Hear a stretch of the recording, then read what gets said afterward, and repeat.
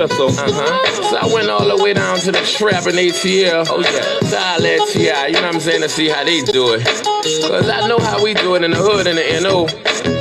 It's street, it's real street. I've been a street nigga my whole life. I was raised in them, yeah. Wild out, flighted for nights and days in them. Nigga, I played in them. I told the kids in them. In 7th grade, I started trying to get paid in them. If you ain't real, you ain't gonna be safe in them. Bitch niggas get jacked and they hoe get raped with them. I done saw niggas get stabbed and shot dead in them. No reppin', I bust my share heads in them. Leave caught niggas down bad and bust lead in them. The streets getting flaky cause not a feds in them. Putting pressure on busters, getting info from them. Niggas telling it all when it's coming and who from them. Damn, that's fucked up. The streets that change. These bitch niggas straight poison in the game. But Jizzle can't change the streets, that's me. I live and die by the street rules cause I'm a G. I'm a street nigga. A street nigga. That's what I've been and that's what I'm gon' be, nigga. I'm a street nigga. A street nigga. I was taught it by my play like a G, nigga. I'm a street nigga. A street nigga. That's what I've been and that's what I'm gon' be, nigga. I'm a street nigga. A street nigga. I was taught it by my play like a G. A nigga thorough as they come. Was raised in the gutters in the slum. Known as the number runner son. And the dope man nephew who uncle on the run. The candidate grandbaby hustle for the fun. The yeah was sold daily from the dust to the chrome. Like easy in the 80s, nigga stayed in the sun. I swore I'd never run, so I stayed with a gun. I kept my little 380 with the blade to the sun. All I fit with God, play my card, how it come. I'ma stand like a man till it's all said and done. And that's even if they run niggas. Cause I know I run with a clique of wild, misguided, underprivileged young niggas. Give a fuck who you is or where you from, nigga. You can get it, we taking over the city. I was raised in the belly of the beast, to say the least. My role model was doing time, so I learned from the streets. I'm a street nigga. A street nigga. That's what I've been and that's what I'm gon' be, nigga. I'm a street nigga. A street nigga. I was taught it by my play like a G, nigga. I'm a street nigga. A street. Yeah, nigga, yeah. Shit real round here. Yeah, nigga, yeah. Shit real round here. If you want it, you can get it, my nigga. Shit real round here. If you want it, you can get it, my nigga. Shit. Look, if you ain't no ask somebody, they'll tell you about me. Nothing fake, nothing flawed, nothing bitch about me. I'm a G, I've been running these streets since a youngin'. Since 14, I've been bugging, slaying heat, ain't nothing. You won't be, say something, you could get it, I ain't tripping. One song, just know you better not let me catch you slipping. Cause whatever we need, I'ma smash ya. Broad daylight around the club, I'ma get at ya. If you let me tip down on the nigga, you chapter, I guarantee you that it's gonna be a closed casket about this. What's understood, don't need to be explained. For the money or the fame, I was a gangster in the game. I ain't lying when I tell you about me and my background, about me and my lifestyle. I ain't never backed down, I ain't never froze up, I ain't never turned state, I ain't never missed when I emptied the clip out the K, nigga. However you want it, nigga, you could get it, cause shit real. It's get it how you live. However you want it, nigga, you could get it, cause shit real. It's get it how you live. However you want it, nigga, you could get it, cause shit real. It's get it how you live. However you want it, nigga, you could get it, cause shit real. It's get it how you live. It's never die, do what you did, nothing less. Fuck with the kid, get two to the head, two to the chest. Nigga, I'm the best when it come to the street shit. You got your hands full fucking with me with this beef shit. I be on some all night flight, no sleep shit. Me, my dog, and 2Ks, fuck that police shit. We coming with it, 100 rounds drumming with it. You running from it, we running with it. You bitch ass niggas ain't fucking with it, I'm out here. Head first, ready to go head up. Walking with your head down, bound to get your head bust. Hear the feds come, I'm off the scene, off the block. I know the bus move when it get hot. Shut down the shop, open up another on the other side of town. Got and I got pounds. Jizzle was a hustler and a head boss all in one. Don't get it twisted, I do this rap shit for fun, yeah. However you want it, nigga, you could get it, cause shit. All right. Let me open this up real quick. What the hell? 1 second. 1 second, brother. I was having motherfucking technical difficulties. Oh my god. Hold on 1 second.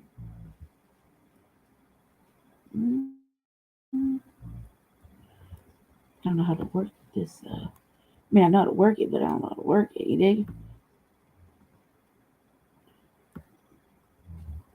1 second. Let's try it this way.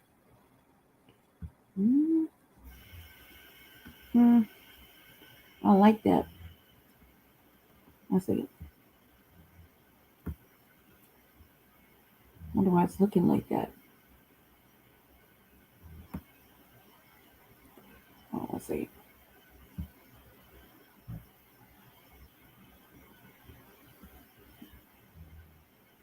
No, maybe not. Huh? Hold on 1 second. Oh, it's set up weird. Okay. I have to fiddle around with it. Family, just give me a second. It's set up for Frontline Black News Action, I guess. Oops. Let's see. Okay. I'll make it work eventually. Alright. Welcome to the Revolutionary Agenda. I'm your host, Seduction Doll, aka the Black Villain, Lady J, or Brandy. So, welcome to the Revolutionary Agenda. Would have been on a little sooner. However, I got caught up watching something, and I was talking to my sister for a good portion. So yeah, so I get to do the show. I'm here. He's here back there. He's asleep. So yeah. I hope you could hear me clearly. It's as loud as I'm gonna talk throughout the show because I forgot the cord for my mic that plugs into this speaker. But also I couldn't find Jesse's podcast shit. He has it hidden somewhere. So I couldn't use his cord. So hopefully you can hear me because I brought all my shit and I have all my cords tied up to one thing. So I know where to find them. When Jesse's at my house and he's on my desk, shit just goes missing magically. You know what I mean? What have I been up to? Nothing. I was chilling at home, kicking it. Jesse just left my house, so I came over here, and then I was like, all right, well, whatever. I was hanging out till he decided he wanted to lay down, and I was like, okay, cool. So I called a couple people. So maybe we'll have some people show up. Shout out to Kari. See you, baby. How you doing? Yeah, I'm in here. I like my little opening tunes. It's really like how I feel. I really like it's how I feel. It's really how I live. It's how I've been living. Sadly, yeah, but not sadly. You know, sorry, not sorry. That type of shit. It's gonna be a good week. I've been fighting with, we got kittens, right? So real quick, we got kittens, and they'd be knocking everything off my desk. So I lost my bracelets under my bed, seeing that, but I couldn't get it. So I felt like all naked and like bad juju might fall upon me. Yeah, what's up with the hair, right? It's fucking everywhere. It's wild. So deal with it. I have to. um, I'm kind of glad to be doing a show right now. Kind of glad to see you guys. Yeah, this is obviously my mic, obviously. Um, so I guess I can't use it, but we'll see. You know what I mean? Um, got some stuff to show you. I was actually looking for some more stuff that I was actually looking for some stuff that I was going to show you earlier in the week. Talking about Memphis and whatnot. Some more pollution stories. But instead, I think it's going to be kind of like all over a little bit. I haven't decided, but where's in the chat, where do you want to start with? Something funny or something serious? Um, I can't remember if I can show something with fair use or not on certain things, but I found them to be pretty funny. So I was like, should we start laughing first or get to the serious shit and then laugh again? I don't know.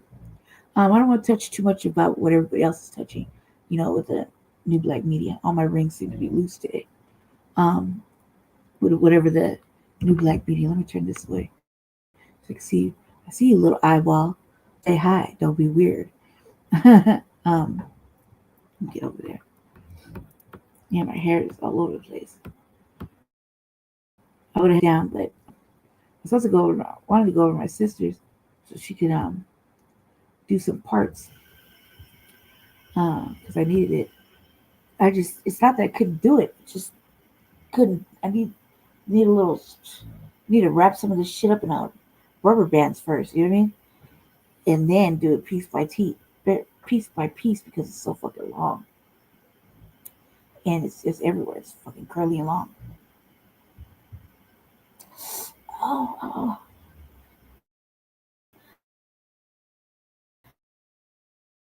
Let me get some.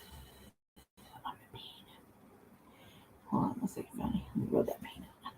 I think it's a sciatic nerve. But let me tell you, baby, it is motherfucking crucially fucking painful, excruciating pain. I can't even feel my toes right now. My toe, my feet, on my foot anyway. I can't. It's fucking crazy. So, Mr. T had a birthday. We lost one of our ancestors. Or we lost we lost the Queen Mother, Sada. Everybody's been covering that. We covered it too. I'm going to do another RBA sometime this week. And as soon as I see my peoples pop in, I'll drop a link or two if they're still up. Asked for Sister B because birthday's coming up, and um, I just asked her. I wanted her to come up with the bullshit. We'll see what's up. And I also called Ray or crew see if he was awake.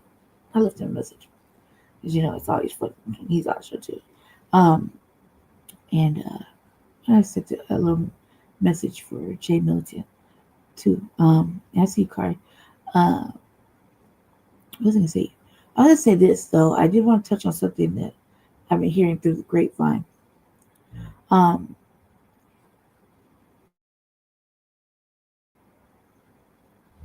When Master Charlie got kicked off the planet, from my end, I really just didn't give a shoulder shrug because I already know what's going on, right? I don't need to go over it and over and over and over it. You know what I mean? I saw the relevance when I listened to TBA and everybody. I feel it. I now understand. And then my sister came over. She really put it into perspective for me last week. But I don't want to talk about that now, right? But because this crack get fucking passed on or whatever, it kind of shows you who your friends are and who they aren't, or if you could get past it and still remain friends to a certain extent. Some people are like on that tip. He, the tip of he was decent or whatever. Doesn't matter. And some of it comes from non FBA individuals, and then some of it comes from FBA individuals that are just on that tip with him. Like the motherfuckers that say they ain't my type of crip. You know what I mean? Or that are kind of inclusive. And a cousin touched on it a little bit. And I've since seen it, I've been watching, so, and I hear it, and I think, like, hey, when we all know each other, and especially if you live in the same state, we know each other. We know that um, when it was just none but blacks out here, you was rocking with us too. You know what I mean? And then when you go to prison, the men politics in prison are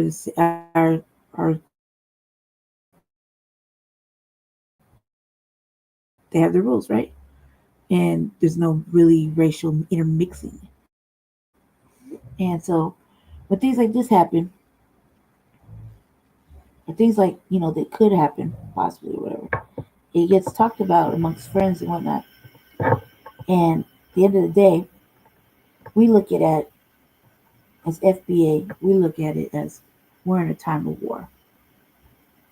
Okay, we're in a time of war, and it means something different for us. Now, don't let the shade deflect the message. Specifically speaking to foundational Black Americans, Native Black uh, Americans, Aboriginals. Okay, that's what I'm specifically speaking to.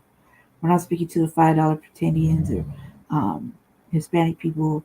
None of that. It's a different type of thing, right?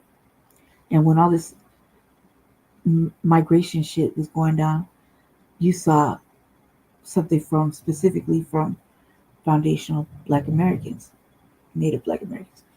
You saw when we were getting very irate and upset because our state chose to be a sanctuary city and chose to put illegal aliens ahead, right, of actual black people and actual uh, keeping black people safe and off the street or fed or anything like that. We'll start with black people first. Okay, I'll pause and you put in the comments if you want to, right? And some of our non-white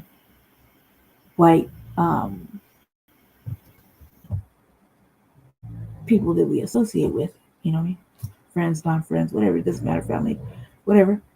If we rode with you from, like, specifically, we rode with you from the get, and we know, then we know, right?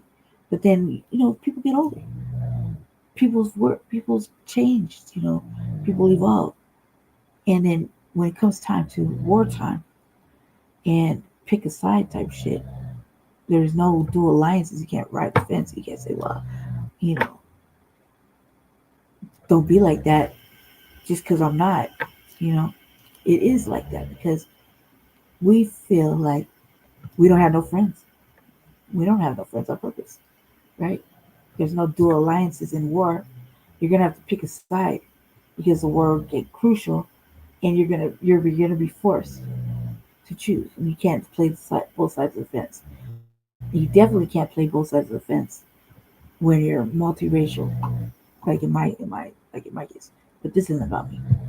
This is just a conversation, right? So in a time of war, we, the collective Foundation of Black Americans, collective, okay, don't let the shade deflect the message, um, are in a time of war. So you're either with us or against us. You're either riding with us, the full ride from jump, and you stay riding with us no matter what, or you're not. And these times when racist white America has programmed us, it's programmed everybody to their own choosing, their own liking. They programmed everybody. But when you start making decisions like that and you rock with things like that, it looks off brand, it looks sad, it feels sad. But at the end of the day, we have to respect it. This is the path you're going to take. Can we be friends after the war? No. Why? Because in our time of need, it wasn't reciprocated. Meaning, when black people need you, you're not around. You're only around when it's photo ops or it's something important you can capitalize on it, you can show up. If we are with you, then we are with you the long way, all the way. We don't just let you go, right? But when it comes to your end, it's okay to let us go for the sake of your belief cycle. And that's the difference. That's where it's at, right? So I've been seeing stuff like, and I say, oh man, it's a sad state of affairs when you hear things you shouldn't be hearing, or somebody said, oh, he hanging out with that coon, eyebrow raised, right? Because you as a person has already drawn your line in the sand. It's wartime, and we don't have no friends. We don't kick it with our friends. We're sticking with the collective. We're building something, whether you could dig it or not. It's our time. It's our turn. We're not sitting back, just gonna let everybody continue to leapfrog over and look, well, we got more of this or we got more of that. The community, da, da, da, da, da. you know. At the end of the day, everybody has to pick a side, even the side that that person has been rocking with black people all the way up until probably penitentiary times. Or everybody has a downfall, right? Everybody has a weak moment in time. And then when you start to see them make other choices, and you listen to your friends, and you're like, man, we go back the long way.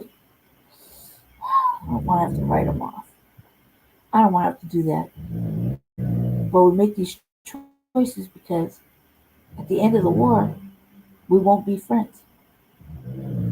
There's no coming back from it. You're either with us or against us. That's the way it should be. You're either There's no such thing as an ally. It means all lies, right? And that's like for me in my mind, it's all one way or the other. Like if I see you in the way I see you the first time, I won't even say you're a suspected white supremacist. I'll just outright say you're a fucking white supremacist. Shoulder shrug. I'll just get that vibe. I don't, I'm not apologizing for that. We had to come back and let everybody know it's okay to say black. So there's no buckling now. I mean, it's starting to get crucial. I mean, it's just picking up. And this is a marathon, not a sprint. We're on a mission. We're on a mission. A fucking mission. What is the mission, boys and girls? Brothers and sisters? FBA brothers and sisters. What is our mission? What is our goal? It's the black agenda, right? Being on code,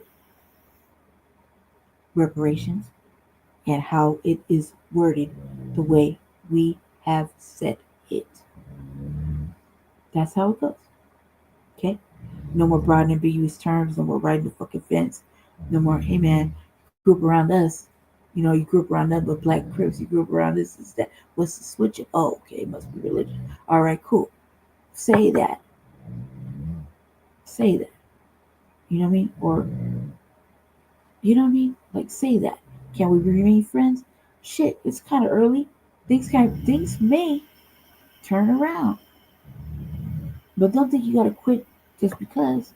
Just find it somewhere and make it right. You dig? Find it somewhere. Dig deep because downside, you know what's right and you know what's wrong. And it doesn't matter what nuanced thought process you are, or how you feel when a motherfucker, a racist son of a bitch dies. Because he was a racist son of a bitch. Piece of shit. All the way around. Especially, specifically, to us. Black people. Black Americans. You dig? There's no going back. So if you ride with that, cool. Say that. Say that. And that way it won't be so ugly at the end, right? Of the war. And we'll be like, okay, cool. They told us ahead of time. So no love lost, but maybe we can pick it up. But if you're just not saying it, it's not saying it because you don't want people to look at you funny or differently, and you rock it with a certain message, and you're grieving to hit this person, not because he has a family, not because of the situation, but because the message. Can't rock with that. Dislike on our end.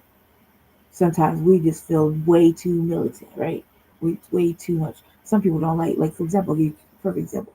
Some people didn't like Dr. Khalid Muhammad or Malcolm X or They perversed fucking Martin Luther King, right?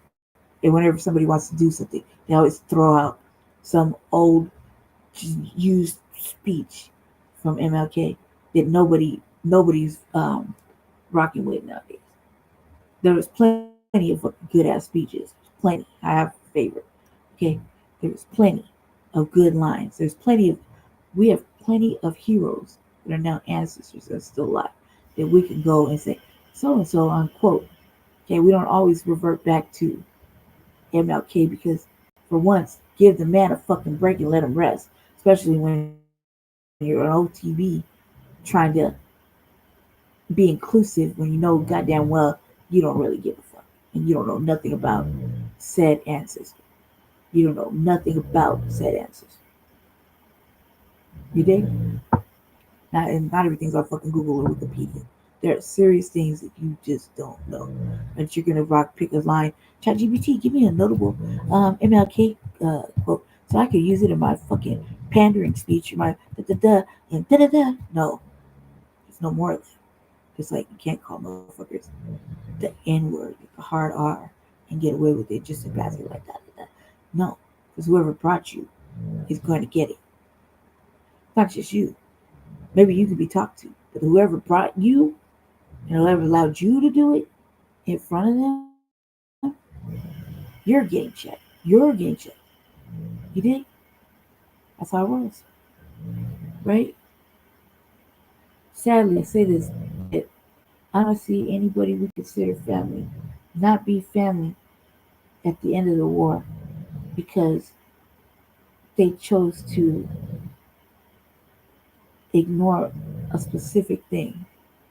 If it was your people, right, they didn't work for fucking nothing, built the fucking nation that you live in, and owed a debt, been treated like motherfucking shit, get killed at least 4 times a day in your city.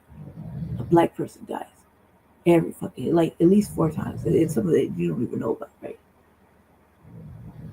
And you still choose to ignore a fucking very visible plight, and you ignore not doing the righteous thing, like standing up for a fucking clear line of fucking racism, white supremacy, systemic racism, white supremacy, fucking environmental racism, and white supremacy.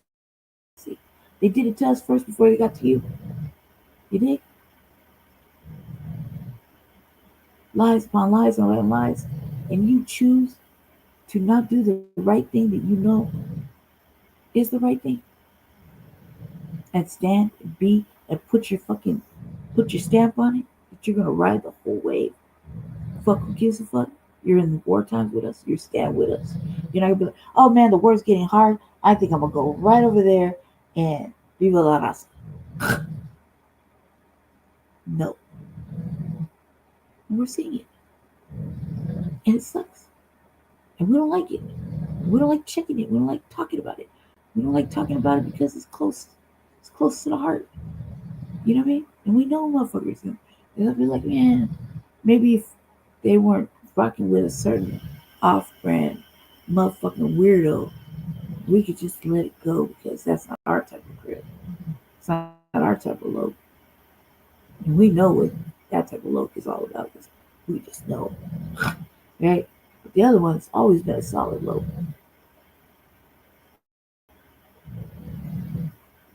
My shade, not my shade, whatever. You know what I mean? The politics is real, right? But it's important because everybody has a family. And we're in war times. And what are we teaching our black children? Hmm? Somewhere deep down inside, there's some inner racist that allows you to do that kind of thing and be like, well, we're friends. No, we can't be. We can't be because your inner fucking oppressor is showing himself. We can't possibly be friends because it's wrong. And you know what's wrong? You know it's wrong. You know how you know it's wrong? Because you still manage to interact with the few FBAs that you do only to keep you safe in a middle ground. You dig? There's no safety net in the war. You are or you're not. You're with it, you're with it. At the end of the day, it was fucking apocalyptic season. And we're outside with fucking our war shit on. We're ready to get it. Where are you going? Are you gonna go, that's too fucking crazy? We have a reason to not be helpful currently in this migration shit, this protesting and shit. We have very fucking serious reasons for sitting back and just going, mm, this popcorn tastes great. Oh well, let's look the other way. Why? Because it's never been reciprocated. And if you go back in the hands of time, it doesn't matter. It was a one-time thing with the Brown Beret. Okay, when they came out, and it really wasn't that. They really weren't aligned. If you really got to be technical, and like anybody else, you did. Think about it. If the only time you really stand with black people is like fucking how old am I now? 45, all the way back in the 50s, 60s. I hate it. This is I'm just being general. I'm making up shit right now. High talking. But way back in the 60s, during the fucking during the major times, right? When it counted, right? Standing up. Now you were only there that one time and briefly, and that shit still kept going. We continue the fucking fight for everybody, and you trade just drifted off back into the bushes. We've seen it. We know it's there. We know you did that. We know your people did that, right? So it's never been reciprocated. And at this point in time, we're like sitting on the couch, just watching, reading, and listening, educating, figuring out our own little plans of how we're gonna do things because we can't talk on this stuff no more. You dig? Can't we gotta watch what we say, right? You can't offend so and so and so and so and so and so. Fuck all that. We're saying it. Okay? You're saying it. Just because you grow up around motherfuckers or just because it's like that or whatever, we seen that your race has only been with us a handful of times, less than five, maybe I could think of off the top of my head. And it was brief, short lived, and we continued to fucking press the fucking envelope and keep pushing, pushing, pushing. We're the motherfucking most hated. Right? Most hated. Don't let shit deflect the message. FBA, Foundation of Black Americans, in the fucking United States, built all this shit that everybody fucking enjoys, are the most hated on, hated, treated badly, copied, imitated, stolen from, owed, neglected, left out, right? Only called on because the numbers need to match, right? Not because you're gonna do something for us, but just because you need us. You need, you need. But when we need, nobody's around. Everybody's like, oh, maybe here. Is this your photo ops? Okay, I gotta go to my busy life. Right? Where we've been outside. We're still right here. Fucking fighting. And some of us, some states, don't even have anybody to really speak on their behalf. And if they do, they don't want to get in trouble, or they don't want to, or they can't. Like here, we got like, I can literally say, Kurt, Sister Vicky Dillard, um, me and Jesse. That's about it that I can count on my hand. That I can think of solidly has not budged, has not moved, has not wavered. Strictly stay on code. Oh, Moray. Who else? Brother Spaz. I let me take that back. There's a few. I could go to that. Let's just be generous. There's like 20 people, okay? That I could think of if I really think about it. Right? My best friend, my best friend's family. Yeah, I'd probably count. I'm doing a lot of people. I just let me take that back. Okay, let's just be serious about it. It's under 100, but it's not more than 80. Okay, let's just be like that. Okay, fine, but they're not outside doing the work like we are, right? They do it, but they do it in their own little way. Maybe they help out in their own way. just actively trying to fight policy, try to figure it out, and like actually ask questions and jump on board so we can educate ourselves because there's some fuckery happening, right? It's got to be done right. They've been doing it like shit for the last 70, 60, 70 years. So now we got to do it right, or else our children will grow up like with nothing, like I did. You know what I mean? You see what I'm saying? I want, like, if me and Jesse have a baby, I want my baby to have a legacy or something fucking tangible. They can open and close. They can lift, they can pull, they can grow on, they can have families in, they can build on, stuff like that, right? That'll grow. Good earth, good foundation, right? That are never gonna sell because it means so motherfucking much. Because we had to go, fight, and be called all kind of ugly fucking names. So we just embrace it. I embrace villainy. I've been a villain. You did? Some people are just safe Negro in it. And we can't. Some people say, I got a family, I can't get political. You can't? That's the best time to get political. That's the best person to be political right now. Because you have a family. Because you have needs. You have fucking needs. But because everybody's people have been, they got their representatives out there. Sometimes they're way more than what we got. And the ones that, like, let's just put it this way, we're gonna have to get a movement going. It's gonna be fucking crazy.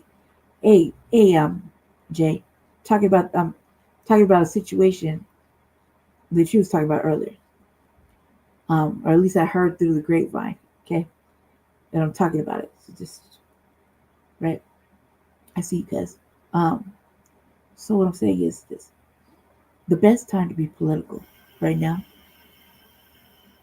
when you say, I got clutch my pearls, I can't get on this pro black tip with you because I'm another color, or I'm another, cool man, just say that, right?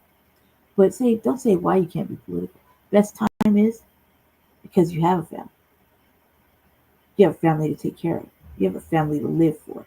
You have a family that you need to live so you can watch them have a fucking family. You dig? You can't be an off-brand. If you're gonna be an off-brand, just say that. If you're gonna be rocking around with this motherfucking, like I said, with the old Master Charlie fucking rhetoric, and because he's on some Christian shit or whatever the fuck, that man was racist, right? He was a white nationalist and a fucking Christian white nationalist. He was a fucking dirtbag, piece of shit, right? Maybe he didn't deserve the pew pew pew, maybe not, but eventually something is gonna happen, right? Eventually, look how many times they try to get at the Orange Man, right? Look what's happening in the world. I'm not saying we're not beating the streets. We've taken a stance. We're at war. You're either with us or against us. I'm speaking to the people that are like, don't let my shit deflect the message. That are non-FBAs that we know. They kick it around uh, off-brand Crips. If I said it, not my type of motherfucking Crip. That's because it's raised by Logs, and I know what the fuck. I know what it is. I maneuver still because it helps me every day. The teaching I got. It helps me every day to learn how to talk to people. Follow the chain of command, right? Politic. I'll follow it all the way. Who brought you on?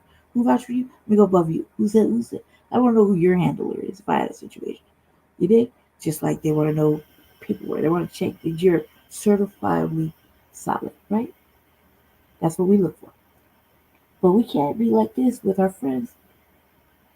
It's better to say it now while this stuff is happening because all you're showing is that we can't be friends at the end of the war. Can't lie on I can't say, oh I only want to do this and this type. You know what I mean? You can't. It's now or never. You're either with us or against us because in a time of war, we're outside with our fucking shit. Right? Shield, swords, fucking weapons, whatever. What side are you going to be on? You have to choose. And if you chose in your heart of hearts, and you've been rocking with us, meaning FBA, Black Americans, Black Crips, whatever, right? Then ride with that. But if you're gonna make a choice because you know you don't change up and you, oh yeah, this is and that, all you're showing to people like me is that you're gonna switch up in the middle of something fucking terrible during war, right? During times of war, we don't need you walking that block with us and then dip off into the fucking bushes and we never see you again. Because when the war is over and you say, hey, da, da, da, da, hey, good, welcome back. You made it. We're gonna be like, well, who the fuck was you? You could have just said, and we could have maybe saved it. Could have maybe saved our relationship. Instead, now we're looking at you like, please, why? Why? Do you know what I mean? And then with an off-brand load, this is even worse. Right. I'm gonna put this up there. Right. When you talk about it, look, and somebody say, well, who are you to say anything, right? Me? Put this up there. Okay. Oops, sorry. I'll leave Jay's up there right there so you can get the message. Um, who am I? I'm whoever the fuck I need to be. I'm in war, and I'm on one side. I've been on that one side since I can remember. Doesn't matter who the fuck tells me what the fuck they think I need to be on. I'm on that one side. I stand with the collective. Even if I had nowhere to go, I would stand with the collective. Why? Because the collective raised me, educated me, fed me, clothed me, kept me out, put a roof over my head, took care of me when I couldn't be taken care of, watched me when fucking shit was going on, so nobody did nothing to me. You know what I mean? The collective. No other people would do the things that the family does because there's always an excuse. It's never been reciprocated. And like I said, in the handful of times racially have Hispanics fucking roll with us, it's been probably under five that I could think of, really. And it was short lived because why? Because FBA has been pushing the motherfucking political envelope since fucking time of fucking inception, pushing it for everybody. We didn't get a day off. We kept fighting, fighting, fighting. Racism don't take a day off. White supremacy doesn't take a day off. While everybody's enjoying their families and getting all the benefits of all the hard work that FBA people do for you to live, and then you want to switch sides and shit? Want to act stupid about it? No, those days are over with. It's over with because we see you. So at the end of it, at the end of the war, we can't be friends because you didn't say it up front. We didn't say it up front. Even if you want to put it in male political fucking prison terms, it's racially like that, right? Right? Black people with black people, Hispanic men over there with the Hispanics, whites with the fucking whites, and the pecker with blacks with the blacks, Asians with Asians. Is it not still that? Okay, well that's what it is in there, right? This is a time of war. I'm thoroughly, fully invested. What you want to call it? Separation, segregation. You hear me? I've thoroughly engrossed in that. Why do I say that? Because I've only seen this fucking shit. You could count on black people for everything until this time, until this season, and the following seasons. Right or wrong? Am I right? All right. Can you count on us? I said, no, because I got to accept the blackness in Mexico. Right. And so speaking of that, I was looking at my own little lineage, and I have some shit coming from Afro Mexico, or whatever, Afro Mexicans, whatever. That's cool, right? There's black people everywhere, no biggie. Okay? I'm not ashamed of whatever I'm finding out, figuring out. Some things I'm just like, no, I don't know. Gotta look more into it. I'm learning something. I'm learning a lot of shit. Thankfully, I know how to read, right? I'm learning a lot of shit about what they didn't tell us. What motherfucker like me was denied. You dig?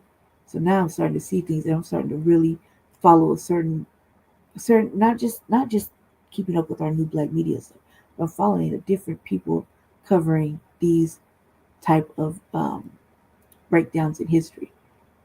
We all didn't come from fucking Africa. Some of us, almost most of us, were here. You know what I mean? Already. And don't let like I said, don't let the shade deflect the fucking message. I know who I am. I know where we've been. I know where I go. I know where my bread's buttered at. You dig? I'm not racially homeless. Like what the fuck? I stand with the collective, no matter what, because like people are seeing, I have to debate that colorism shit all the time. But it's not me. It's them. Just like right now, it's not us. It's you. If you choose to ride with or ride or even grieve a fucking lousy person like that, not because they have family, this is what the fuck they were running their mouth on, and and you've been with us most of your fucking life up until you decide you want to start a family and grow up and shit. All right, just say that. So maybe something could be salvageable at the end of our fucking war.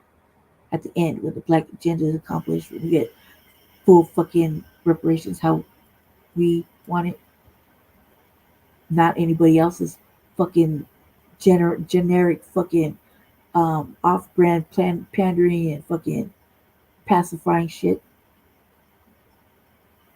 Maybe there might be something there. Two, off-brand looks, man. Y'all ruined it.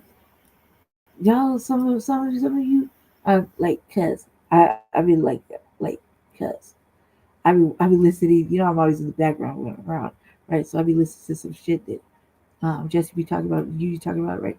But some other, some other people, and I be like, look, man, that motherfucker was off brand when I first seen it. I could feel it.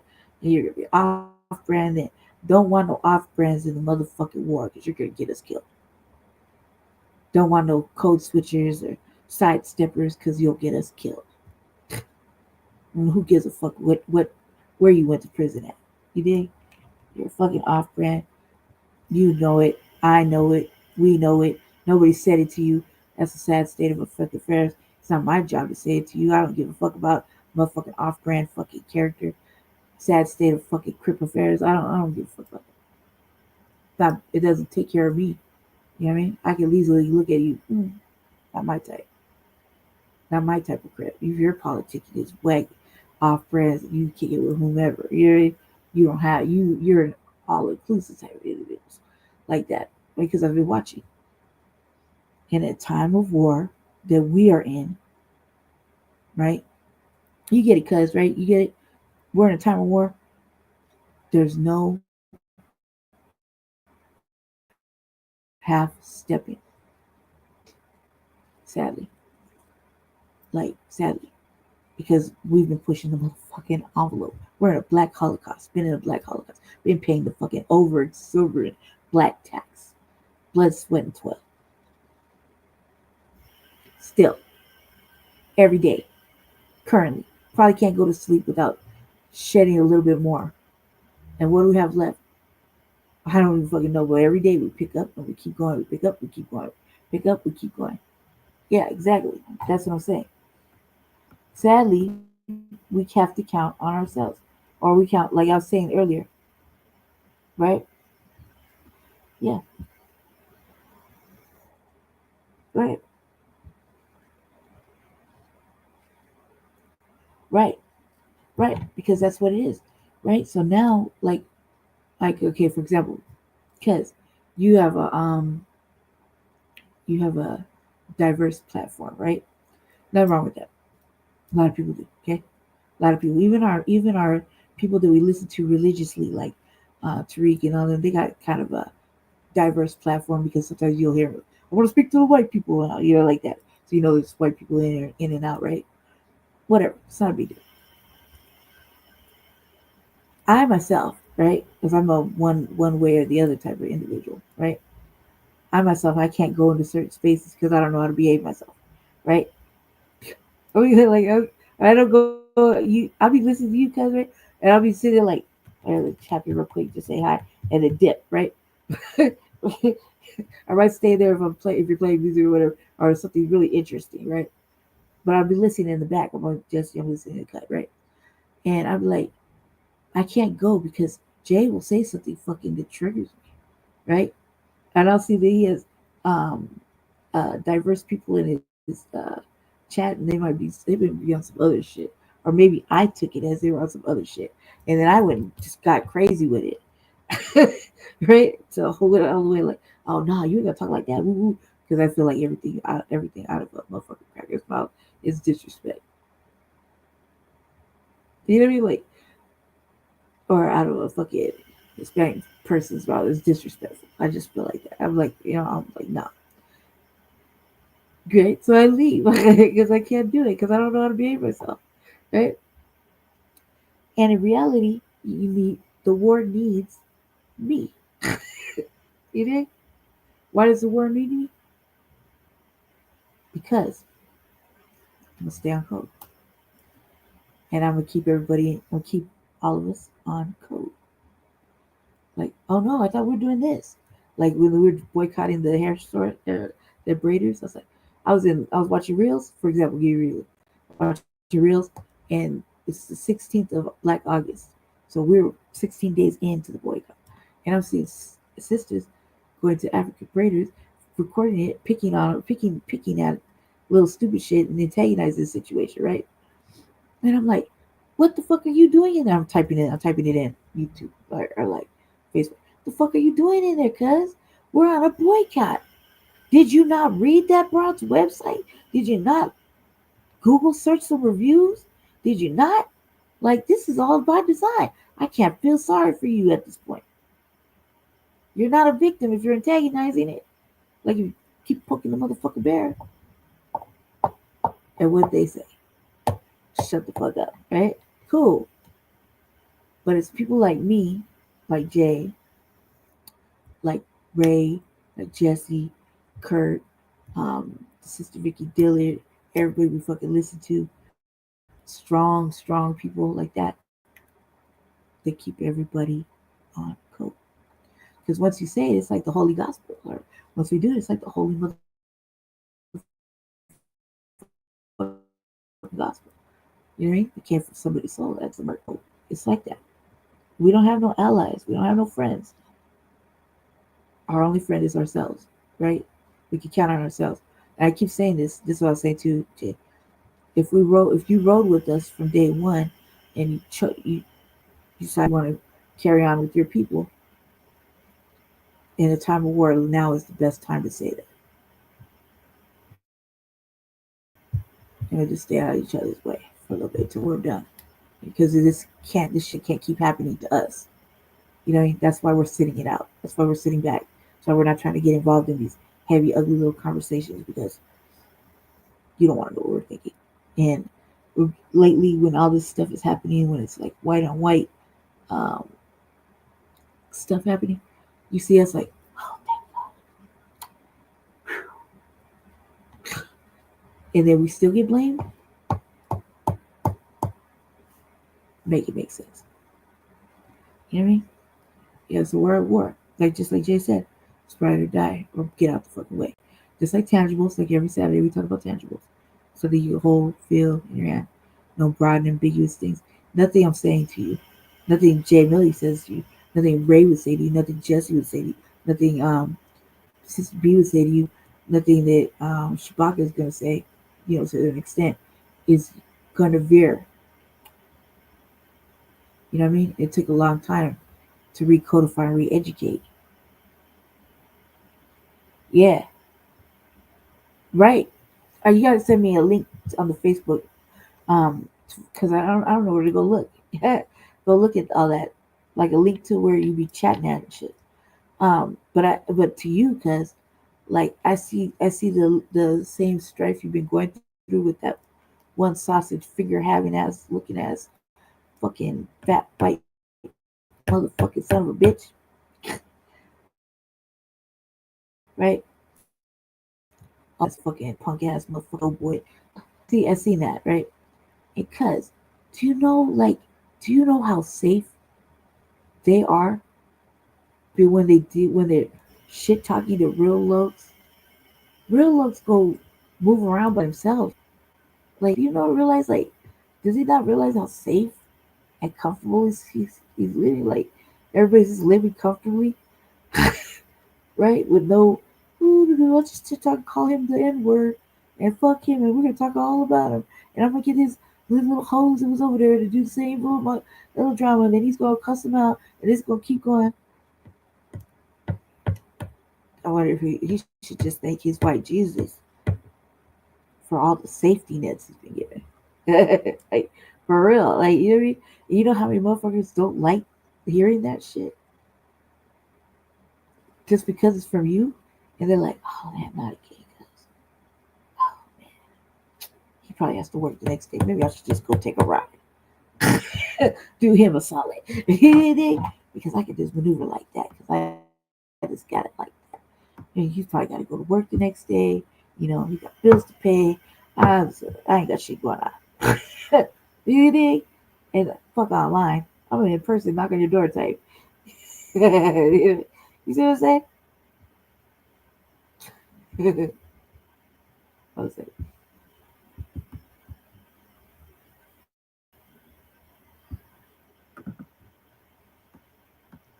Whoa.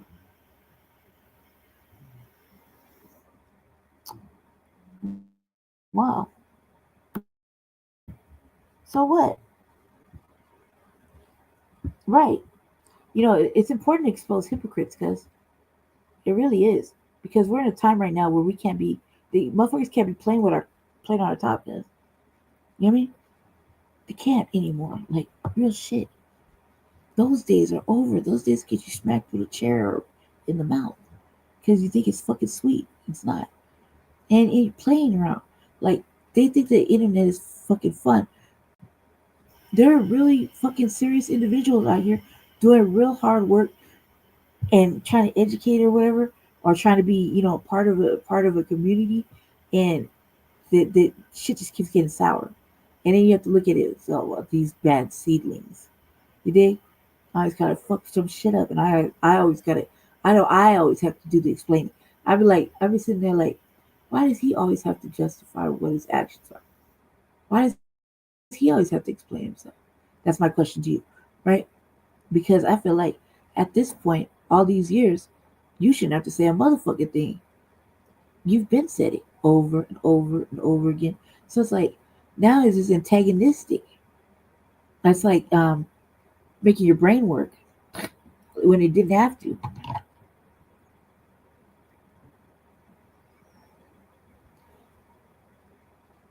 All right. I said, I'm kind of glad like I don't have no real viewership because I'd be fucking now beefing all day. Like I live for it some days, you know. But in reality, like just watching you go through it is a lot, right? Because you know the type of motherfucking swine you're up against. You dig? And even in real life, that type of swine is need not be in your diet. You dig? You know, spit them out. You dig?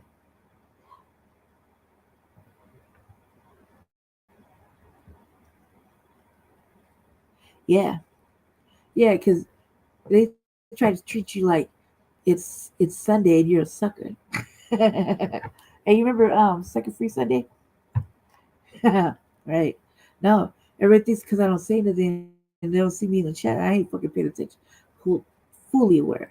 And what I don't know, I'll have to, I like, should I just be like, Jesse, what do you say? It just be like, I'm like, oh, say it ain't so, cuz. Say it ain't so.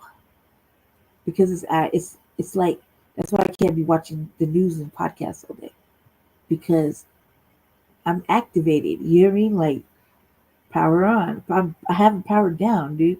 Powered on to fight little stupid injustices, whether it's verbally, physically, you know what I mean? Verbally, You know what I mean? I know I'm gonna be alright. Look, been around for almost 45 motherfucking years and been lived a wild ass life. I'm gonna be around a little bit, so I'm already knowing. You know? But it's fucking stupid. It's fucking stupid.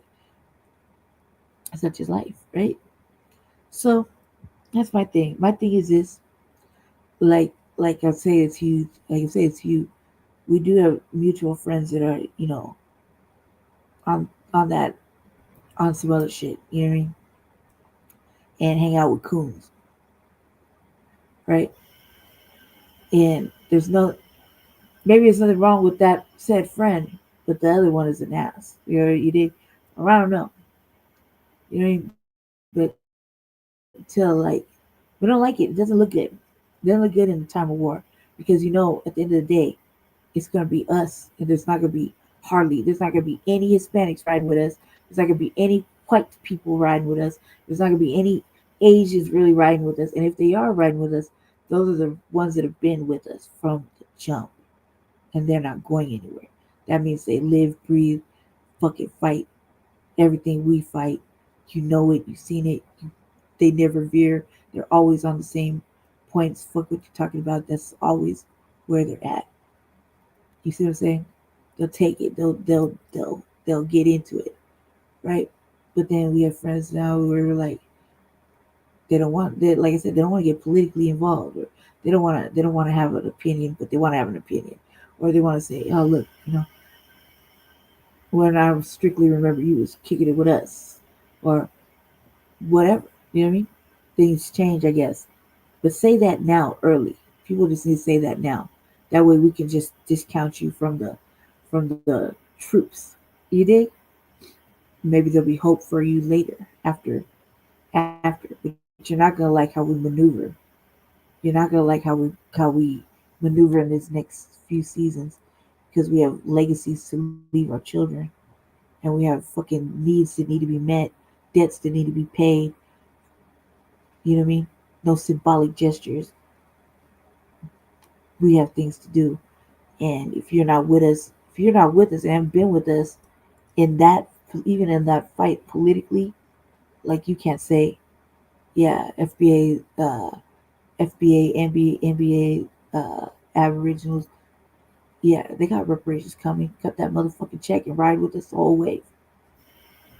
Then you ain't with us. You're not. You're just like any other colonizer, in my opinion. Sadly, you know what I mean. You're only there for the brief moment, and when somebody's not looking, Homer Simpson it back in the bush. You dig? And that's what this season is all about. This season is showing us that's what it's all about. You dig? And I don't honestly have to say it, but if I cut my mama off, I cut my motherfucking kid off for being racist and not fucking being on the same alignment as I am. Shoulder shrug. I said what I said. And they know me long enough to know that I said what I said, I mean what I mean. If I did it, I done it. It is what it is. You can't change it. I can't be swayed, maneuvered, bought, fucking. It doesn't matter how fucking desperate he gets, because we're at a time of war. My my moral compass is with the collective. I don't care if they don't want me. They have said that. I don't care if nobody likes it. You need me. You need me. I need you. But you need me. You know what I mean? Because I'm gonna keep you on code. So I'm gonna keep you on code. What is all this fucking studying and learning for if you're not gonna allow me to be activated in our favor? Right? If I'm not, what is all this? So I can't be activated and active, loud as fuck, and seriously disrespectful to the fucking crackers and fucking everybody else who fucking culturally appropriates our shit, steals from us. Ooh, ooh, ooh, right? What the fuck is the point if I can't be active and I can't stand with what we're on? Why? Everybody else got their own fucking representatives because Hispanic. If you're looking at it politically, everybody got their own motherfucking representatives in the legislate in the three branches. Okay, everybody, Asians, Hispanics are way more now. Um, Whites, right? Even the LGBTQ elbow emojis got their own shit. They got motherfuckers in there to represent them. Who the fuck do we have? Who the fuck do we have in there? That's on code. That's solid. That's solid. That hasn't veered or wavered because it's not politically acceptable or social. You know what I mean? Because you're, oh man, you start too motherfucking black. It's off code. Or we just can't hang with you. Or whatever. It's an image thing. Who fucking knows, right? But we know that they're not doing the right thing for fucking black people in America. And they actively are fucking benefiting. They get paid to not take care of us. We're paying the black tax. We're paying for our fucking demise. We're paying for our own neglect. We're paying for our fucking own downfall. That's what I feel like taxes is all about. For us to fucking be paying for it. Then we get blamed for it. Then everybody has a fucking mental issue or drug problem or a fucking automatic criminal. No, none of us can be reformed. Right? But they'll preach reform for everybody and their fucking mama, but they won't do it for us. Right? So what's all this education for me if I'm not going to be activated to do our work here until somebody else can do it? I'm still capable, able to. I mean, we got our representatives on the black media that keep us on the right thought processes and focused on the right path. So what am I supposed to do? I'm gonna go make that work. I'm gonna go do that work. They did their work by putting it up here and showing the pros and cons of everything, right? Get the brain working. So it would be a waste of their hard work and effort if I didn't fucking put it in active motion. You know what I mean?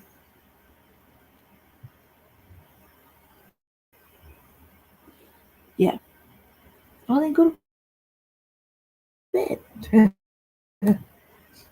Okay. I got that out of the way. Oops. Let's get into it.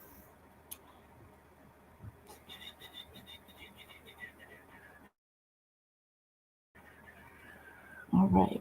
Got me. Okay, hold on. Share screen. Oh yeah. Speaking of, I asked Jesse when our next reparations thing is because I told you I'm working on a crime bill, right? And the rules, nothing's really changed. Nothing's really changed, but it does change. Okay. So I listen to Professor Black Truth a lot for a lot of the insight on this crime bill stuff. I listen to Tariq sometimes when he's talking about that. I listen to TVA, and then I watch the streets and I listen and listen and listen. Then I listen to everybody else, and I take mental notes. Like I constantly have a notebook in front of me. I'm taking little notes because they're very important. Because the language is very important. So the reason I haven't given them anything, not even a rough draft, is because they can't be trusted. The people that are doing this racial study, right? They can't be trusted. So I'm asked Jesse just said he may think there's one coming up this month, but possibly next month. And I still feel like I gotta be staying more in tune. So I've been lurking in the free think zone in Coon Central just to find out what's going on with Democrats and things like that. Because we sit on certain boards, but because we are who we are, they don't tell us everything. Like really, they don't say a lot because they want it all to be Democratic led. So you got two independent free thinkers that are kind of like um, for black people first. They don't want to hear that because the agenda is Hispanic people, migrants, things like that. And I asked this question, Valley. I asked this question: if the mayor and the governor strip the city of, or they take they they can't afford to house anybody or whatever, right? It's $100 million that doesn't go to $100 million to say hypothetically doesn't go to housing, and the people that are in housing, like shelters and shit, they just close them down, right? And they people are losing their jobs left and right. Isn't when they lose their job, isn't that only inciting more homelessness? And the people they kicked out of the said shelters and closed them down, aren't they just adding to the homeless issue? Or am I just not seeing that correctly? Food for thought. Let me know what you think. Okay, we can get started.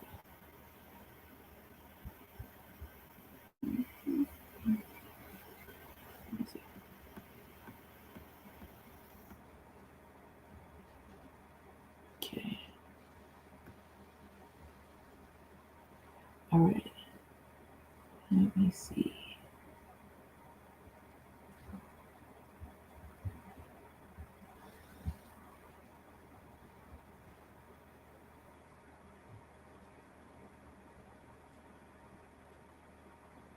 Reese.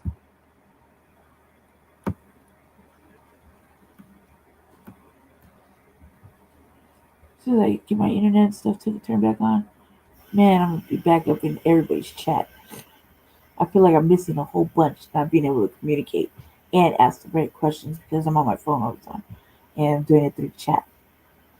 So this one is from Reese Waters, talking about Black Mega wants forgiveness. Okay, Yeah, I think watching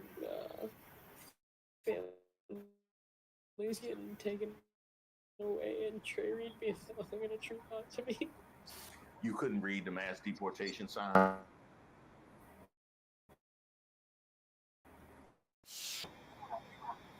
Because the mass deportation sign was in English. The uh, uh, the great replacement theory was in shell. My and I'm trouble because y'all keep sending me this video. I'm right here. Every time I open up my Gmail.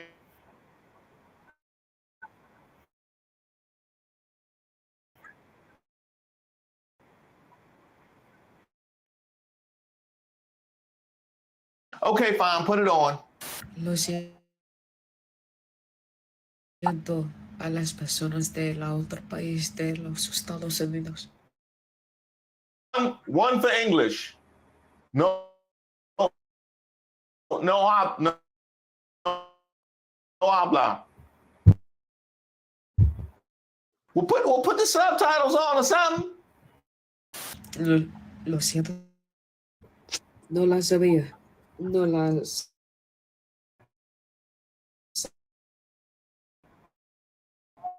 sabía que es pasando. We only supposed to get 8 seconds of the video. Like, is this De los Estados Unidos en otro país. Be right back. Lo siento demasiado. Incosi. If you and Republicans that didn't vote, but okay? Before we even get into all that, how you just bust into English talking regular like that? Like you didn't. How you just act like that wasn't the beginning of your bit there and wait till, that's how they throw people off. Oh, because if they come out of the gate Black MAGA, then everybody, okay. I got you. Okay. Officer Tatum should try that. In Russia. Most of your friends that's black is dumb. if you are an American citizen, I want you to know there are some conservatives and Republicans that over 500,000 people to vote, and as one of them, I'm going to say that I. Okay. Basically the same, or uh, I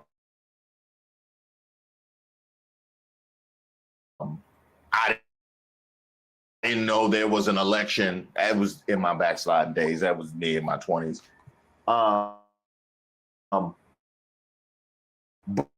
But in both,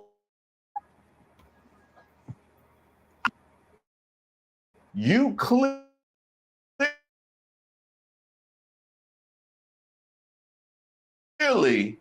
have a strong preference, right? You advocated for to believe in what you're selling, or you want to absolve yourself of the consequences if you're wrong. Unfortunately, B is nonsense, because when you move more votes than you're worth yourself, consequences come quickly and they don't leave. Welcome to FAFO season. I just want you to know there are some conservatives and Republicans that didn't vote.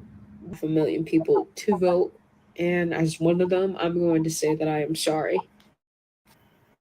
I was extremely wrong, and I think watching the families getting taken away and Trey Reed being hung in a tree lot to me. You couldn't read the mass deportation signs at RNC? Is that what you need? They needed to be in a different language, maybe. What language do you read? Because the math English, the Great Replacement theory was in English. So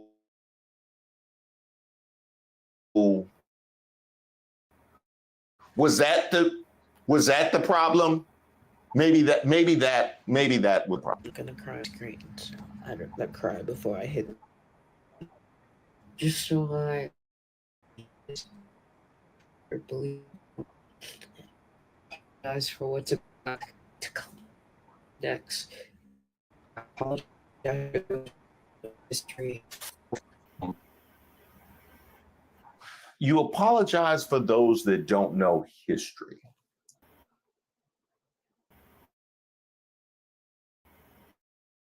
Are you signing up for that yourself? Because if you're not signing up for that yourself, your apology isn't accepted. I don't know that it will be anyway. We're gonna have to go to the peanut gallery. We're gonna have to go to the audience on that one. But it's to your own of history. That's what we were talking about. I apologize for those that don't know the 27th Amendment. I apologize for those that don't know how this is actually going to go about. I apologize to those who haven't been paying attention. But you know, America is turning again.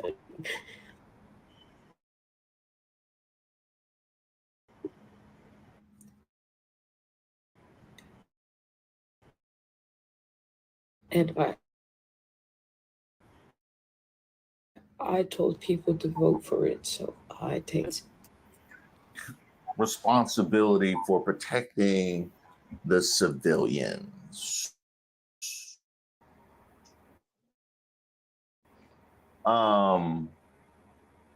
That would have been a good line of logic to use in November. With the stuff that you were putting out, protecting civilians. You know, I mean, that would have been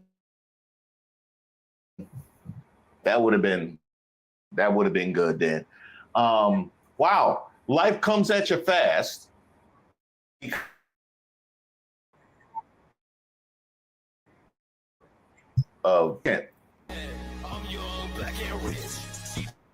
Wow, that was a month ago. You were young Black and Rich a month ago. So I have to ask, did you get hit with exactly happened new? Because what's going on now was stuff that we knew last September. We certainly knew last November. So I'm not sure what this is a stain on the out. Exactly how you went from young, black and rich to this in a month. This was number 3. What's about to happen in the United States of America calls for us to do something that's never been done before. And with so many of the best of our ability. And them countries are going to know about the language and they speak. Watch the TV, then you know that we are in trouble. This is a message to all countries that are not to share this. And I apologize and I hope you can get the message. Mexico y la otra país debajo de los Estados Unidos. En 2 meses necesitamos tu ayuda. 朋友，你好吗？我们需要你的帮助。Assalamu alaikum. Kaya faluk. Sa'adatuna. I like the way she reversed that, where she went with the English first. I like that. That was good. That's you clearly seem to be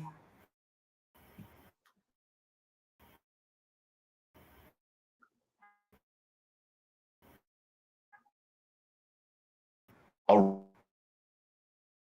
red, yet you so put in what that is. Yeah. Well, you did say you want to take accountability and responsibility.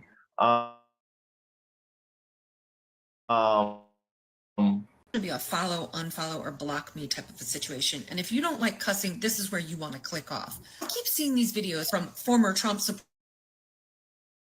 supporters about how they regret their vote and they've woken up, and then I keep seeing all these videos from independents and Democrats that we should be welcoming and be kind and be understanding.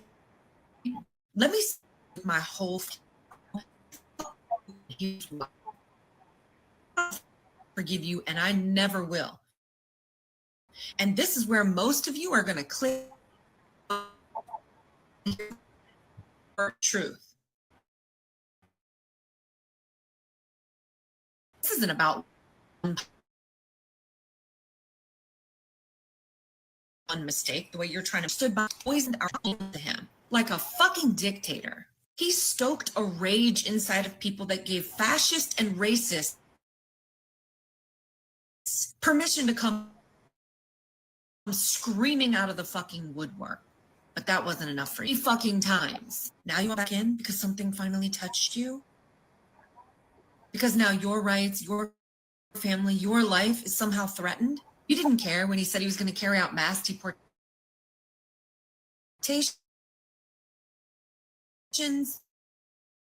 You didn't care when he vowed to dismantle our goddamn government.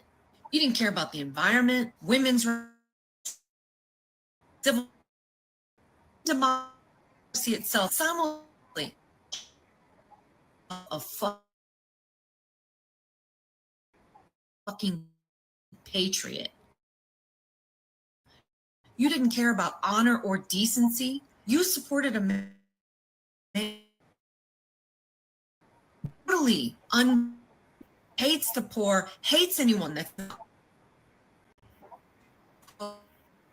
fucking what insurrection showed up. Now when the flames are licking, pointing out the fire when you lit the fucking match. Don't come to us for comfort. Damn sure don't expect trust, because 4 years and a better Republican candidate, your ass is going to vote red again. And even if you do vote blue, do not think for one goddamn second and destruction that you have unleashed on this country. We don't need you to feel better about yourself. That's not our job. We need you to make it right with action. So no, you will never get from me or anybody like me. You will get spun around and pointed at the fucking mirror. You will get to undo the damage you have done by confronting your own community, by speaking out and standing up against the same spineless piece of shit politicians that you supported and helped put into office. You want to unfuck this nation? Earn it with your fucking words. Wow, that didn't go good. No, that went about as bad as the MAGA dentist floating out the laughing gas thing. That went poorly. But you know what? Maybe she wasn't talking to you directly. You know what I mean? That was maybe she wasn't addressing you directly. How about correct? Like she was so prompt a couple of months ago. Now look, it's almost like we told you. But love, we clocked this before the election. We clocked this back in 2016. Back in 2020, the vote was required. This is what was going to happen. I was already comparing Schmittler and Trump before this term because we saw the fucking resemblances. It was obvious as fuck. I mean, finally, you're waking up. Hopefully you can get your 500,000 followers or whatever the fuck to wake up also. Or I don't know if this is just some grift to sell more of your end of the world doomsday merch. I don't know. Do you have end of the world doomsday merch? Is that? Well, all the weird shit that's so.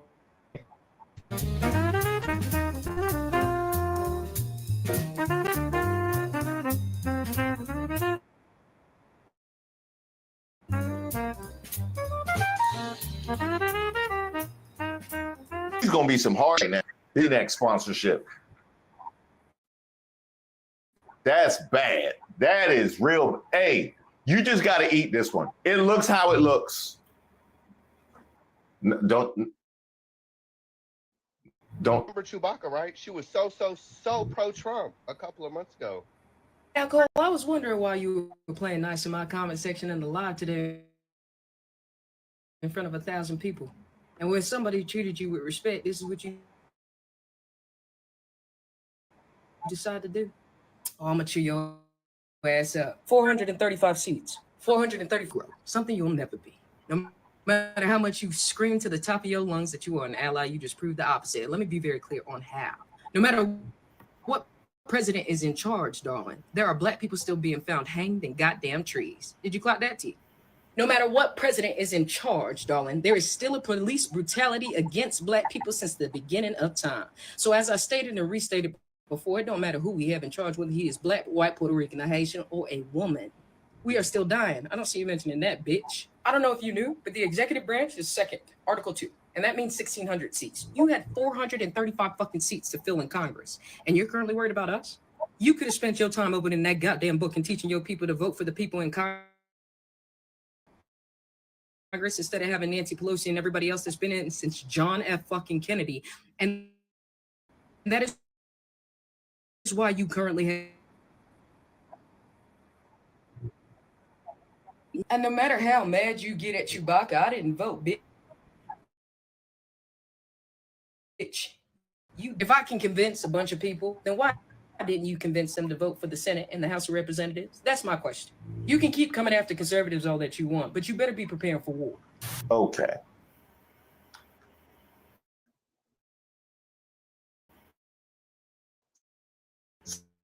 So let me get this to very correctly point pointing out how all of the things that are now unfolding you educate your people better when you were actively working against that? Is that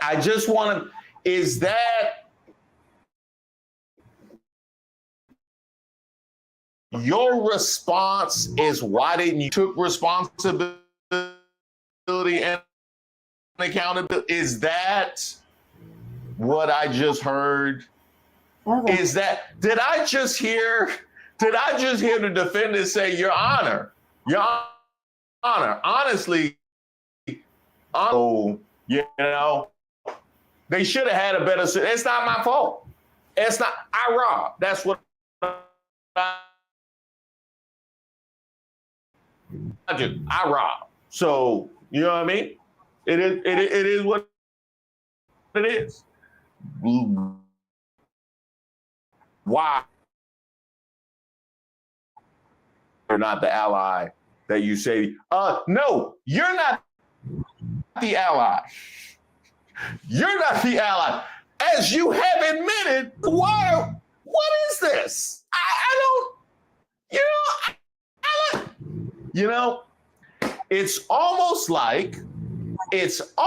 like he was correct in talking about you selling the Doomsday merch, because I have to ask why you would go through the whole song and dance of crying and asking for accountability to come back talking about how black people are catching hell regardless.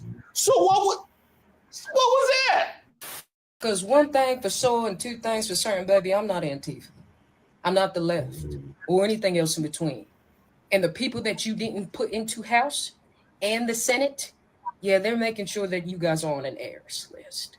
So while I'm having conversations with both sides and you still looking for content, I just screwed 30,000 followers in one night just for telling the truth. I don't give a fuck about none of that. I don't give a fuck about none of that. Yeah. And there you have it. And there you have it. Hey, Black MAGA, come get her. Come get her. She gave up the whole thing. She gave up the whole. We got the blueprints. We got the plans. We got everything. We got it. No, we're not giving it to Cash because we want to keep it. Yeah. No, Cash, you go missing. We can't trust that. No. Wow. And first of all, I don't know who that broad is, but she sucks. People are so reactionary. It just took her that one white dude to get her out of fucking purse. You know what I mean? And then to say, I just did this to a whole grip amount of people. You just killed your own numbers. Like, you dumbass, you're a stupid ass broad. So stupid ass, goofy ass shit. You just killed your own numbers. That's one. Two. And me personally, I'm an independent, but in reality, I'm a centrist. I'm right in the middle. Right in the middle. Lean right in the middle, because that's where I thought you're supposed to be. That's when things are, kind of fair. There's no room for centrists though in this game. You can centrist all you want, but it's one or the other, red or blue, right? So, but I'm an independent because the Democrat Party can't do shit, right? They're not even trying. You see how they're not even trying. Like, just look at what else? Look at Eric Adams. He was a Democrat, right? So look how quick he gave up, and look how they're trying to, low key, high key push fucking Mandani or whatever the fuck his name is. You know what I mean? So it's always some sort of propaganda. I wonder how much she got paid for that, because that chick is mad tetherish. So she's obviously not one of us, because that's a real tethered like activity right there. But she just screwed herself personally. Learn more and more about Black MAGA every single day. She just gave up the whole entire game. Now, I do understand why she would have a little bit of smoke for Cole, because because he's been on her neck for quite some time, as well he should have. See, she was new to me, but he saw the grift. You know, kind of like the rest of us saw the Trump. President Joe Biden and Kamala Harris. Fuck! It's love. Could enact an executive order in order for them to send over $10.5 billion False. Again, where did you get your degrees from? in the direction of Hurricane Helene for all 6 states. Okay, so yes, the president can issue executive orders to mobilize federal resources for disaster relief, but they cannot allocate new funds without congressional approval. Like, at this point, I really need proof of these degrees. Like, They could have did something as similar as George W. Bush girl. and mobilized a special task force. So Bush used existing FEMA funds, right? Executive orders cannot create or allocate new funds. Similar to the special task force My that's ears been sound like assigned this. to the Middle East. So the mobilization for the Middle East was authorized by Congress. Yes, he did. But they didn't. George W. Bush Like, flew I can't over find a Hurricane cup to save my Katrina. life. The only reason why he didn't go the first day is because 80% of it was underwater. He had nowhere to Can't live. find it. The next day it was available. He was on the ground. You know, Kamala has visited multiple of the states too, right? So what does that prove? You want them to go do a photo op? The President of the United States of America doesn't need Congress. That's the whole point of the executive order. So you don't understand executive orders, my love. Yeah, that's not how they work. But Congress is in charge of the United States of America. So if you don't know how this country works, you would assume that everything has to be passed through them. It doesn't. Right. Even when it comes to war, the president can enact a 90-day mission. So it's actually 60 days with an additional 30 days for withdrawal, unless Congress approves further action. And this doesn't apply to long-term wars, only short-term. Conflict to send our military to war without the permission of Congress. That's how we were in Afghanistan for so long. So yes, the president can deploy troops temporarily. Congress must authorize longer military engagement. And congressional approval. If the president does not get congressional approval after the arbiters. All these surface level arguments are going to be Again, addressed today. Missing context, we don't want it from you, love. You're teaching government to push your narrative, not the real one. So put your All right. I've seen enough. She basically goes back and forth with this cat.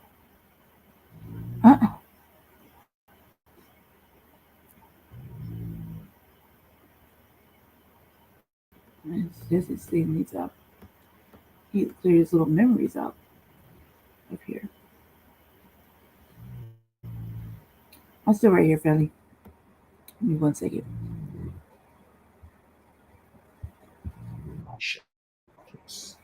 You know, the stuff that you didn't give a F about. If you are an American citizen, I just want you to know there are some conservatives. Well, hello. I'm Chef Pagetto.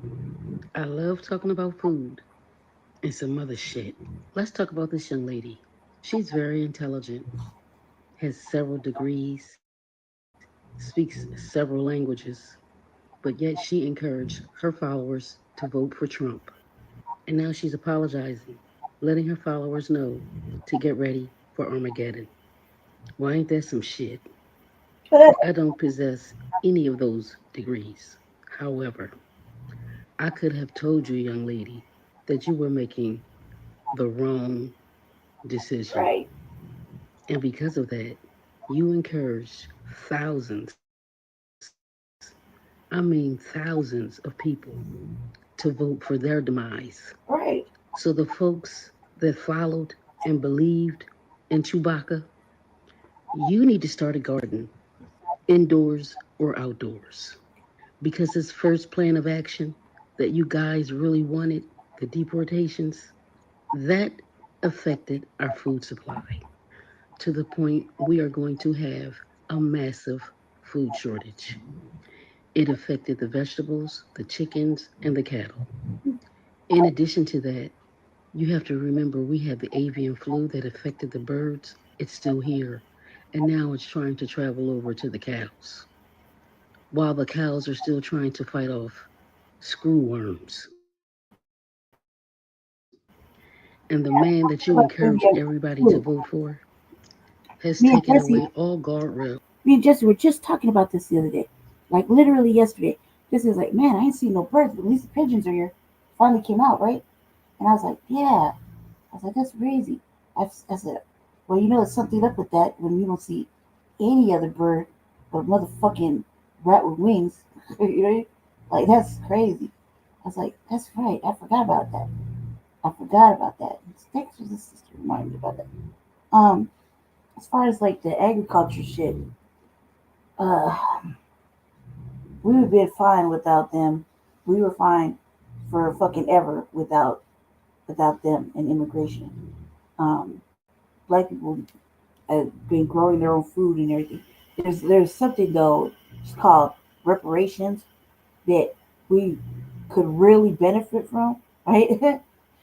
So we could actually go buy good, clean land and raise uncloned animals. You know what I mean? Things like that. Have clean water, so we can grow things and viable seedlings.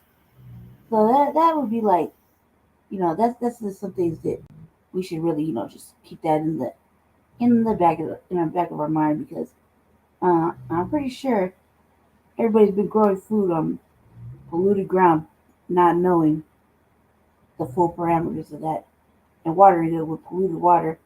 And I don't know.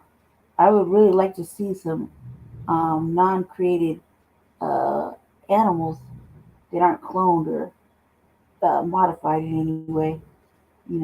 Just because I don't trust it. Um, I'm not a Generation X person. I don't trust it. I don't trust half the shit that's going on. But I do say that we were fine. We can grow and fix and cure pretty much anything within reason. So growing in your backyard is probably not. That's probably as best as you could get it. And you might want to figure out what can grow at night. You know, because there's lots of things that bloom at night. And think about maybe building yourself a little space downstairs in the basement that grows specific things like corn, tomatoes, cucumbers, fucking things like that. But seriously, think about that. And if you don't trust the animals nowadays, it's all right. It's all right to go vegan. It's all right. I've been testing it out a little bit. Some vegan options are kind of interesting. So I'm just saying, there are other options. She's right. To protect us from foodborne illnesses and massive chemicals in food production Right. as well. But I don't think I Oh, might I with the add, migrants. he's also taken away all types of grants and SNAP programs that provide help and aid for people who need it for food. So, baby girl, you got a lot on your hands. If you believe in God or a God, maybe you should apologize to him or her. Because you're going to have a whole lot of blood on your hands, baby girl. Some folks ain't going to see next year because they ain't had no food to eat and didn't have money to pay for medicine. Right. 100% tariffs. Watching families getting taken away and trade me if I'm gonna. Listen up. Uh, I'm old enough to be a father. I also a former New Yorker. I'm a Jones generation, or the latter part of Boomer generation, but I call Jones generation. I know Trump better and longer than your fucking ass. You want some sympathy now with what's going on now with this administration for the second time he's running? Bitch, you should learn about the first time he ran about his Right. controversy before you cast a goddamn vote. That's If what you I said. fucking paid attention for the first time he ran, know about the controversies, and it's your job to do your fucking research and find out whether it's true or not. Things would be fucking different, but you failed on that part because you're just a selfish bitch. You don't think it's not gonna happen to you. Too late. It's already happened. And don't think it's gonna come for you next. Mind bubbling, you in the childbearing age. You're the first one that took the rights to have an 8B for medical personnel. You should be that's the ring the bell starts to begin. Mm-hmm. You know, red flag right there. Sure. Just Look let at you the know. Planned Parenthood. That's very true. Besides grabbing that Very true. crocodile taste, that fake ass tears he doing right now. That's all I have Right. to say. Right. And so cocky, so arrogant, man. I don't even want to know. I don't even want to look into that broad because that broad is just stupid to me. Um, and like I said, like we didn't relive, we didn't see the first time. The second time is worse, just as bad, but it's a little bit more confident in it. You know what I mean? And things are a lot different, a lot different. Um, yeah, I had some questions though that I forgot how it went, so I just and typed them in and looked it up and still don't feel that confident about it, but we'll see. We'll see what happens. We're supposed to just sit back and watch and see what happens, and keep an eye on things and make plans accordingly as it happens. You know, we ain't got to tell nobody. We got to maneuver. Just gonna have to maneuver. Here go another one. You just he's sleeping all good and shit. I'd be jealous of him sleeping so damn good.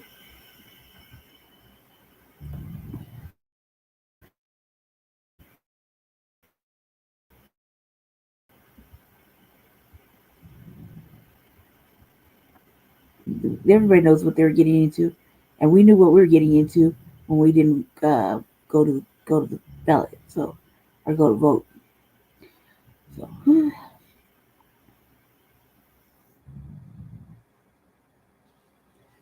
on, guys, open. We gotta sit here and wait.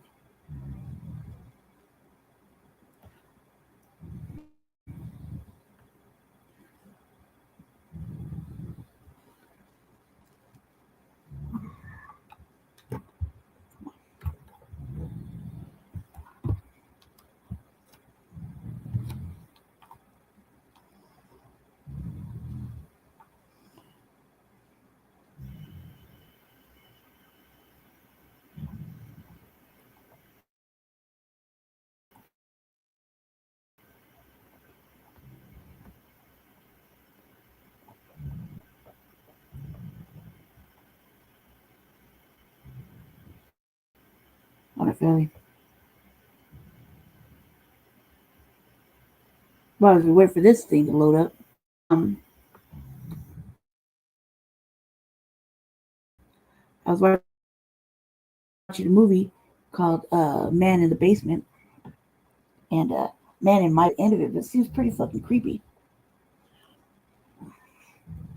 I've been watching it, and I recommend everybody go see Alien Earth, the series on Hulu. That shit is fucking whoa. Let's skip ahead real quick because I don't know what's going on. We'll come back to that.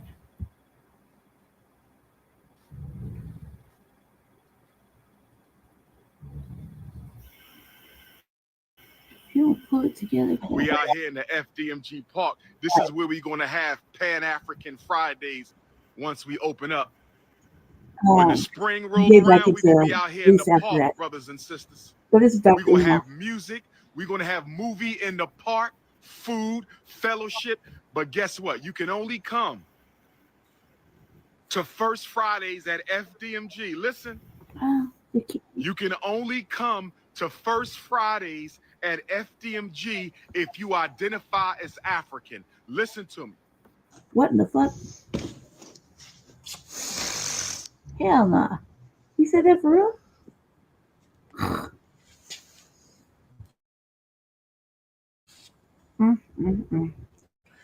Peace and Pan-Africanism, peace and Pan-Africanism. Africanism, peace and Pan-Africanism. Peace and Pan-Africanism, peace and Pan-Africanism. This is your big brother, Dr. Umar Ifatunde Oguntade, coming to you live and direct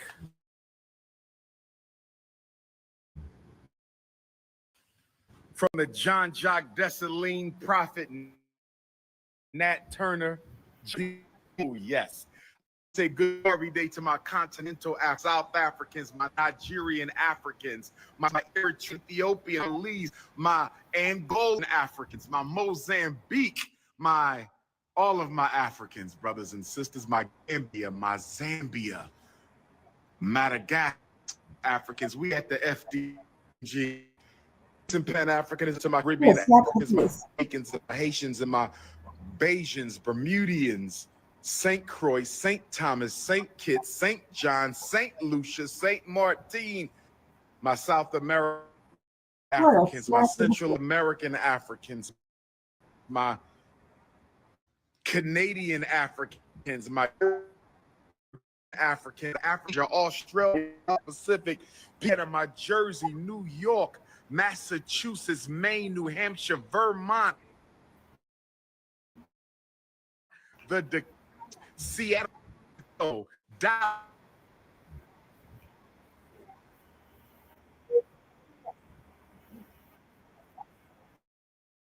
Philadelphia, my Harrisburg, you feel me? My York, my Chambersburg Africans, my Shelkins, brother, most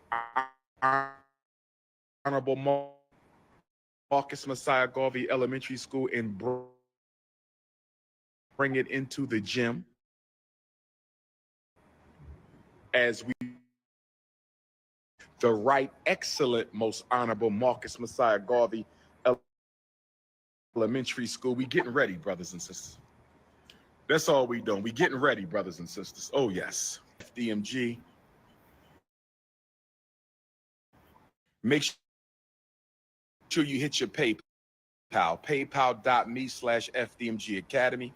Make sure PayPal FDMG Academy. Make sure you hit your PayPal, paypal.me/FDMG Academy. Check on the order, PO Box 9634.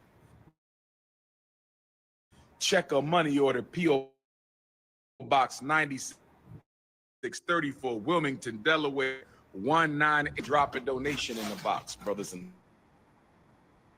sisters. When you come to the grand opening, you must drop a donation in the box, brothers and sisters. When you come to the grand opening, you must drop a donation in the box. Hold on a sec, Fabio. I mean, this motherfucker right here. Dr. Umar. I don't even know what to say about that. I have no idea what to say. Try to take this fucking clear out. What's the back?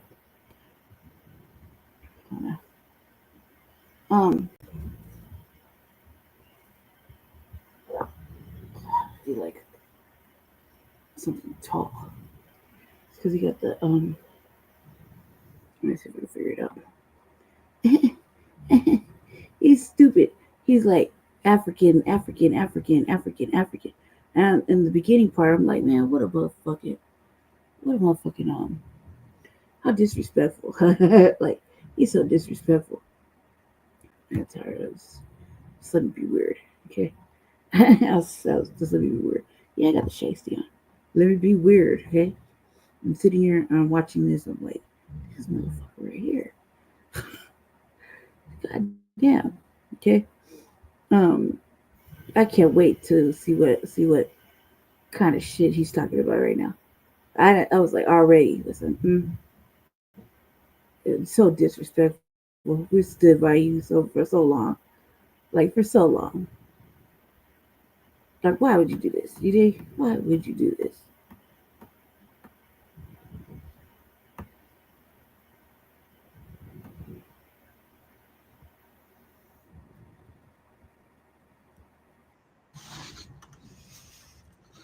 I'm just letting y'all know we working, family. We cleaning up. We should build their Ifa Tunde.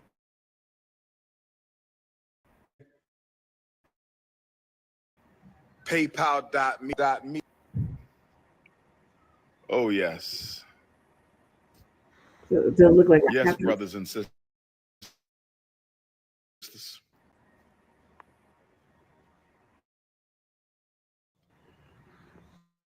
Yes, brothers and sisters. What It's is all this about night King shit? Kong. It's all about, we not playing. It's only for all the Fridays. It's all about King Kong. We not playing.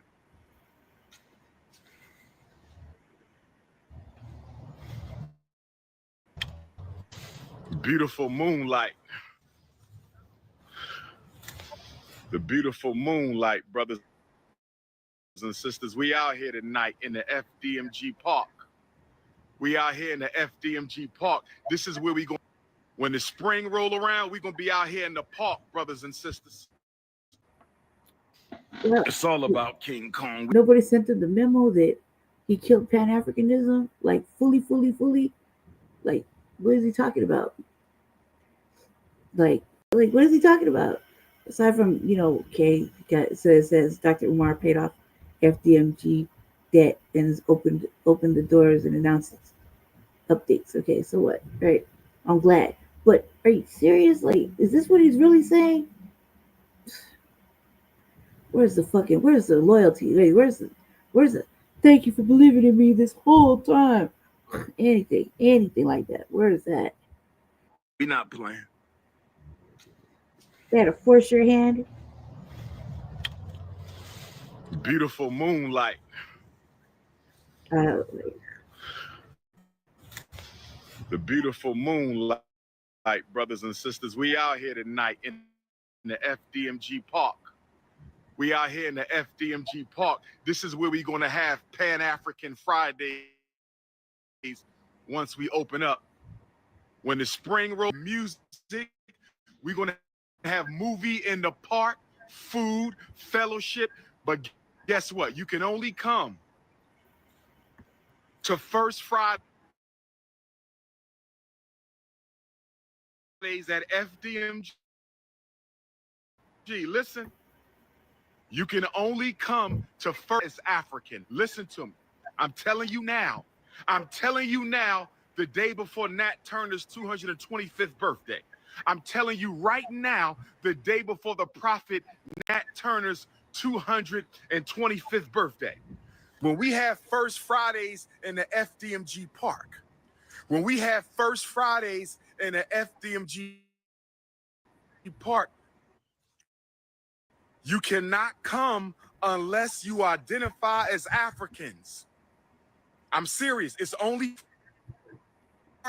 RBG. If you don't identify as African, you cannot come to First Fridays in this park. And guess what, black woman? I'm thinking about saying if you're not natural, you can't come to First Fridays in the park either. No disrespect. I love my African sisters.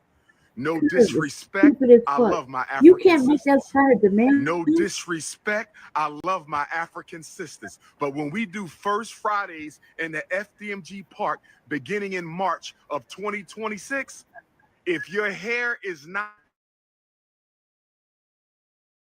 natural, brothers and sisters, I'm just going to keep it a buck. This is for true Africans. If you don't identify as African, this ain't for you. You can come to other events. You can hang out with us at other events. But you can't come to First Fridays because that's only for the RBGs. Can't come to that. No bunny hoppers, no pretendians, none of that shit. You got to be RBG. We're going to have music out here, food. We're going to play a movie. It's going to be a nice fellowship. Kings with their queens. Queens looking for kings. Kings looking for queens. Oh, yes. What about the school? Oh, yes. Where the school at? I'm going to get some T-shirts made. They're going to say, where the school at? Hey, where the school at? Oh, yes. Oh, yes. You should be thinking that these people should be bringing their children to go through that. What the fuck? This ain't no dating. We're not playing with y'all. What's wrong with him, man? Jean-Jacques Dessalines, Nat Turner Gymnasium. We're going to get this floor shined up again. We not playing with y'all. We not playing no games around here. You either building institution. It's King Kongalicious right now. Fuck that. It's King Kongalicious right now, brothers and sisters. In the park, brothers and sisters. The day before the prophet Nat Turner's 225th birthday. When we Okay, I'm just gonna read it to you, right? So he said Nat Turner. They said, and you keep in mind, he keeps saying Africans, right? Only if you identify as African, not foundational Black American, not Black American, not Native Black American, not freedmen, African, right? And he says he's making this little speech, right? Well, it only came out like 8 hours ago, so let me hip you to this. He keeps saying African, right? Yeah, I'm just gonna read. I'm gonna read it. Okay, I'm gonna read everything real quick. I read fast. Nat Turner was a pivotal but also very controversial figure in U.S. history. Here's an overview of who he was and why he remains so important. Full name: Nathaniel Turner. It doesn't sound African to me. Born October 2nd in Southampton County, Virginia, not Africa. Okay? The reason I will look it up to say Africans, Africans this, Africans that, right? But he wasn't. Nat Turner wasn't. So, identity: an enslaved African American preacher and visionary, right? So, basically, an enslaved foundational Black American, right? Preacher and visionary. Turner was enslaved in Virginia, but gained a reputation among other enslaved people as deeply religious, intelligent, and a preacher. He claimed he claimed to have visions and spiritual revelations from God, which convinced him that he was chosen to lead people out of bondage. Right? The Rebellion of 1831. On August 21st, 1831, Nat Turner led what became the largest slave rebellion in U.S. history. Over the course of about 2 days, Turner and his fellows it killed around 55 to 65 white people, including men, women, and children. The uprising caused panic across the South. It was put down quickly. Local militias and federal troops captured and killed many rebels. Turner himself hid for about 2 months before being caught. That's what I. In retaliation, white mobs and militia killed an estimated 100 to 200 black people as retaliation, many of whom had nothing to do with the rebellion. Turner was tried, convicted, and executed by hanging. His body was mutilated afterward as a warning. Meaning they cut it, they messed him up after. It wasn't just couldn't just hang him. They had to do more to him, more to his manhood. You know, they had to do a lot. It's very ugly. The rebellion led to harsher slave laws in Virginia and across the South, curfew bans on black gatherings without white supervision, and stronger prohibitions on education for enslaved people. So basically he did that, right, to, there's a rebellion, and out of retaliation they kill way more people, they do way more, right? And then enforce more laws and codes as retaliation. And that's when we should have really seen it, family. That's when we should have really seen that we're gonna have to play extra hardball, right? Legacy. To enslavers, Nat Turner was seen as a dangerous criminal. To many enslaved and later free African Americans, we'll say later free foundational African Americans, excuse me. Let me read that one more time. To many enslaved and later free foundational Black Americans, freedmen, he became a symbol of resistance, courage and the fight for freedom. He was a symbol. His story has inspired books, speeches, and films like The Confessions of Nat Turner and, unfortunately, The Birth of a Nation. Okay? I read you that because it's important. Because he makes it important as he's stating his propaganda. We have First Fridays in the FDMG Park. When we have First Friday come, you identify as Africans. I'm serious. It's only for RBG. It's only for RBG. If you don't identify as African, you cannot come to First Fridays in this park. And guess what, black woman? I'm thinking about saying if you're not natural, you can't come to First Fridays in the park either. No disrespect. I love my African sisters. No disrespect. I love my African sisters. No disrespect. I love my African. In the FDMG Park, beginning in March of 2026, if your hair is not natural, you can't come to First Fridays in the park, brothers and sisters. I'm just going to keep it a buck. This is for Africans. If you don't identify as African, this ain't for you. You can come to other events. You can hang out with us at other events. But you can't. There RBG, you can't come to that. Piece of Pan-Africanism. No bunny hoppers, no pretendians, none of that shit. You got to be RBG. Right? Like, we're going to have music out here, food. We're going to play a movie. It's going to be a nice fellowship. Kings with their queens. Queens looking for kings. Kings looking for queens. Oh, yes. Oh, so you choose to open your school with a motherfucking date night, basically? Where the school at? Me, brothers and sisters. They can say, where the school at? It's not funny, Dr. Ward. That's fucking 12 years of right. You stay with look, you see the disrespect. Like, it's so we're fucking not playing with y'all. Jean-Jacques Dessalines, Nat Turner Gymnasium. We're gonna get this floor shined up again. We not playing with y'all.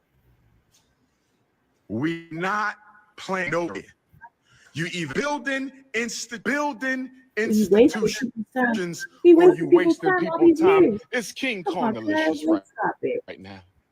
It's so hypocritical. It's King Kongalicious right now. I don't even think I want to go any further. It's King Kongalicious right now, brothers and sisters. It's King Kongalicious. What the fuck? That sounds sexy as fuck. So you try to get a date. You dig? Yeah.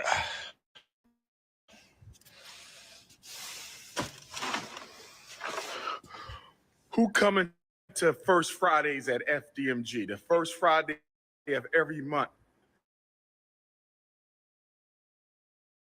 For all RBG Pan-African. Please don't go. Please don't go. Go with that son of business. He didn't do this by himself. He didn't do this by himself. How did he get this all saved? I got a question. Because he was struggling. He couldn't even take care of his mom. Like, what the fuck? No, thank you to whoever helped. I mean, what you mean? We're not in Africa. We're right here. Hit the PayPal. PayPal.me/FDMG Academy. RBGs and shit. Like, what are you talking about? I'm at the doorway of SU Alegbara. He was I'm at the doorway of SU Alegbara. I read it, Philly. I'm at the wall of Ogunta Day. Turner history. I'm at the wall of Ogunta Day. That's the experts. Like, are you serious? I don't want to get about no haters. Get it misconstrued. I want to make sure I was y'all can't stop me. The fuck? Where the school at? Yeah, all right. Right. How many years later? Yeah, all right. Who helped you get there? I got questions. Uh-huh. Let them talk, brothers and sisters. Let them talk. I think he was slinging that chongo stick, Let them and that's how he got talk. it. He did. Was that what he did? Let them He's charging talk. $500 for like Let them the get to talk. know Dr. Umar experience. You know what I mean?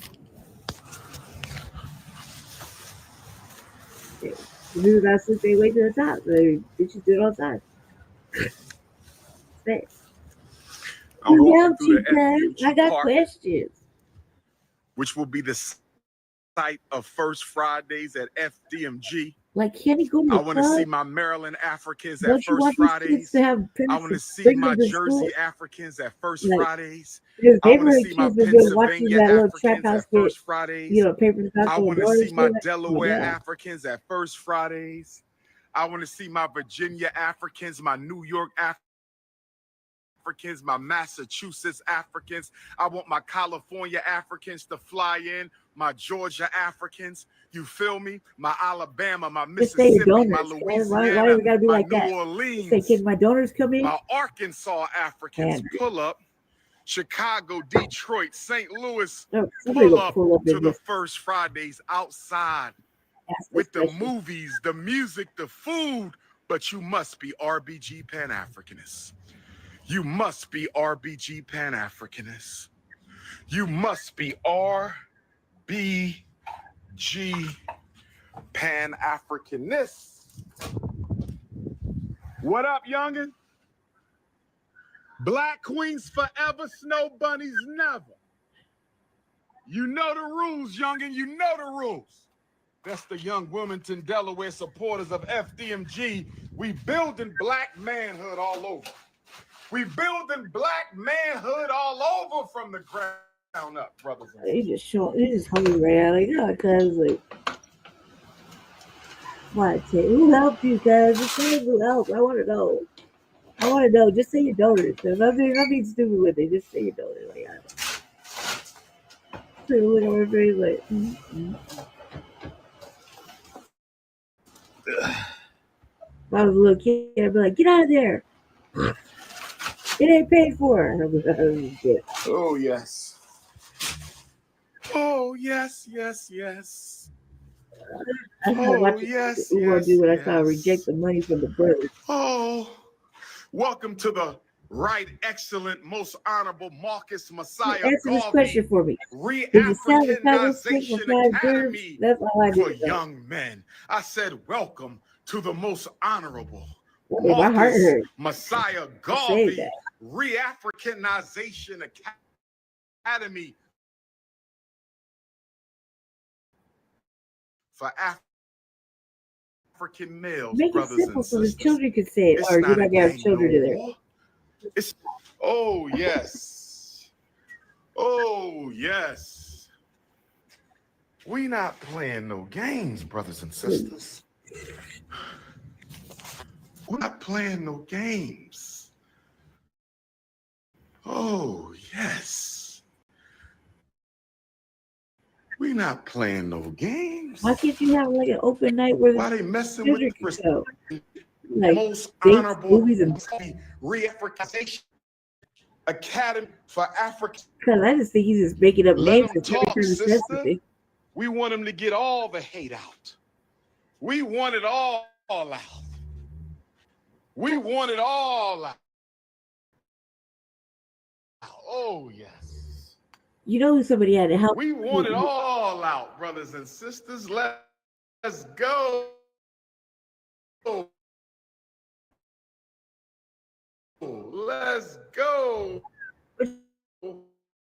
Just cool, fine, all right, bet. But why you gotta be so disrespectful?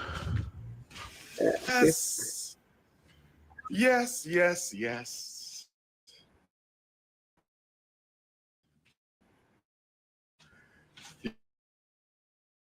Yes, yes, yes. Yes, yes, yes. Yes, yes, yes.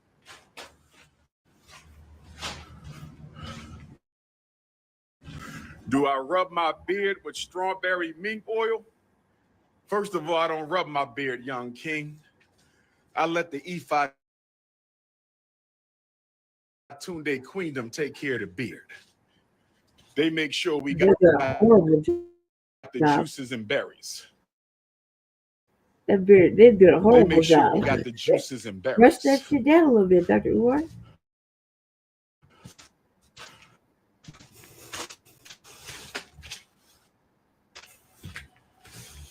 Mm-hmm.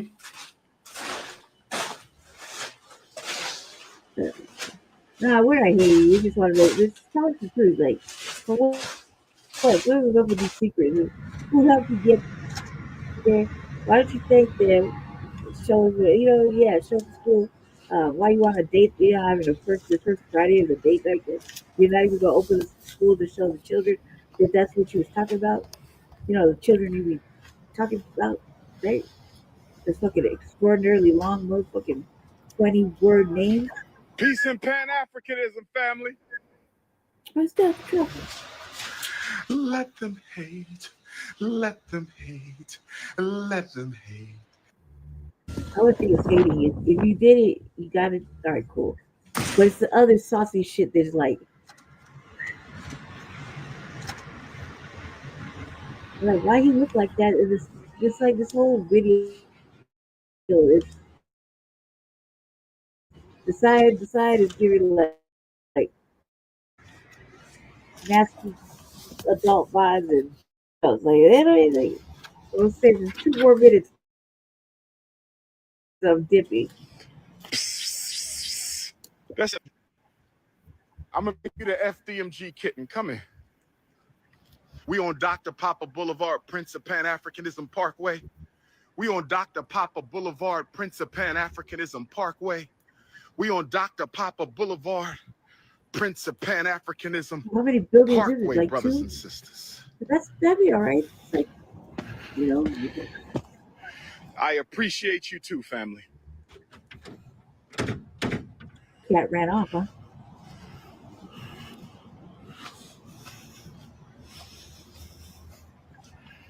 Hit the PayPal, For what?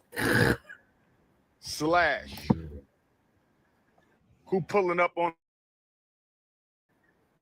the Prince. So many questions. All right. No. All right, cool.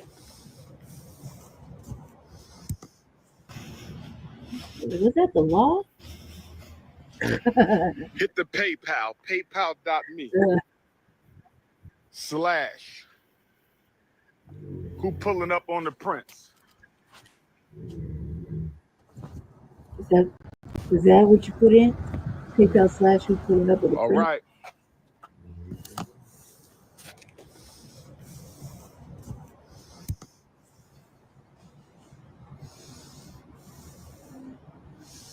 We're breathing all hard. I'm pulling up to a university in Massachusetts.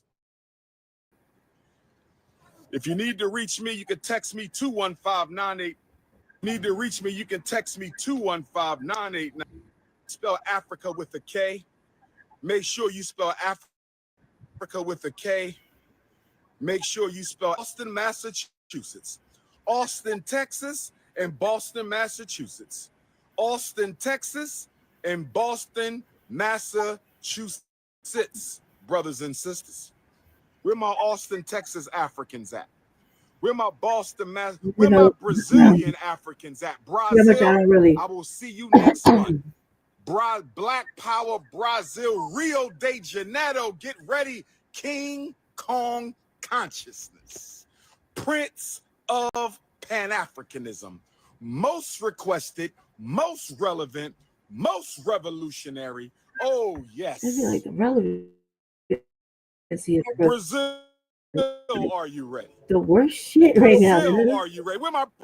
Where my Ifa devotees of Brazil? Oh, yes. Why didn't you just say that? Why didn't you just say where my donors at? Can I get my donors to go through? Sure you can. Sure, I'm sure they'd love to show up for that type of shit. Okay, let's see if this one loads now. That was crazy. I was like, where's it's so disrespectful.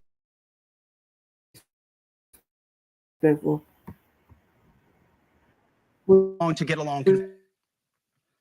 You name it, the department did it. Foolish and reckless political. Opens up. so richly deserve. We'll go with your own birthday laugh track. Matter of fact, we'll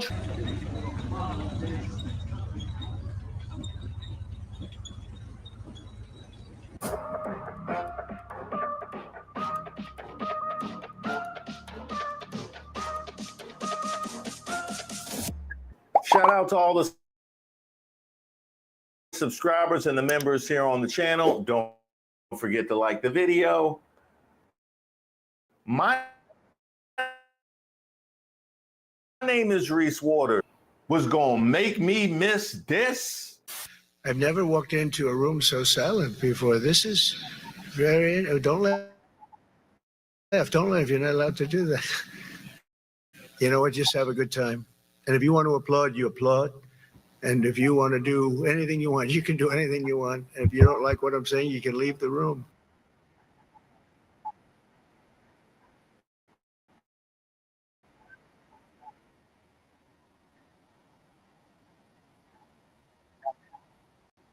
Murmur in the room.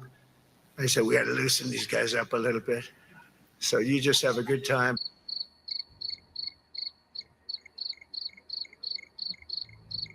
Now, Trump, I know you're not out here begging for applause. I know you're not out here begging for applause. Not the man who just went in about how unfunny Stephen Colbert is.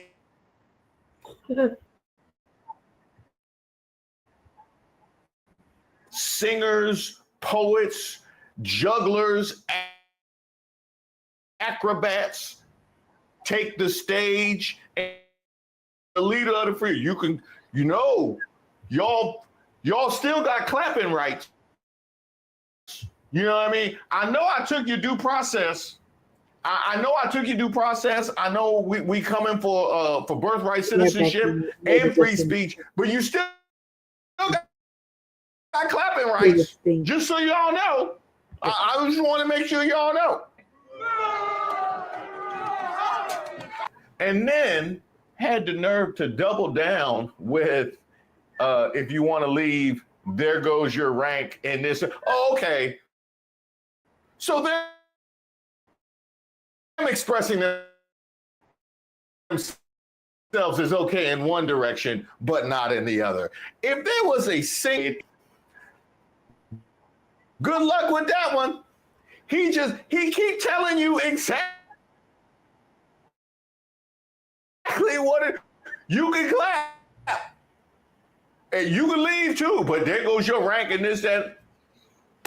We ain't gonna say nothing. And by the way, to all of the military personnel, like they with Denzel Washington and Gene Hackman. I think you need time to think this over. I don't have to think this over.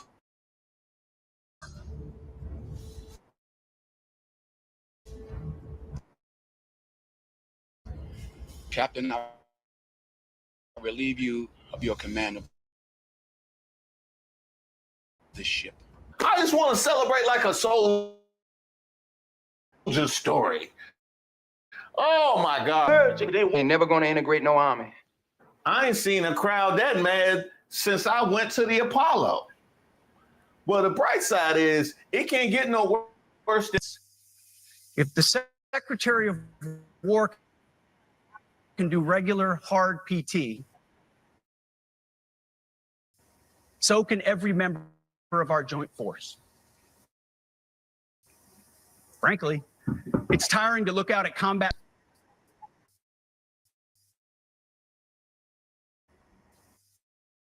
Likewise, it's completely unacceptable to see fat generals and admirals in the halls of the Pentagon and leading commands around the country and the world. It's a bad look. It is bad, and it's not who we are.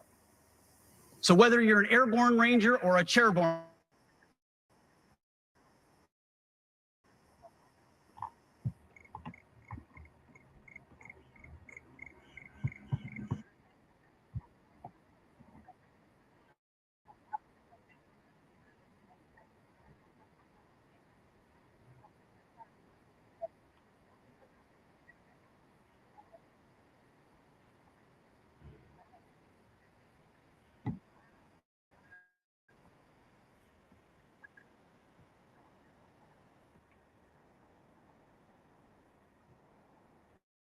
True.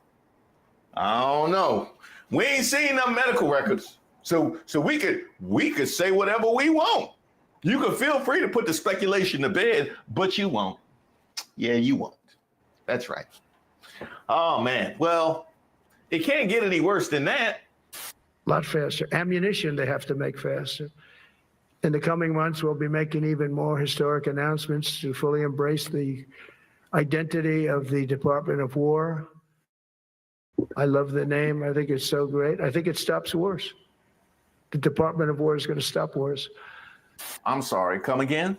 In the coming months, we'll be making even more historic announcements to fully embrace the identity of the Department of War.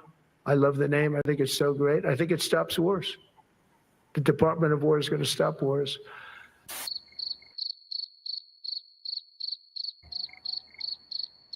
That's true. That's true, because I heard terrorists, they come over, like when they do the flyover on the recon mission, they look at the names, and depending on what the names, they decide whether or not to go forward with the attack. That's exactly right. You know, all my apartments and houses, my number ends in 3-4 because they always skip 3-4.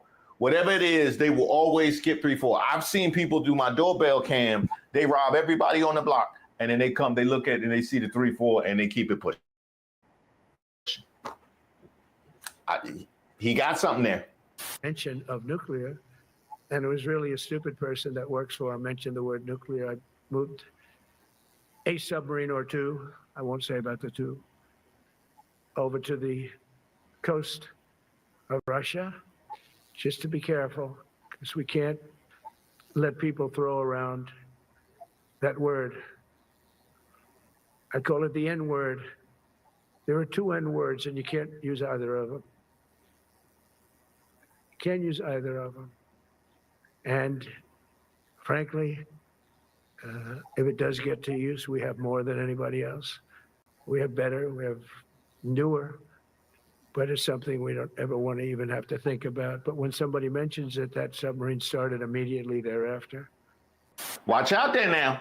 I think it's some more N-words that apparently you can't use around Trump, like no, like nonsense, nincompoop. It's a whole lot of N's. It's a whole lot of N's that he really needs to hear, apparently. And I used to say, boy, I'm speaking in front of the military today, and it's embarrassing because I'm speaking in front of people who have a job that other people don't want.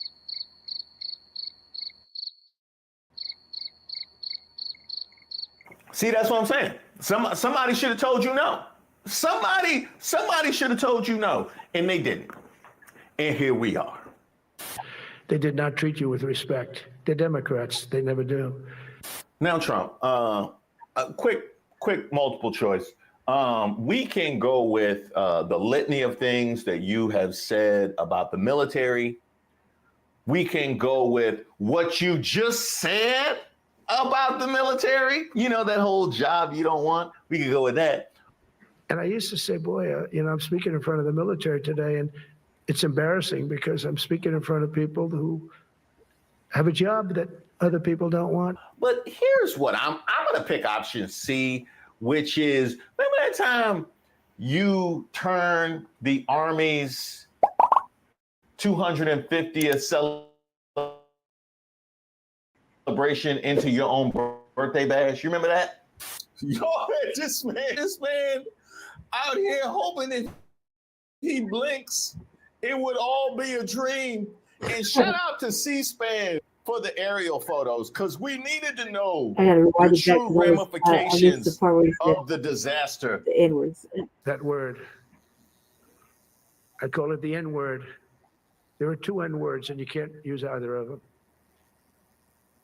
You can't use either of them.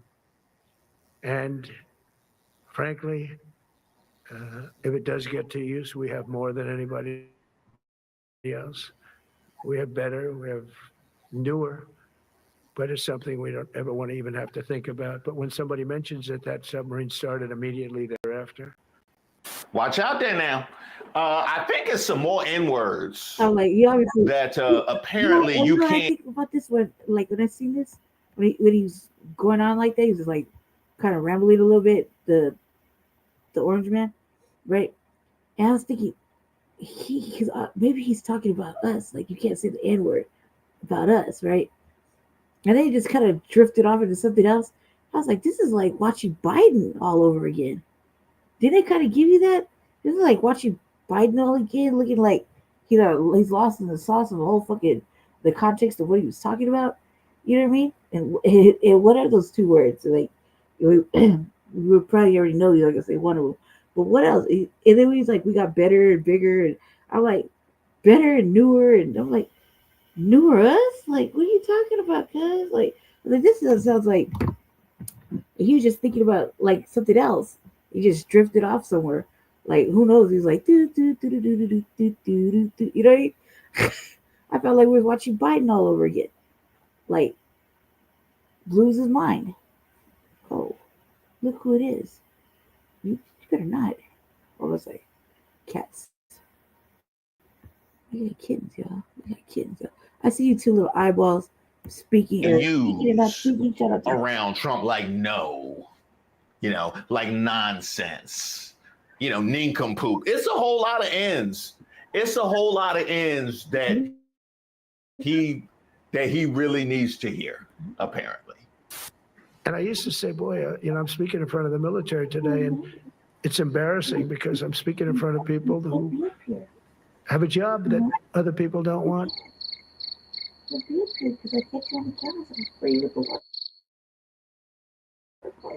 See, that's what I'm saying. Somebody should have told you no. Somebody should have told you no, and they didn't. And here we are. They did not treat you with respect. They're Democrats. They never do. Now, Trump, quick multiple choice. We can go with the litany of things that you have said about the military. We can go with what you just said about the military. That whole job you don't want. We can go with that. And I used to say, boy, I'm speaking in front of the military today, and it's embarrassing because I'm speaking in front of people who have a job that other people don't want. But here's what I'm going to pick option C, which is 250th celebration into your own birthday bash. You remember that? Y'all had this man out here hoping if he blinks, it would all be a dream. And shout out to C-SPAN for the aerial photos, because we needed to know the true ramifications of the disaster that was the Trump birthday parade, in parentheses, Army birthday celebration. And this was a special one right here. I mean, even the tank was embarrassed. The tank, you brought me all the way out here. This looked like the Howard County Fair. So people are signing up for tickets to go to Trump's parade. And when I tell you, here's an example of some of the tickets. Look at the names, y'all. I don't know if you need a good laugh today, but I definitely did. And I want people all over the world to know I see you, y'all. And you know what, Trump? Since you need to feel special, since you out here on stage with low self-esteem, why don't we go with your own laugh track? You know what? We're going to go with your own birthday laugh track, since it's so awkward with all the generals sitting there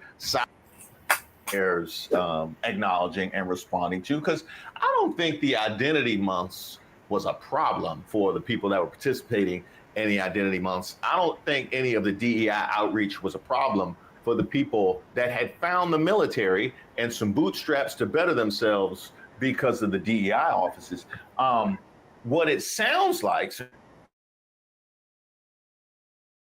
you talk about division and distraction, it sounds like the people that love to throw, it sounds like there can't be any entity within the military, and certainly we could take it outside the military,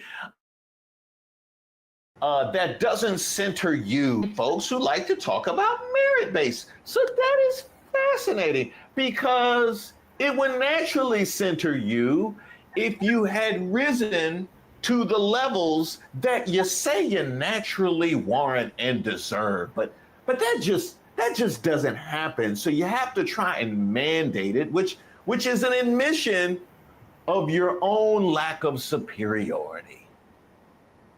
I know. It's logic is a mug. Logic is a mug.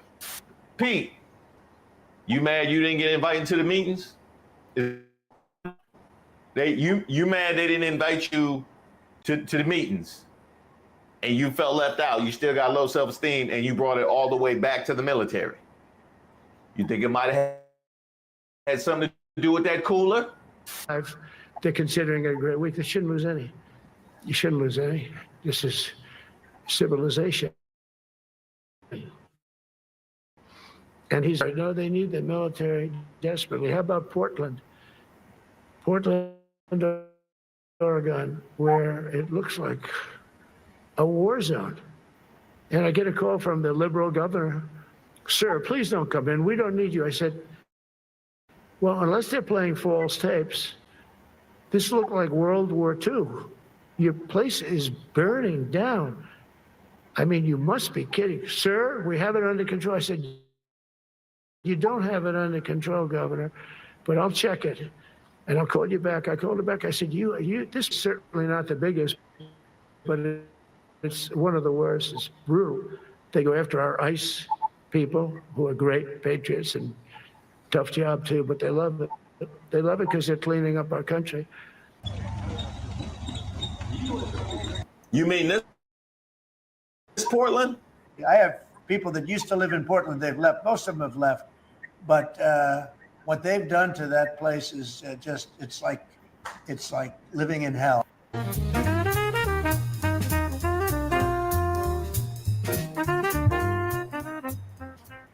What he said was crazy. You gotta turn the ground the training. They have bases for that. Like, why do you guys? I could actually kind of understand that, because how would he know that Portland has its own media? You know, how would he know that there is ample access? He warned us about this. You know, you would think that somebody would have told us that this was coming. Donald Trump lost the 2020 election.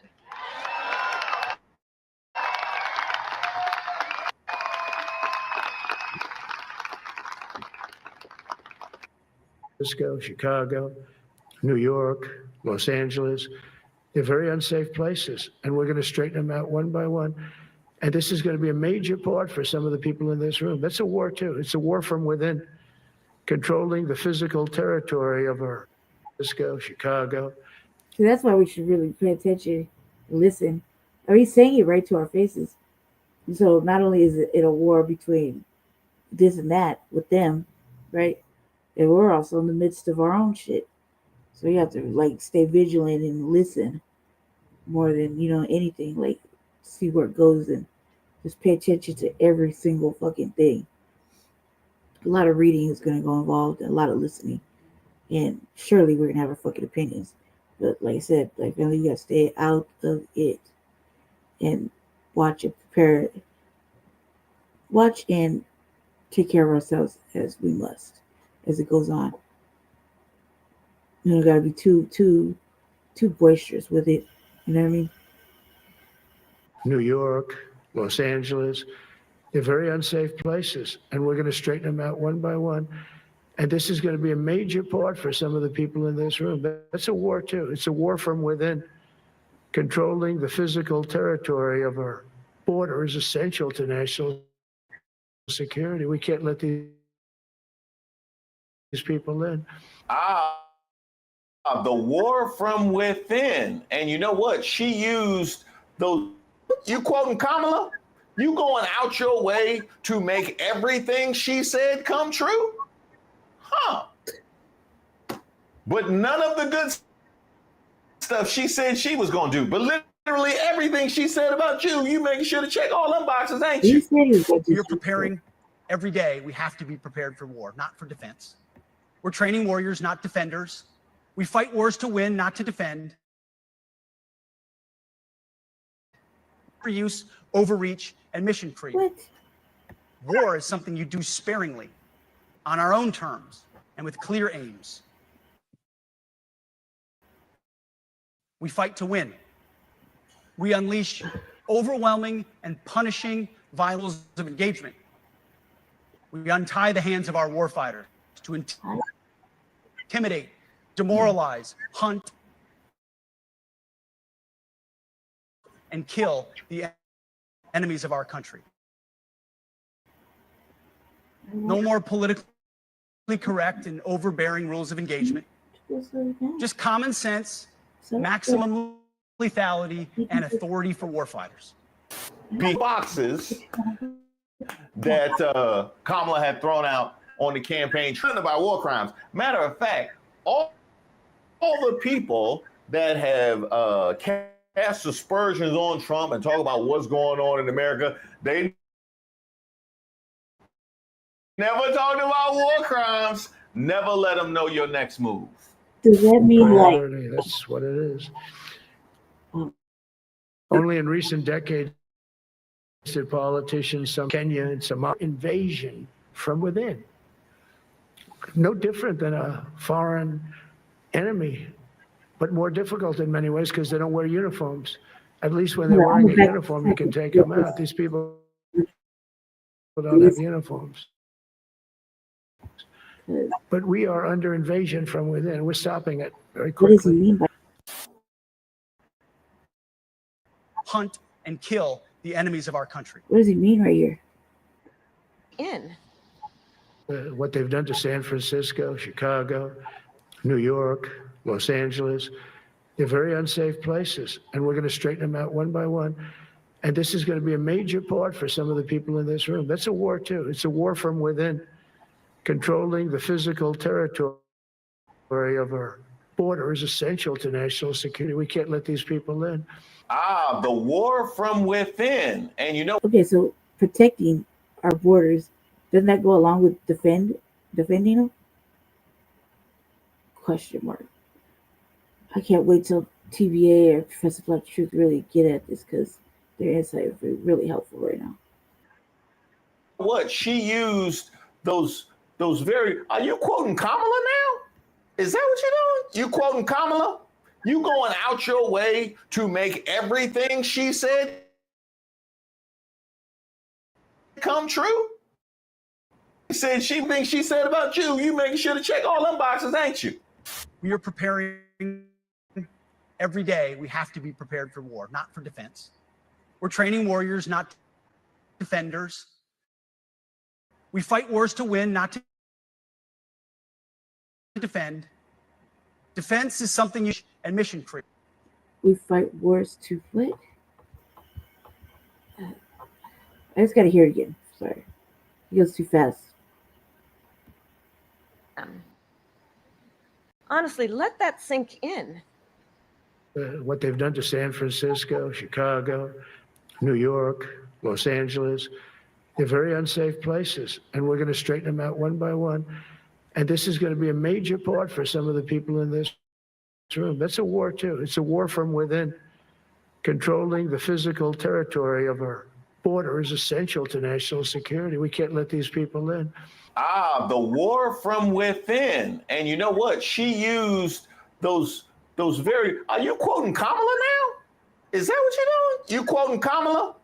You going out your way to make everything she said come true? Huh. But none of the good stuff she said she was going to do. But literally everything she said about you making sure to check all them boxes, ain't you? We are preparing every day. We have to be prepared for war, not for defense. We're training warriors, not defenders. We fight wars to win, not to defend. Kind of sounds like we're about to start this shit off proper here, not defend it if it came over here. Like, Defense is something you do all the time. It's inherently reactionary and can lead to overuse, overreach, and mission creep. War is something you do sparingly, on our own terms, and with clear aims. We fight to win. We unleash overwhelming and punishing violence on the enemy. So instead of it, like, we're involved now. So it's like now we're going to be antagonistic and start the shit. Like, basically. Is that what I'm understanding? Like, no more defense. Now we're just going to go ahead and just fucking pillage and plunder and fucking eradicate. Is that what I'm saying? Is that what he's saying from this angle? That we're not gonna pretend, like, not, why did they drag us back? Oh, they drug America into it. Now we're gonna fix it. Is this America starting this shit? Is that what he's trying to say? Question mark. I'm just asking you a question. We also don't fight with stupid rules of engagement. We untie the hands of our warfighters to intimidate, demoralize, hunt, and kill the enemies of our country. No more politically correct and overbearing rules of engagement. Just common sense, maximum lethality, and authority for warfighters. Pete Hegseth think he's slick. He think he's slick because he saw that Trump had hit all the boxes that Kamala had thrown out on the campaign trail. And he was like, but she didn't say nothing about war crimes. She didn't say nothing about war crimes. Matter of fact, all the... Like, what is that? What happens if the president turns into like outright war criminal? Like not only saying, how to do with Russia, or he should be punished because he did war crimes. He's a warmongering fucking asinine individual. Whatever, right? Just say. So what happens? Does this add on to the 37 charges or convictions or whatever the fuck? Does this add on to his list of fucking crimes? Like, goddamn, like this. I'm not a fear mongering individual, so I want to hear more about it. Like, look into it, listen more. But this don't sound good at all. People that have who let him in charge of the war room with maps and with all the little fucking tanks and weapons and shit? Like, we're gonna place you right here, you right here, you right here. Domination. Like, who said he could play fucking outright battleship? You know what I mean? Cast aspersions on Trump and talk about what's going on in America. They never talked about war crimes. Never let them know your next move. Priority, that's what it is. Only in recent decades did politicians somehow come to believe that our job is to police the far reaches of Kenya and Somalia, while America is under invasion from within. We're under invasion from within. No different than a foreign enemy, but more difficult in many ways because they don't wear uniforms. At least wearing a uniform, you can take them out. These people don't have uniforms. But we are under invasion from within. We're stopping it very quickly. Now let's talk. What we have here is a president talking about the enemy from within, talking about using our military training ground. Now, again, this was stuff that was put out prior. People have felt because you're a legal citizen or whatever the case. He said they don't wear uniforms. Anybody that's not wearing a uniform just pretty much became fair game, did they not?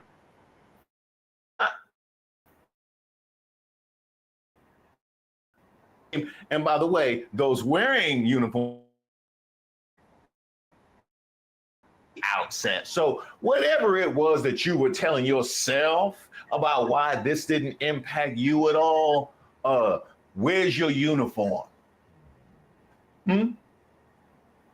What might happen?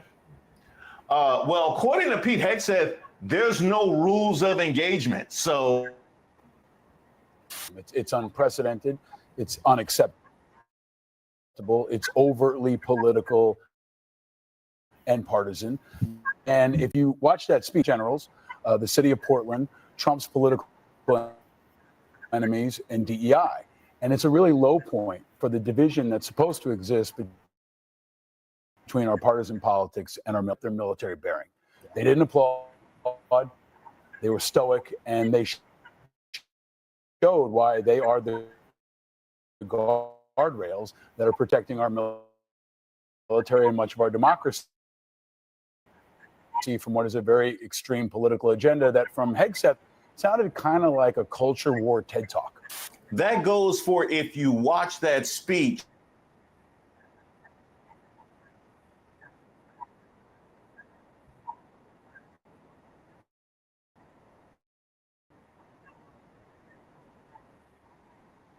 A new one. And I would love to know if this isn't disqualifying. I would love to know what is. How many minutes we at now?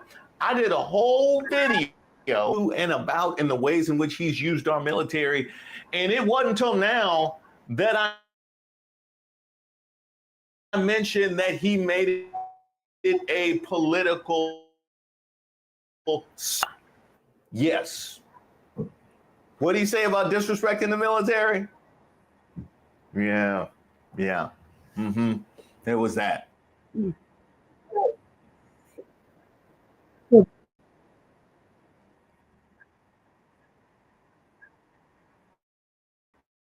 Yep, this whole thing could have been an email. This whole thing could have been an email. You bring in all your military brass from all over the world and have them in one place and announce it in advance. It's just like Fine. But as far as moving forward, deliberate language. It's broad, it's ambiguous, but it's meant to be a point. Special guest with us, the Vice President of the United States. I just want to share remarks of my own. Democrats in Congress have officially shut down the United States government. House Republicans passed a nonpartisan. So basically, like he's basically being deliberate with these words. Like I said, like I've always said, it's always right in front of you. They're saying it to you. Sometimes you got to read it. Sometimes you just got to listen, right?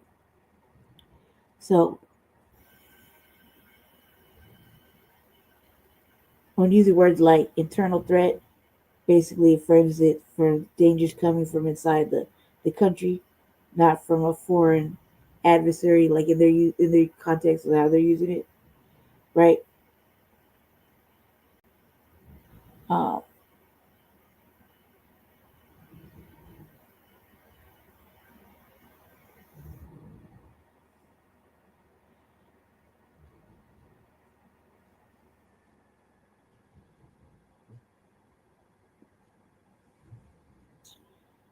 Right. Hold on a second.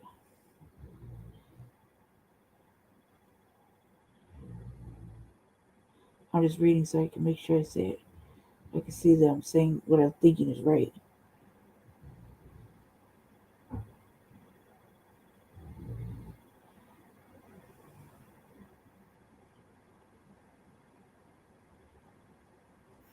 Yeah, okay, so basically I was right.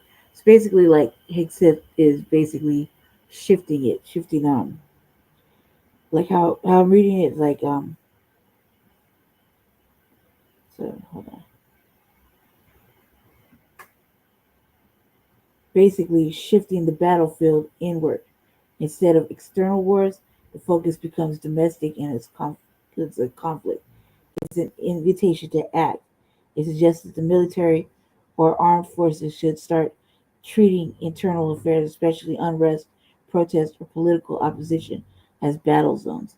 So there you go. No more motherfucking protesting. Stay your ass on the side, right? Or else. It's basically that's basically like the hidden between the lines version, right?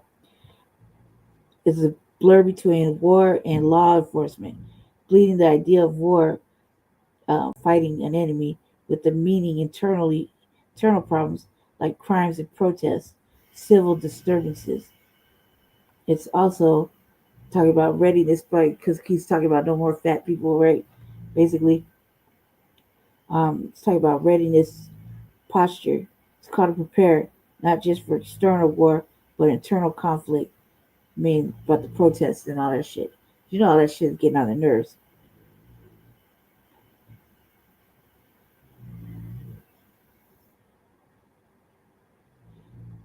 Basically, saying that they're arguing that there's a, like how Trump said, there's a war going on inside, right?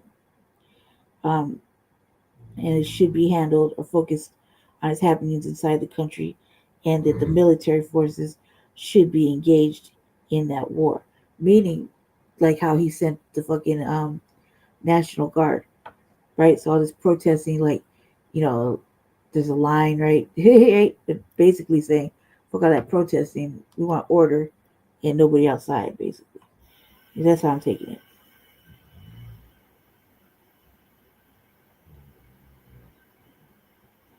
Okay, so basically, it's also saying that the statements are pushed towards deploying the military inside the country for several serious issues. When inside the country, several issues will arise. Okay, and that's kind of true. Like there's some people that kind of don't mind the National Guard if it's doing what he said it was going to do initially, but then there's other people like, man, this is way too much. We're already in police states if you really think about it. Now it's like this is way too motherfucking much. Now it's like start getting gritty, as you see, like with things that were happening with California. Um, the people are doing a lot, right? So basically, it's like I think how I'm interpreting it is he wants to shut that shit down. Like no more public protesting, no more none of that, because it gets kind of like it's a conflict. You know what I mean? That they have to deal with it. The fucking people are mad. They don't like none of this shit happening, right? They don't want to deal with it. They want everything to be just let us do whatever the fuck we want to do.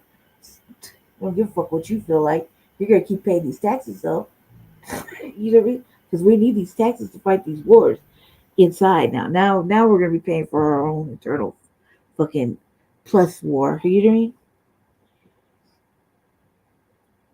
Okay, so also too, taking away civil liberties like free speech, risk framing dissident or protests as interior warfare.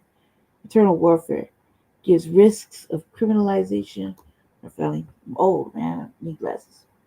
Um, Internal warfare risking criminalization, political opposition, and the chilling free speech assembly and protest. Militarization of domestic policy if military focus becomes a primary tool for handling internal problems. Democratic norms like risk being overridden by executive power, because he is using executive powers for shit. And you see how these lawsuits going out, and you see how they're basically he's still doing whatever the fuck he wants to do, still enabled to do whatever the fuck he wants to do, right? Chain of command pressures and loyalty. Military personnel may face pressures to comply even when they believe actions are illegal or unethical. Ambiguity and targeting. The enemy within is vague and can broadly be applied. Like as I said, broad and ambiguous.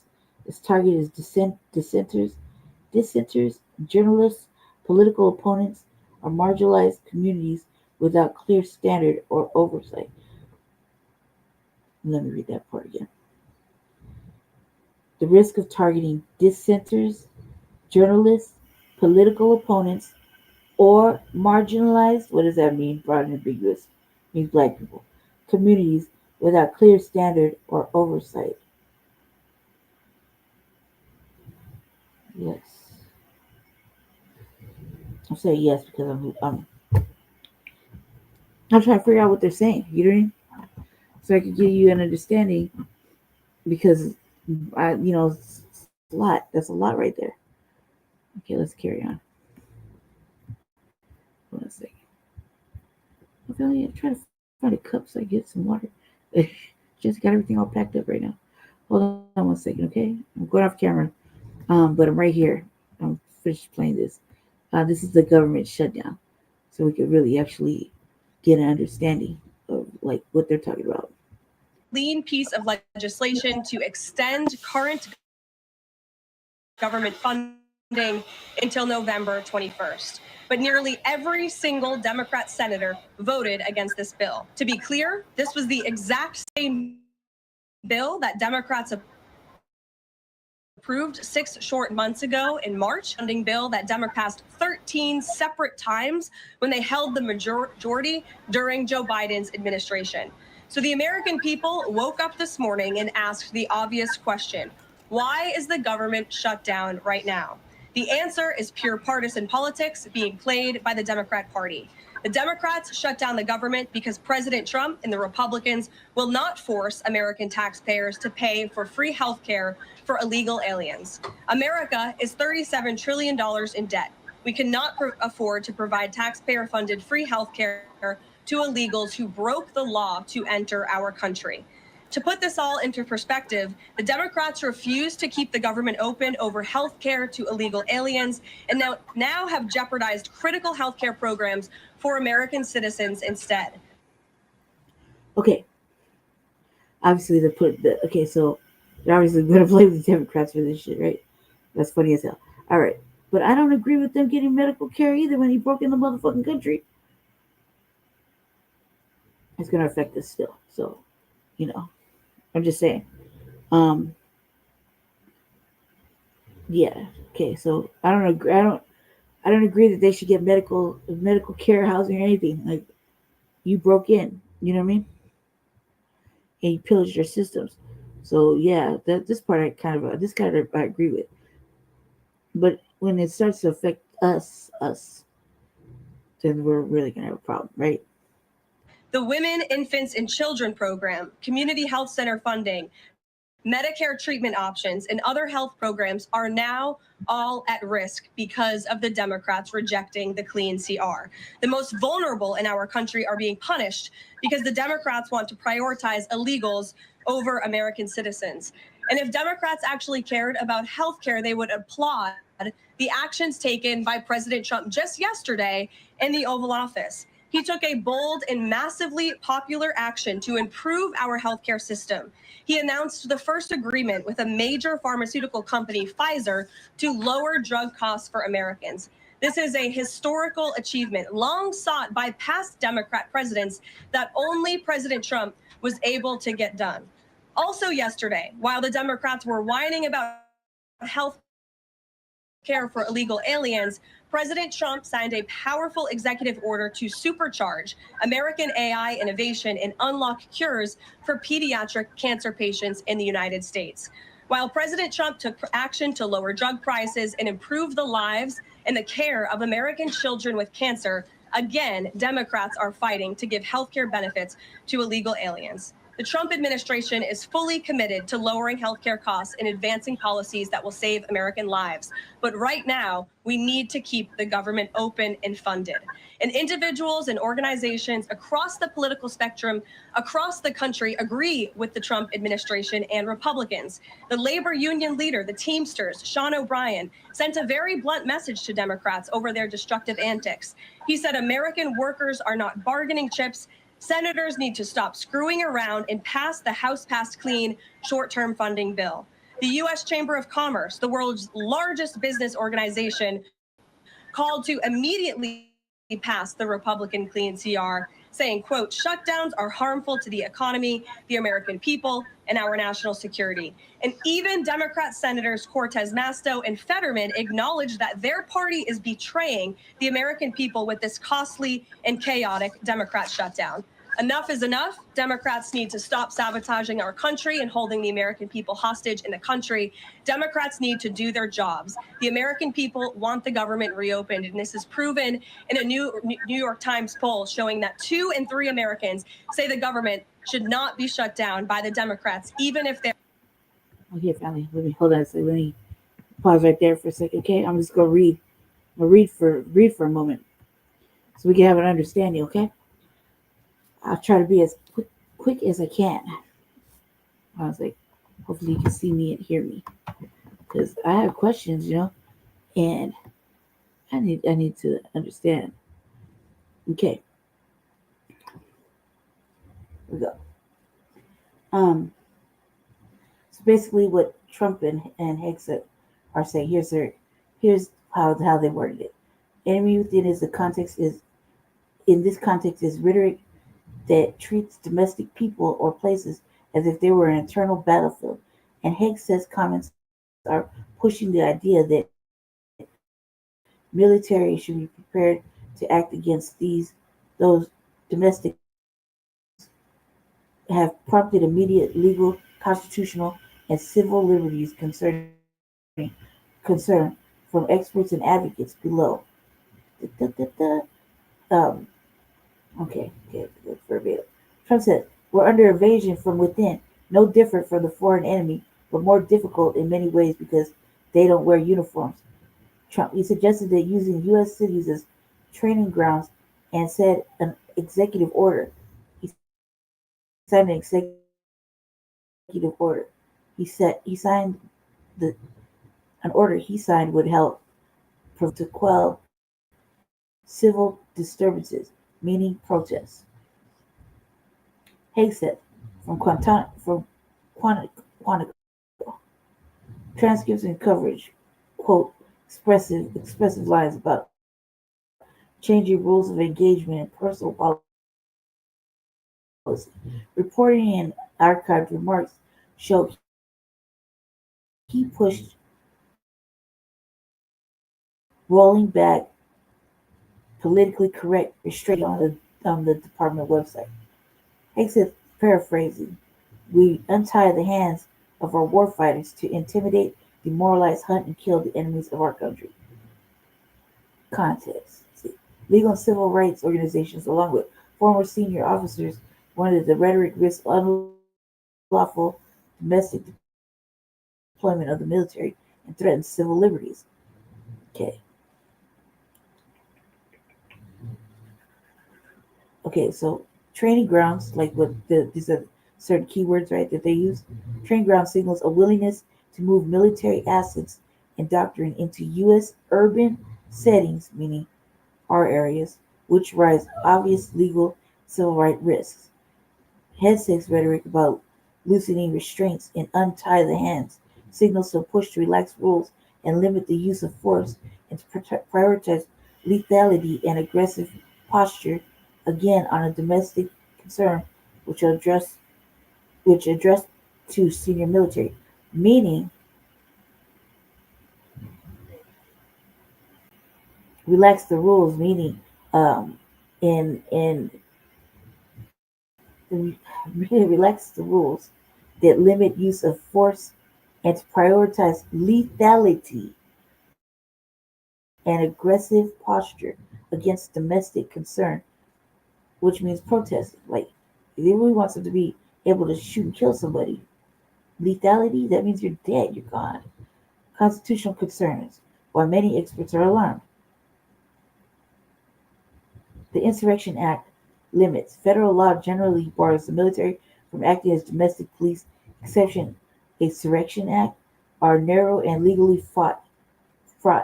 Experts warn the rhetoric could be pretext to push those limits.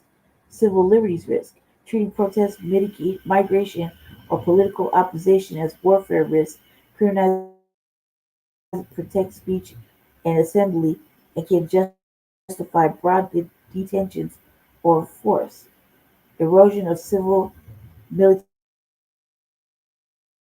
political apolitical and subordinate to civilian rule under law using the armed forces against political opponents or domestic protesters breaks long-standing norms. Jesus Christ. Implementation ambiguity,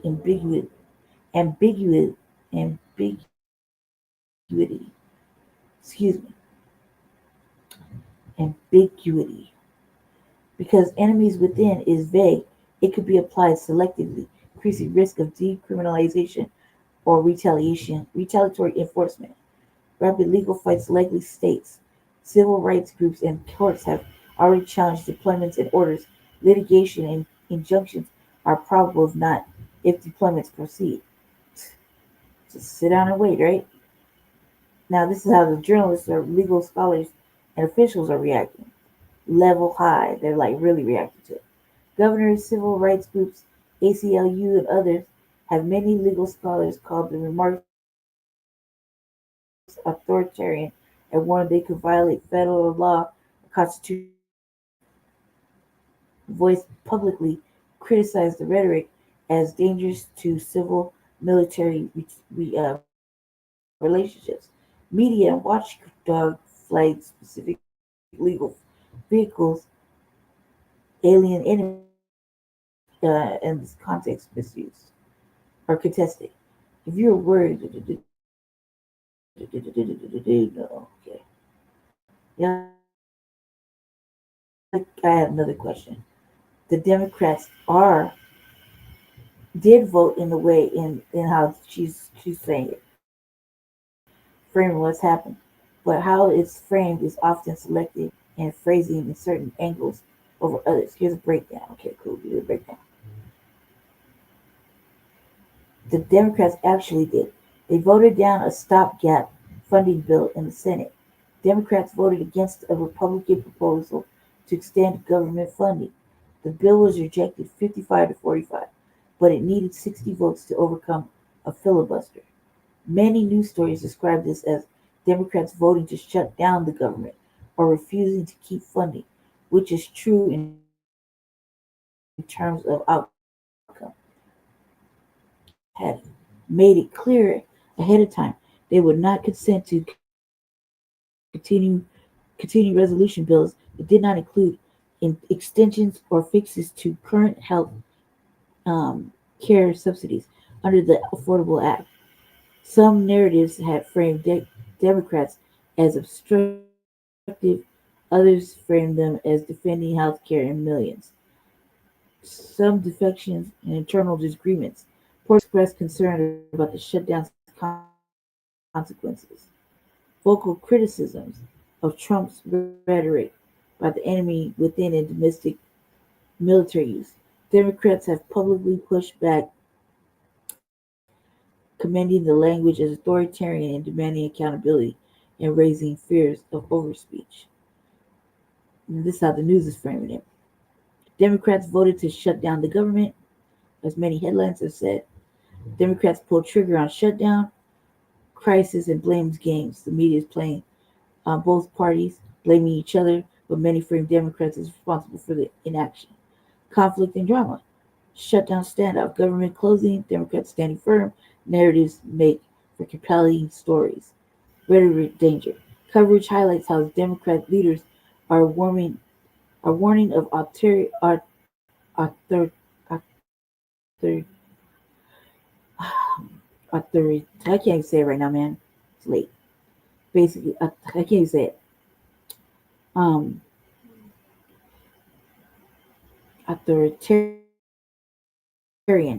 authoritarianism, or that's underrepresented. Okay, let me see.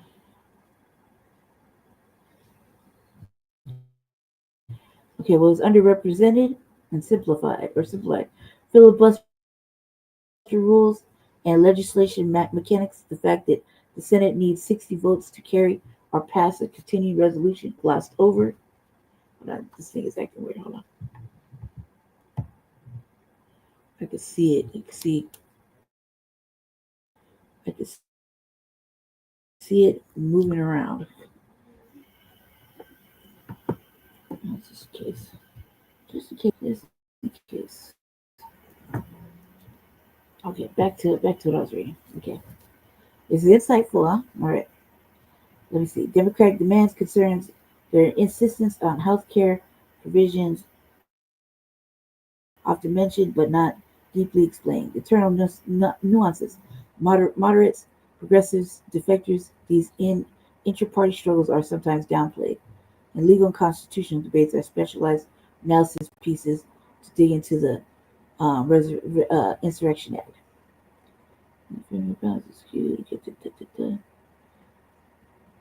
Context matters. The headlines often omit key context and understanding why the Democrats did so. Tone and emphasis tilt in interpretations of headlines like Democrats shut down government carries a different implication. The Democrats hold the line and defend health care. Okay, cool. All right. All right, so now we got an understanding what happened.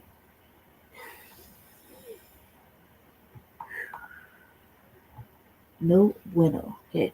Like this shit. Off the chain crazy. But I had to figure there's always some propaganda because, like, now I want to see the conclusion. Like, how you gonna fix it? Absurd demands are not met. The president and Republicans are working very hard to reopen the federal government. The vice president here has been crucial in this effort. We encourage all Americans across the country, call your Democrat senators and encourage them to reopen the government. J.D. Vance. Great.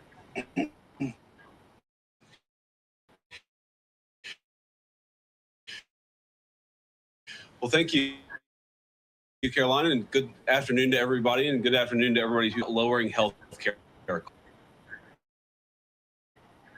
costs. And yet, to lower prescription drugs, the Democrats did nothing to help us. In fact, we would have loved to have the Democrats helping us, but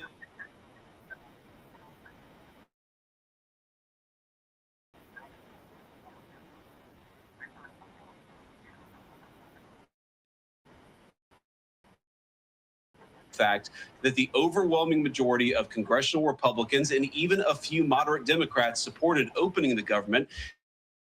The Chuck Schumer AOC wing of the Democratic Party shut down the government because they said to us, we was proposition.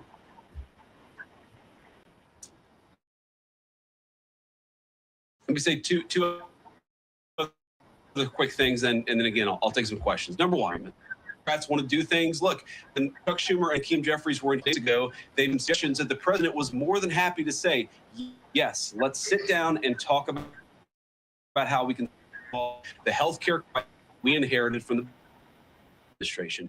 But it's one thing to say that we should solve the health care crisis for Americans. It's another thing to say that we're going to shut down the Democrats every thing that they want, as Caroline says, includes giving billions of dollars of taxpayer funding for healthcare illegal migrants. That's you don't have policy disagreements that serve as the basis for a government shutdown. Let's have the conversation about how to fix American healthcare, about how to make healthcare more accessible. As the president, what you don't is say, unless you do exactly what we want to do as congressional Democrats, we're taken hostage. And the hostage, it turns out, is critical, essential services that the American people need. Caroline talked about some of it. Let me talk about some more. Our troops are not getting paid starting today because of the Chuck Schumer wing of the Democratic Party.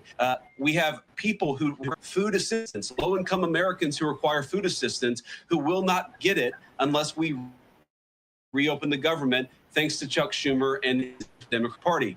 We have flood insurance as start hurricane season in the southeastern country. That flood insurance, Chuck Schumer and the Democratic Party need to reopen the government. Let's fix America's problems. About healthcare policy. That's what the American people demand, and that's certainly what the President of the United States wants. Let me make one final point. I think a lot of Americans are asking themselves, why did this happen? Why did the Democrats shut down the government despite, as Caroline said, voting on the exact same piece of legislation 6 months ago? And there are a lot of different spins that we can put on it, a lot of different answers that we could give, all of them true. One answer I already gave is that they want to give health care benefits to illegal aliens. It gave us legislative text that would have undone us cutting off health care benefits for illegal aliens. That's one of the things that they asked for. But the reality here, and let's be honest about politics, is that Chuck Schumer is terrified she's going to get a primary challenge from Alexandria Ocasio-Cortez. The reason why the American people's government is shut down is because Chuck Schumer is listening to the far left radicals in his own party. 52 Senate Republicans do the right thing, open up the people's government, and then let's fix healthcare policy for the American people. Questions? Okay, so now we know what happened, right? All that reading I was doing. that should have been all that it took, right? All right. Okay. So much going on in the news. Big Brother is watching you. Not tomorrow, not in the future, right now. Governments from Washington to Beijing are unleashing tech that doesn't just watch you, it profiles you. It tracks where you go, who you talk to, even what you might do next. And you never even agreed to any of it. On today's episode of the Infographic Show, we're exposing the secret tech. Police are almost certainly online. Maybe you have public social media accounts, or maybe you've appeared in a photo at a wedding, a soccer game, or just passing by in the background on a busy city street. Either way, your image is out there, ready to be collected for a database that you never consented to. And that's how the... Obviously, the Democrats did that, right? Because I read it to you. They read it to you, like it's not on no newspaper. I just wouldn't ask the questions, right? Another reason, you know, to really think about voting again for them. Like, if that's the case, I mean, like, the way they have this bill is probably like the language so ambiguous and probably taxes one and fucks the other. You dig? So it's probably something like that. But either way, the language that Trump and Higgs has put out is not it's like it's fucking dangerous. You dig? And so I already read it to you. I don't want to read it again, but we need to stay extra cautious. Extra cautious if that's what's really gonna happen. You know, with how they're framing the military actions and this and that. And it's true about what they're talking about with SNAP and TANF and stuff like that. You know, I'm a motherfucker that uses the system, right? I've been using the system since I was a little girl. Can't ward a state. Has been like that ever since. I got a message today. It was like, excuse me, pardon me. I got a message yesterday. It was like, yeah, you gotta your stuff is gonna be okay. It's coming in this month. Next month, not so much, not so sure, basically. And I was like, this fucking shutdown shit is gonna be crazy. So it looks like this month is gonna be nothing but stocking up and like that. I was like, make sure my water can is straight. Make sure the plumbing's working good. It's about to get crucial. Make sure everything's fixed and ready to go, just in case I need to put snow tires on this motherfucking vehicle I'm in right now. Like, I should probably figure out my leg situation just in case.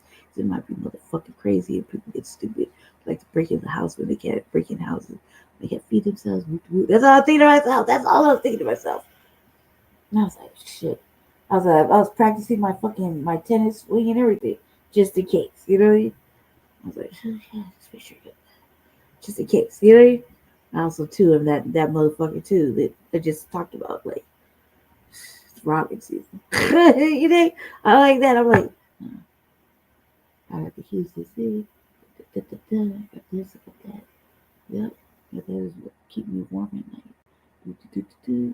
Make sure I got the little to-go kit, danger packet. Make sure my medicine's all up to date. Make sure water's actually clean. You know, just for drinking, separate, cooking, bathing, etc. Maybe we should go get some water jugs of, you know, the 10-gallon ones, 5-gallon ones, you know, the ones with the little blue thing you get at Walmart. Like maybe this, maybe that, stock of rice, beans, essential canned goods, etc., etc., etc. Stop drinking fucking soda because this might be the last month. Woo, woo, woo. I be in fighting stance. Maybe I should work on my ninja skills. That's all I was thinking about the whole time I saw that letter. And I was like, man, and I encourage y'all to look, brainstorm like that. That's exactly what I was thinking about. All right, let's get back into it. This is also problematic, family. All these things that we're looking at now, AI, like a lot of shit is problematic and shit we don't know about. I bet you it's probably in one of those long service terms and agreements, But this isn't the first thing I heard. Like the Trump administration has been collecting data from babies that are coming through the country with their parents for a little databases in case they commit criminal crimes later. You just yep, we got him. He came in when they were like 7 months old. For real, like, is that necessary? So I say all these things because they're really important. They're really important. Pay attention to. Like sometimes, even with the phone, I'm like, man, fuck what I'm. Can't even say I don't care if they hear me. They've been listening. They've been saying it to us, and we just like, oh, my AI is so great. Yeah, it's great. Man, I could get so much accomplished. TBA warned us about this a long time ago, like 10 years ago. So I was like, okay. And then now seeing how the smartphones actually work when you're not using them, they just maneuver, and all of a sudden they're looking up shit you were talking out loud about and not even looking up on your fucking phone. So just saying, got smart cars that don't got no driver driving you. You really want to get in the back of a motherfucking car that just don't got no driver? Seriously? I can't do it.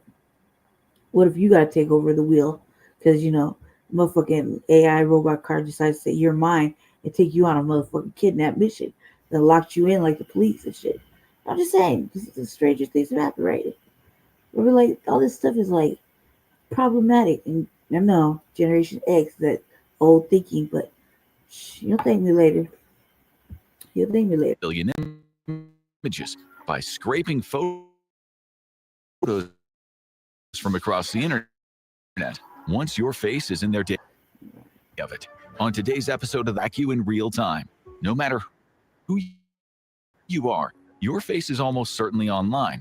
Maybe you have public social media accounts, or maybe you've appeared in a photo at a wedding, a soccer game, or just passing by in the background on a busy city street. Either way, your image is out there, ready to be collected for a database that you never consented to. And that's how the company Clearview AI built a library of an estimated 50 billion images by scraping photos from across the internet. Once your face is in their database, it can be matched against surveillance footage or any authorities feed into the system. The company insists its system is close to 100% accurate, but who's checking? Hardly any independent tests exist, and even a tiny error rate scaled across billions of faces could mean thousands, maybe millions of innocent people flagged by mistake. You'll never know when other facial recognition software has been called a perpetual lineup, a violation of rights and privacy that should be banned. But this is the new reality. The New York Times described Clearview as a creative company that might end privacy as we know it. That hasn't stopped around 2,200 organizations in 27 countries from adopting it, including the FBI, U.S. Immigration, into something far darker.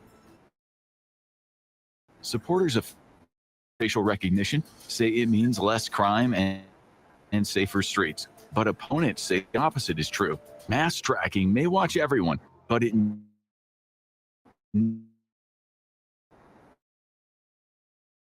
never fixes the real problems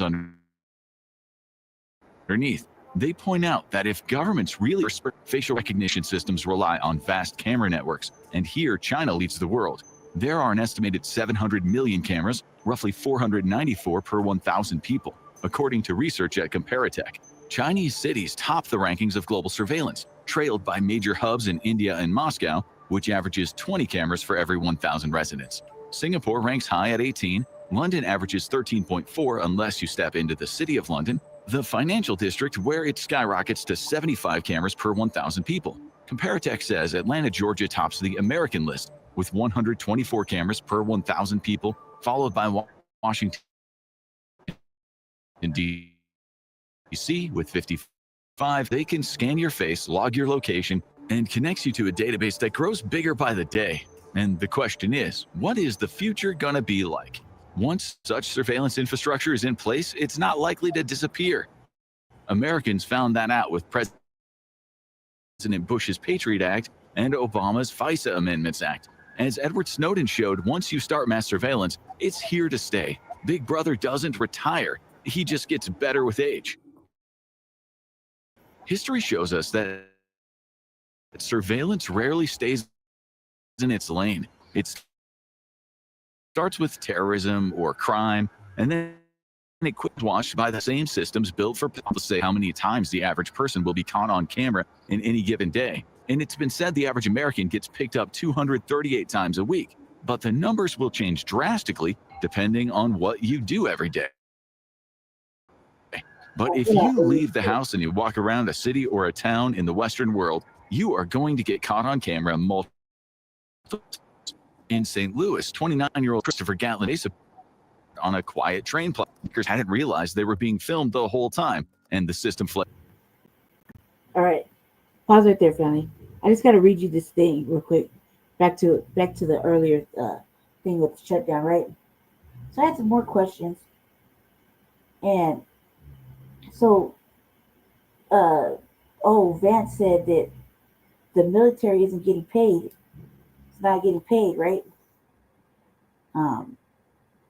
It's not getting paid with the shutdown happening. So how can they? So that's it. So I asked the question. I said, who's the enemy within? Question mark. And how soon or what does it take to stop it with the military doing the urbanized lethality? Question mark. And how can they enforce it if the shutdown can't pay them, meaning the military? Okay. And it says so short answer, the enemy within is political rhetoric. It names domestic people or groups if they were an internal battlefield, and using the U.S. military to fight. Hold on a second.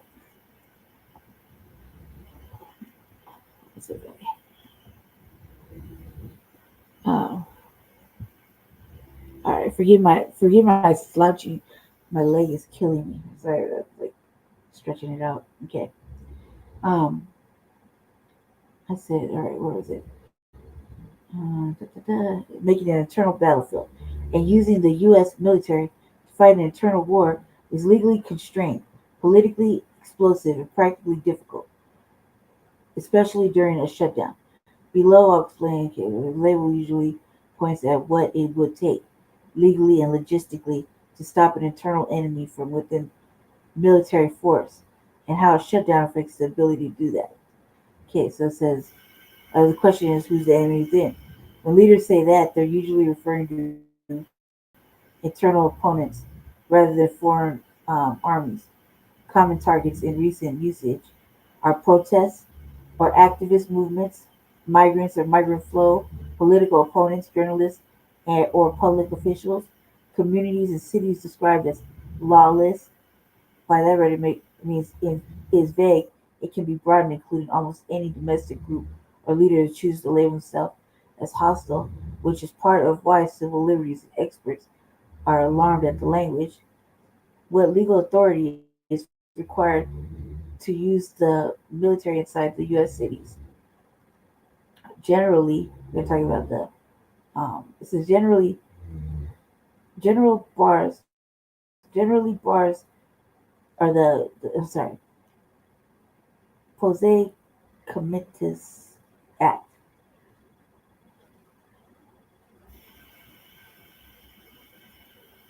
Okay, it's giving me a legal limits, small set of statutory exceptions.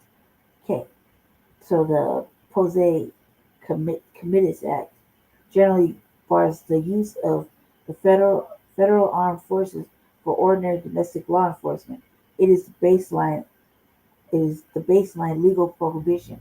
The Insurrection Act, the main statutory exception, it allows the president to deploy troops domestically to suppress insurrection, domestic violence, or help enforce the law if state authorities cannot or will not.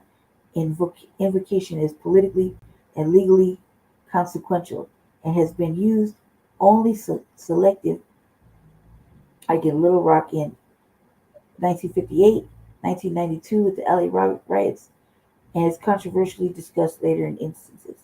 The National Guard. Governors control the state National Guard unless federalized. Using the Guard troops for domestic law enforcement is normally a state decision. Federalization changes the chain of command. Bottom line, the president can't simply order troops into the city to police political opponents without invoking special legal authorities, and doing so invites court challenges and major political pushback. Okay, so I asked the question, how would urbanized lethality actually be implemented? And what would it take to stop it? Or to stop it, yeah, I said stop the enemy. If by urbanized lethality you mean arming, rearming, and changing roles of engagement to allow more aggressive military action in cities, the practical and legal requirements would include, that's what I meant. I was asking about, when they talk about sending things into urban areas or marginalized, they use broad and ambiguous terms, usually means our neighborhoods. You know what I mean? You see, clear rules of engagement and role written and signed to avoid unlawful killings and war crimes risk. Changing role for domestic rules of engagement. That's what role means. Domestic operations raise enormous legal and ethical coordination with state local authorities for federalization of the Guard. Otherwise, it's a constitutional fight over states' right and local control. Logistics and sustainment, fuel equipment, detention facilities, intelligence, medical support, lethal processes. These require appropriate funds and bureaucratic capacity. Prolonged operations without clear legislative funding quickly become untenable. Public and institutional resistance. Court civil rights groups, many retired senior officers and governors can and likely would stop and mitigate this. Practically, even if a leader orders a military approach, it's slow, messy, fraught, and legal challenges are likely to be counterproductive, radicalizing opposition, producing civilian harm, and provoking rapid judicial injunctions and political backlash.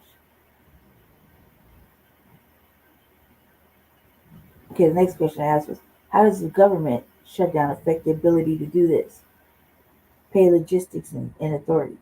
Active duty servicemen members still perform duties during shutdown, but their pay can be delayed. Congress often passes retroactive pay for them afterwards. There is a legislation sometimes proposed. Pay Our Military Act to ensure continuity. See, I knew there was a reason. They knew they could just get their money. They just got to follow the chain of command. As I said a couple weeks back. Pay Our Military Act. Hold on a second.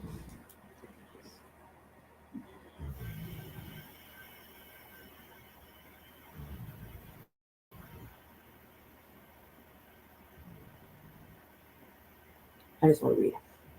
Okay, to ensure continuity, but the passage can vary.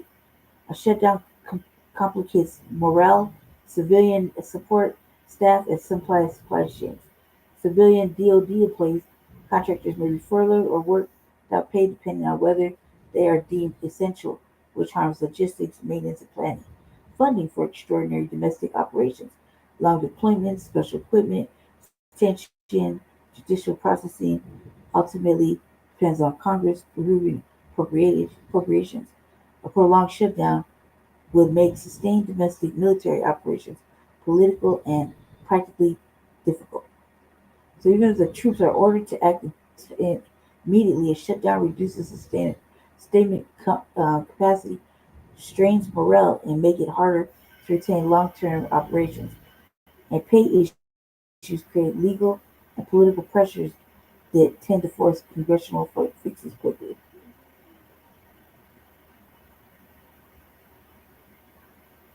I also asked how soon would it take to stop it. A leader could order limited deployment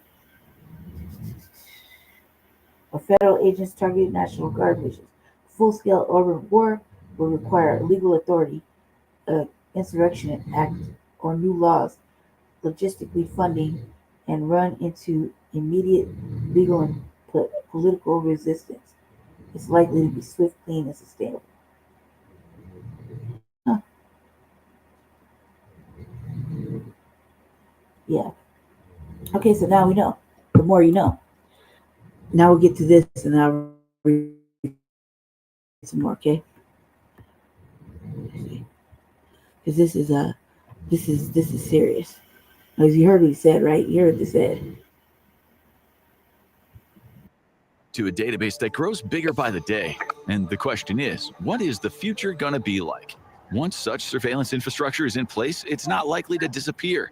Americans found that out with President Bush's Patriot Act and Obama's FISA Amendments Act. As Edward Snowden showed, once you start mass surveillance, it's here to stay. Big Brother doesn't retire. He just expands. Protesters, journalists, and citizens critical of inequality find themselves watched by the same systems built for public safety. It's impossible to say how many times the average person will be caught on camera in any given day. And it's been said the average American gets picked up 238 times a week. But the numbers will change drastically depending on what you do every day. But if you leave the house and you walk around a city or a town in the Western world, you are going to get caught on camera multiple times. In St. Louis, 29-year-old Christopher Gatlin's face appeared in police searches after two men beat a security guard on a quiet train platform. The attackers hadn't realized they were being filmed the whole time, and the system flagged Gatlin as a possible match. And that was enough to land him in jail, where he spent 16 months, even though he was innocent. His 100% match was a false positive. It took him nearly 2 years to clear his name, and then by then his life had been shattered. Gatlin is African American, and that put him at even higher risk, because facial recognition technology is notoriously less accurate on darker skin. But this isn't only a racial problem. White men and women have also wrongfully been arrested after false matches. The deeper issue is what's been called automation bias. Police might treat a computer's output as infallible, even when there is little to no corroborating evidence. In Gatlin's case, nothing was tying him to the crime, except the faulty algorithm and an unsure witness at a lineup. Sure, he didn't help himself when he cut off his ankle monitor while out on conditional release, but that doesn't change the fact that he should never have been arrested in the first place. And Gatlin wasn't alone. In 2022, Texas police accused another African-American man, Harvey Eugene Murphy Jr., of an armed robbery at a Macy's-owned sunglass hut.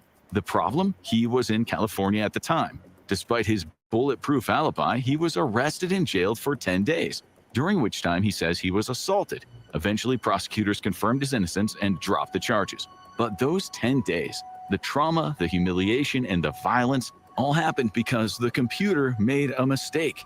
And it doesn't stop with individuals. Facial recognition is now being rolled out in crowd settings. At U.S. Major League Baseball games, fans are scanned as they enter. The justification is public safety, spotting people wanted on outstanding warrants. But it also means tens of thousands of innocent spectators swept into a digital net every time they attend a game. They're effectively already in a possible lineup. In the near future, it may even affect the way we behave, creating what is called a chilling effect, the kind of thing we usually associate with authoritarian societies.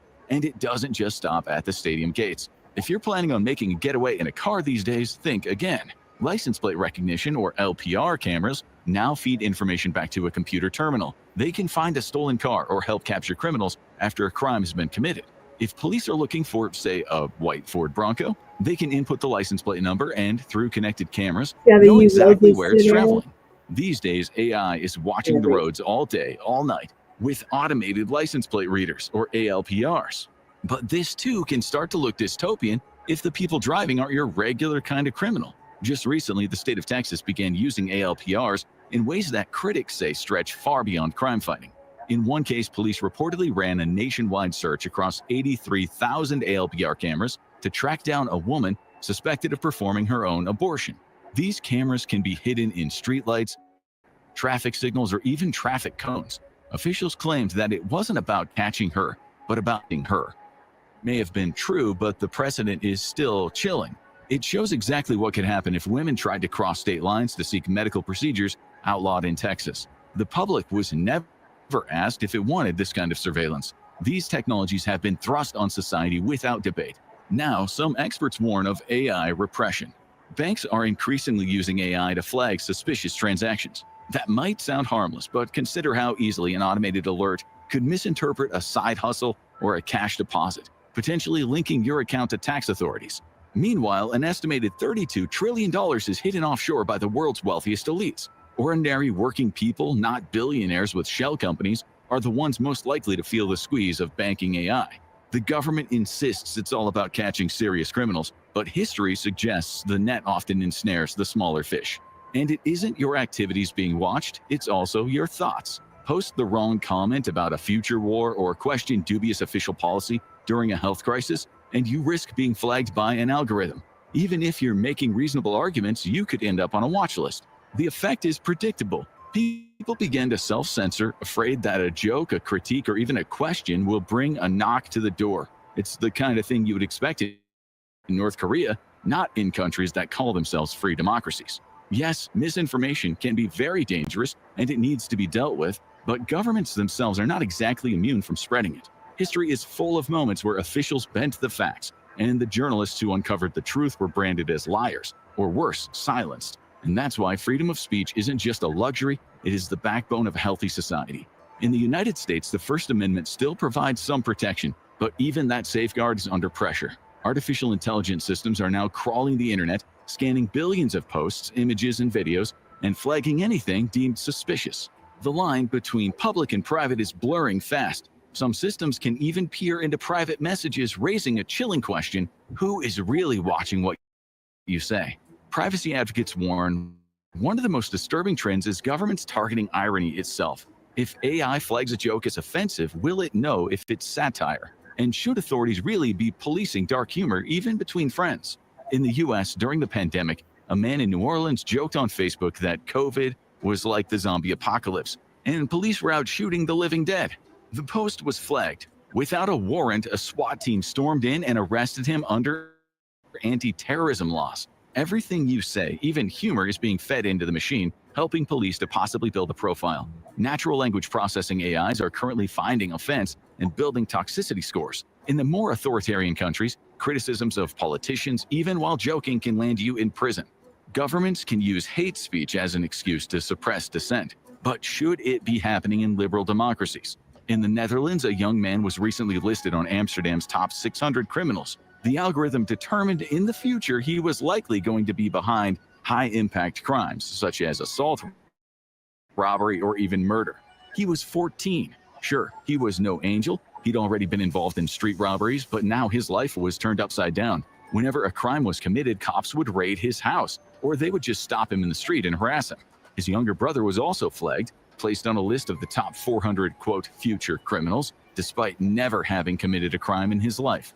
It's true that in deprived areas where children grow up with little parental guidance and limited options, some will drift into crime. But does that justify putting them under surveillance simply because an algorithm predicts they might offend? Critics argue that this approach is discriminatory and prioritizes enforcement over trying to affect social change. In this case, the algorithm wasn't entirely wrong. The boy later stole a scooter. But when you're living in a neighborhood where crime is everywhere, you hardly need an algorithm to tell you that some kids will get into trouble.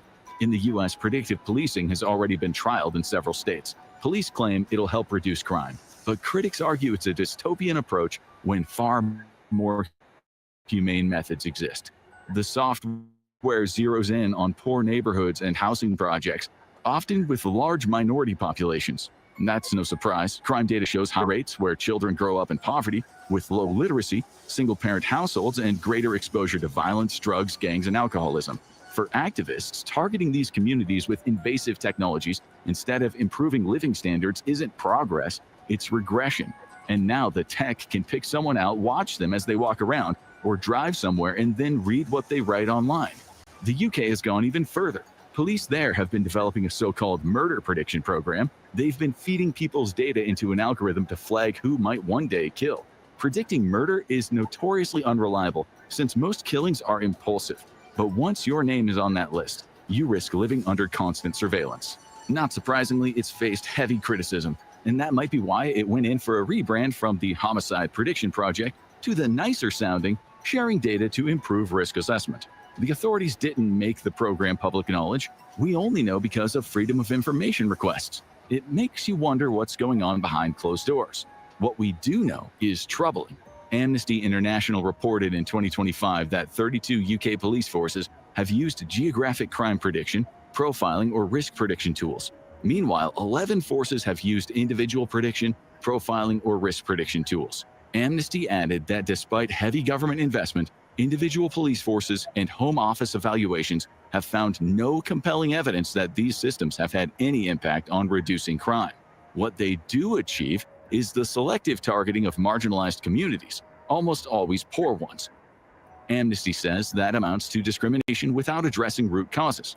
In 2018, Chicago police claimed their new dystopian-sounding systems had helped reduce crime. According to The Economist, these included detection systems, surveillance cameras, and computer programs with the aim of identifying the places where violence is likely to break out.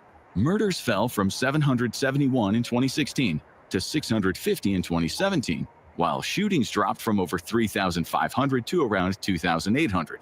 The biggest declines were in neighborhoods covered by the new data centers. So, did it work? By 2023, Chicago reported 575 homicides and about 2,300 shootings. In 2024, 581 homicides and nearly 2,800 shootings. 2005, long before this technology, Chicago saw just 446 murders, far lower than today.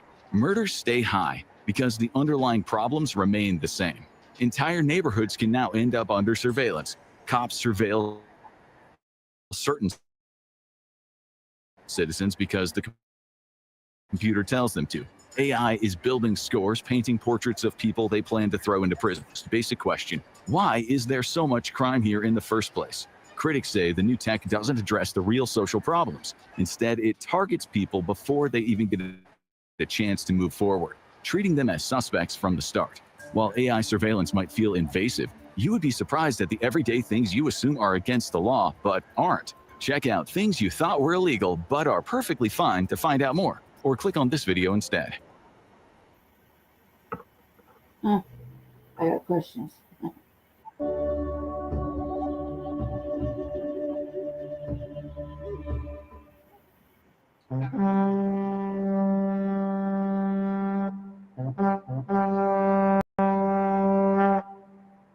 Later for you to watch, sorry. All right, one more. Skip here. Isn't that fucking crazy, family?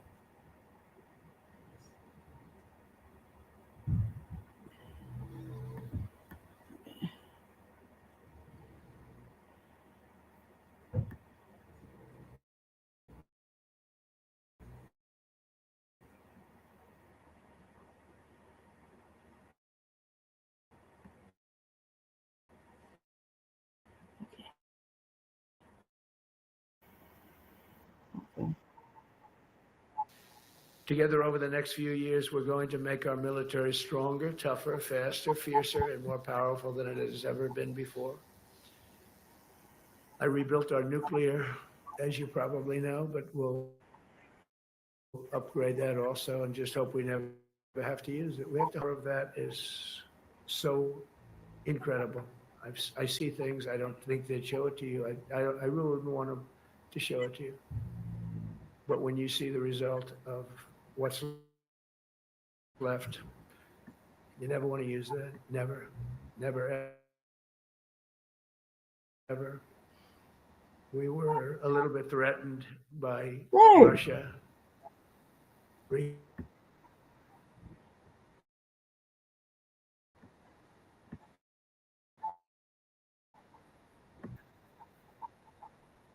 Okay, look. We're going in today.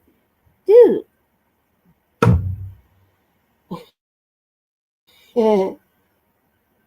Yeah. Yeah. No, I got questions like that. I got questions. So, like I said, man, like you can't hot mic moment. It doesn't matter anymore. It hasn't mattered in a long time with that. But yeah, how long have you been watching? I see I've been giving people the education because I didn't understand, so I had to read it. But this shit, that last little video was like, whoa. So I decided to ask some more questions because I was like, shit, we're gonna find out. Let's find out everything. Yeah, I've been doing some due diligence for a minute now.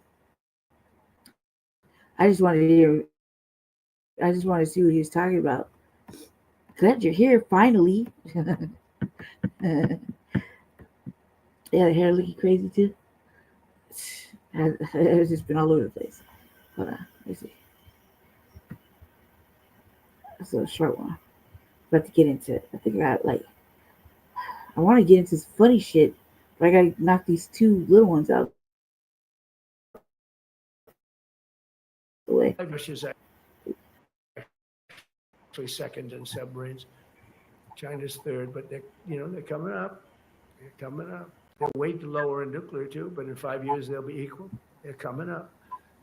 And you don't have to be that good with nuclear. You could have 1/20th what you have now and still do the damage that would be, that'd be so horrendous. But I announced that, based on his mention of nuclear, and it was really a stupid person that works for him mentioned the word nuclear, I moved a submarine or two, I won't say about the two, over to the coast of Russia, just to be careful, because we can't let people throw around that word. I call it the N word. There are two N words, and you can't use either of them. Can't use either of them. And frankly, if it does get to use, we have more than anybody else. I was We like, have better. We have doesn't newer. this kind of remind you But it's something we don't When- ever want to even have to think about. But when of listening to? Doesn't it kind of remind you of listening to Biden when he was just slipping off? Like you're like, well, which one? What N words are we talking about? Trump? But you're no. First, I'm thinking, well, is he obviously talking about us, or is he? You know what I mean? And then I'm like, man, obviously not. This motherfucker's cheese done slid way the fuck off the cracker. You know what I mean? Like crazy shit. I was like, somebody mentions it, that submarine started immediately thereafter. And it's just lurking, but I'm sure we're not going to have to use it. But it's an amazing, it's undetectable, totally. Theirs are totally detectable. We can detect them easily. yes, the We N go word right is to the spot. nuclear. But we have genius apparatus that doesn't allow detection. It doesn't allow detection at all by anybody above water or below water. It's incredible. We're way ahead of everybody in that and other things. As a result of the exciting renewal of the spirit of our armed forces, and that's what it is. Yeah. If you are watching before I give a whole detailed description of what the fuck they're talking about with this whole shutdown and him and Hegseth in the military, there's a lot of reading. There's a lot of reading.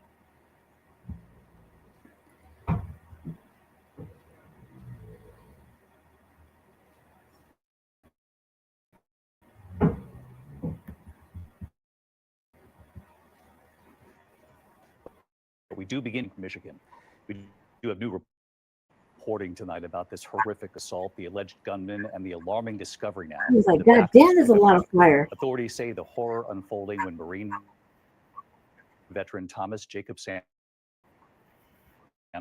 rammed his vehicle into setting it on fire. Hundreds of people were inside at the time. At least 4 people were killed, 8 wounded, some critically. Tonight, what authorities now reveal facts. Oh, yeah. ABC's Alex. Dude, no, like, because I mentioned on Frontline Black News, I don't care, I have to stop this for a second so I can have this little 2-minute discussion, right? I've been talking about it all the time. Like, I could be having a full-blown conversation with myself, and all of a sudden, like, I'm like, man, I think I'm gonna get that, hypothetically, right?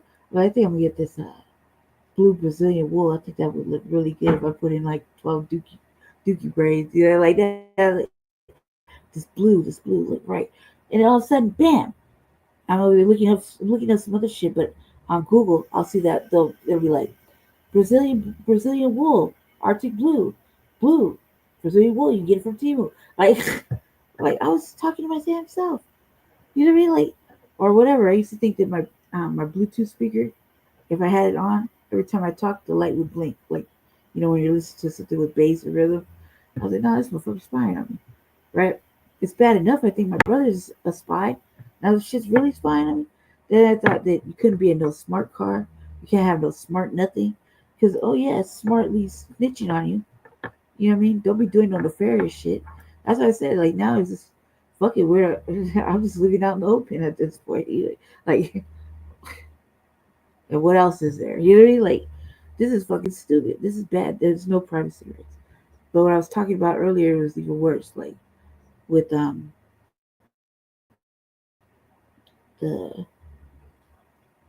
speech Hegseth made, was talking about him and Trump.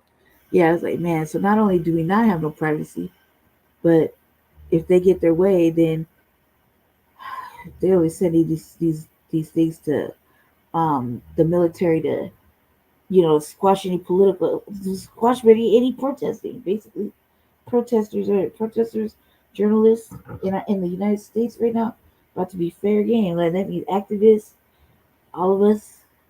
Everybody's like, oh, we gotta watch what we say. Like, come on, because we've been having to watch what the fuck we say, and at some point, uh, that's just like that. No, man, no. Apparently, said they don't care that, like, especially in this administration, it's kind of hypocritical, right? Well, Trump had to create his own shit so he could talk about it, and then you wanna go ahead and punish the people for having speech. Yeah, right. That's why I don't like to take it nowhere. I like taking down listening to music and shit. I'm like, man, this is fucking stupid. Not only that, but on that shit I just showed you, right? You leave the house, you already got picked up on anybody's camera like 221 times. Fucking goddamn, man. So what is all this like? Me wearing my motherfucking shiesty and sunglasses and full masked up with gloves, and I want to leave. It don't even fucking matter. They already know. And they clearly said that it's damn they're racist and they can't, clearly make an ID off of black people. And it's only in black neighborhoods. They didn't say black, it's urbanized or marginalized, whatever. You know what they're talking about, basic, broad, ambiguous terms. They always said it out there for us, right? So it's like I'm having a thought process. I'm brainstorming to myself. This motherfucker is reading my thoughts. Can't have no fucking thoughts. Can't be watching nothing, right? Like you can't let's say not even say hypothetically. I'm doing this show, right? So because I I say I am what I am, right? I say, oh yeah, I'm a black nationalist, and I'm empowered, woo, woo, woo. You know what I mean? Da da da da. I say, man, fuck them crackers, right? We're gonna knock on my motherfucking door for real, cuz, or you're gonna try to pull me over for what? You think? And there's no safety net, and by the time they get to, quash it like legally, federally, or whatever the fuck, it might have already disappeared me. You think? And then you can't fight back. So it's like you won't be able to fight back with your fists and hands. You won't be able to fight back. You just do the worst thing. You're not gonna be able to fight back with protesting and walking around with signs and shit. You know what I mean? You're not gonna be able to fight back. Period. That's what they don't want. They don't want the poor people to have a rise up. That's the gist of what I think it is. You know what I mean?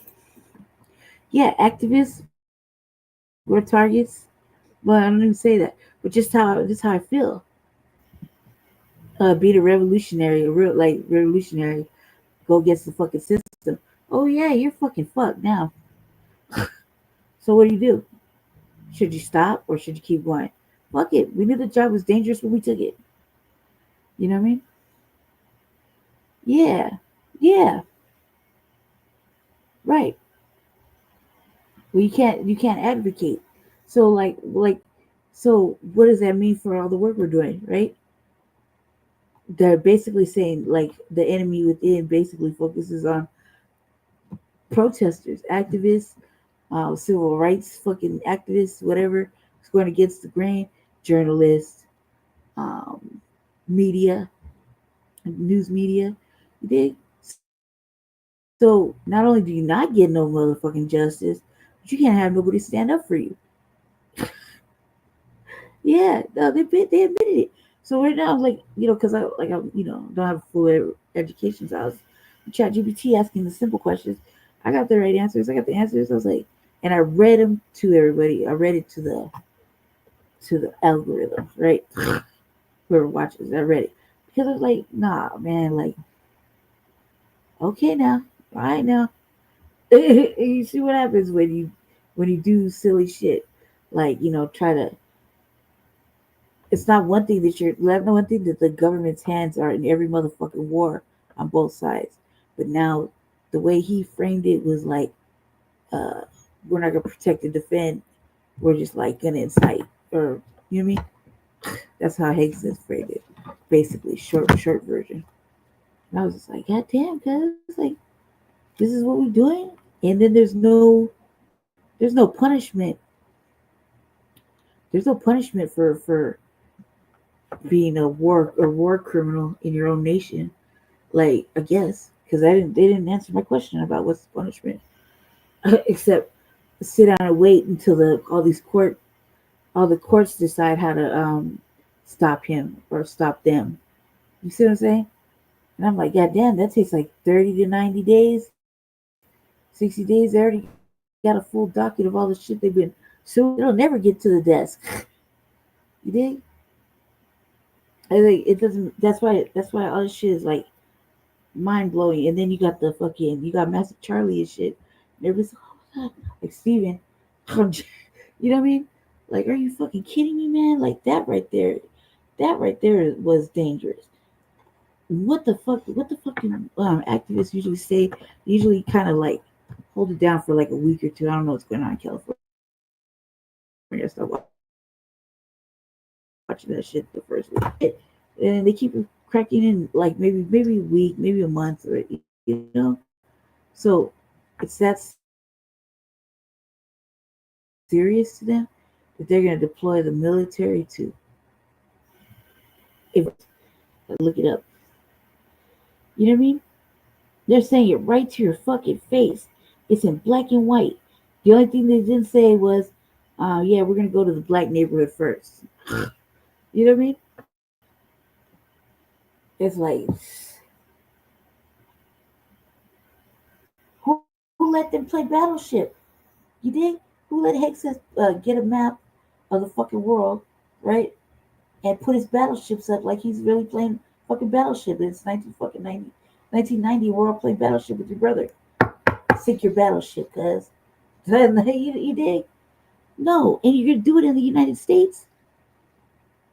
But what if I didn't know the truth already? Right. Right. I have a thorough understanding because of what's been going on. I just didn't know how to put it in the right words.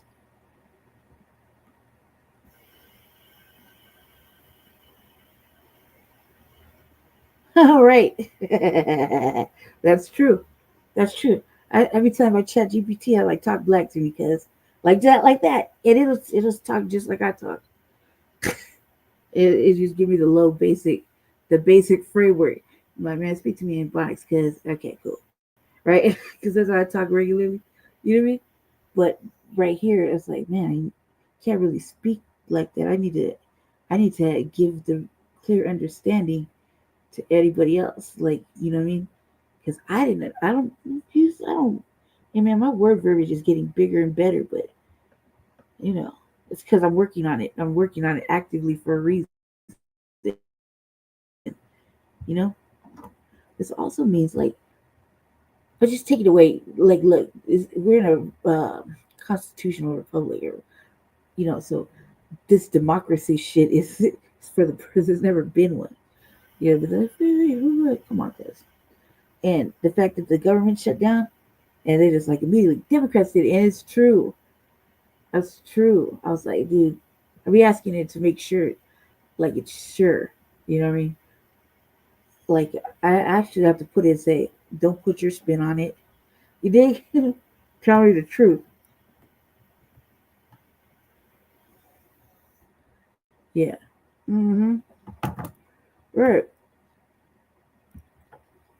Which is crazy. You know what? They should let us play Battleship 2 because, or Risk, or Monopoly, right? They should let us in on the game because I've been playing those games. I usually win on those games. Them games take forever. I remember my brother playing Battleship. I'm like, man, this way across, blah, blah, blah. I can't remember. I think it's letters and fucking numbers, right? Longitudes and latitudes. I'm like, man, launch my shit. I'll sunk your battleship, brother. Like, why don't they let us in on it? You know what I mean? Or Monopoly. Like that's what they're playing. They're playing real life fucking board games, strategic board games. So now that we know and been known, we just need to. I don't want to say even we. I would say like how I am. I'm centrist. I'm like right in the middle. Say, man, if you weren't paying attention to this is a long game, and right now they're at the end of their long game, and we're at the beginning of war. For us, it's like not only do we have a race war going up and war against them for fucking the black agenda, fucking reparations, etc., etc., etc. You know, we're delineating and doing all this other shit, right? That we have to do. Okay, we have to do it. But they're playing like that, and then we have war with the man again, still, still, still. You know, can you imagine 3 more years? If, at this rate, it's going to be apocalypse time. And then after they round us all up, then it's going to be dystopian future if you get lucky. But I doubt it because they're already cutting housing for the homeless. So it's going to be like um, like what it's been, genocide. You think? So it's a war against the rich versus the poor. You know what I mean? Caste system type shit. Yeah. So what to do? What to do? What to do? And like I recommend don't. I don't even know what to do. First, if I get rid of the phones and not ever get on the internet, I don't know. Either way, you're fucked if you do. Because I drove down there, drove all the way over from my house to Jesse's, and it's like that. Why the fuck are you watching us so hard? Like, think about it like this: they got all this motherfucking surveillance, yet they can't solve no crimes. All this motherfucking surveillance, yet at least 4 to 6 black people in any state get killed a day that they don't even talk about, right? Just say that. They're not worried about nothing else. Like they ain't solving no motherfucking crimes, no crimes whatsoever. They're just they're like selective. Yeah, right. Exactly. It's not our fault. Shit, we've been surviving, and through this we shall survive still. Like you're not gonna be able to do that to us. Like okay, fuck it, don't protest. But there's other ways. There's other ways, and they don't like. Look, they just admitted they can't pay the fucking military. You can't pay me. I don't think I'm gonna be riding with you. Uh, FBA convo. Welcome, welcome, welcome, family. Um, it's the revolutionary agenda, baby. Jesse's sleepy. I'll tell him to stop by or stay and learn something. This is the secondary channel to Frontline Black News. Yeah, yeah. It's my version. Um, well, I have to have my own shit, so I took the wheel and stirred off. You did? So, but peace. Welcome, FBA Convo. I see you in other chats. I know. Um, peace, peace, peace. Yeah, I let him know. Obviously, I let him know that you stopped by. But you can feel free to stay and chop it up with me and Leonard. Yeah. They are going to act there. Yeah, yeah, yeah. Oh, cuz I was on my way here. Thank you. Put the plot was scroll again after black aliens. Yep. Come to look like this. They're supposed to take us, Leonard. Okay, they're supposed to come get us. They're supposed to look like us. You know, they come get us. And you gotta be just another, you definitely gotta be a foundational black American. All the way, and as long as you pass the motherfucking paper bag test, you can go. I can pass the paper bag test. I was like, come get us. Like, and honestly, I think I probably have something to say about it. Too. Like, where the fuck you been, cuz? Like, all right. I don't even want to hear it. Like, can I just get my seat, please? Thanks. Yeah. Where we going? What planet we heading to? Or are you just gonna clear this up and clear them out and put us in a good spot? Because that'll work too. You know what I mean? Yeah. It is madness. It is fucking madness. They don't give a fuck though. But that's why this black vacation is so crucial. Why we're supposed to be sitting down and watching it all unfold. Why we're supposed to not be taking parts of it. Yeah. Hey, did you see you ever watch Reels? You know that the space god is there, right? And he's like that motherfucker's ratchet and roguish little motherfucker. I was like, that's my speed. Like, cuz, come down here and come get me. Me and Jess. You know what I mean? We'll take the kittens. Fuck everybody else. Get in line. Shit. You know what I mean? I was like, but let Africans tell it. They're like, I was told it on the RVA one day, like maybe a couple weeks back. The African people, they're laughing at us because we were laughing about the aliens coming, right? To pick only us up. And they're going to look like us. They're coming in. They were like, look at this. This is the United States of embarrassment. I was like, y'all don't even know how to take jokes well. Like, come on now, y'all for real. Like, that's why you still take that African booty scratcher shit to the heart. Like, all serious. You know, like, you don't know how to play. You don't play well. Like, you don't know how to joke. You take everything motherfucking serious, and that's why they don't want to stop us visit you. They want the fun group of people. You think? Shit. I wish. I would rather see black aliens like the man that fell from Earth. That's tight, right? Versus illegal aliens. They're mad at us about that. I don't give a fuck. I'm a villain. I'm a fucking straight villain when it comes to city council and calling that shit out. That's how make it make sense. Like, I told them on Monday they should fire the economist and hire a new one. I want to know who the economist is. I was at 10 above and 10 below. You can find somebody else. And everybody needs a motherfucking audit again and again and again because I'm not fucking satisfied. But also, too, how you going to have illegal aliens take over our chambers and city council talking about women and children shouldn't be hungry and da-da-da-da-da.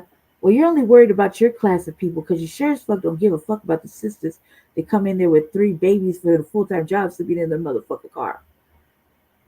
You don't give a fuck about them. You don't even try to help them. I basically called the councilwoman a mammy, told her she was hugging massa, and I was done with it. You know what I mean? I was like, "Ain't you gonna hug massa?" Oh, cuz I was in a town hall when I did that part. I don't care. I know they're watching and listening, but I think that's only. I'm just gonna pat myself on the back for that. You know? There's nothing that I don't think anybody can do to me that hasn't already been done. Like, what you gonna do? What you gonna do? You know what I mean? So I don't think what they're gonna do, lock me up again? Like, you know how many times I've been to fucking jail? It's like vacation time, sleep. Wow. My internal hustle will only get better. I probably know everybody who's probably in there anyway. You know, what the fuck are they gonna do? Harm me physically? I got more motherfucking war scars and war wounds that any normal woman should never have.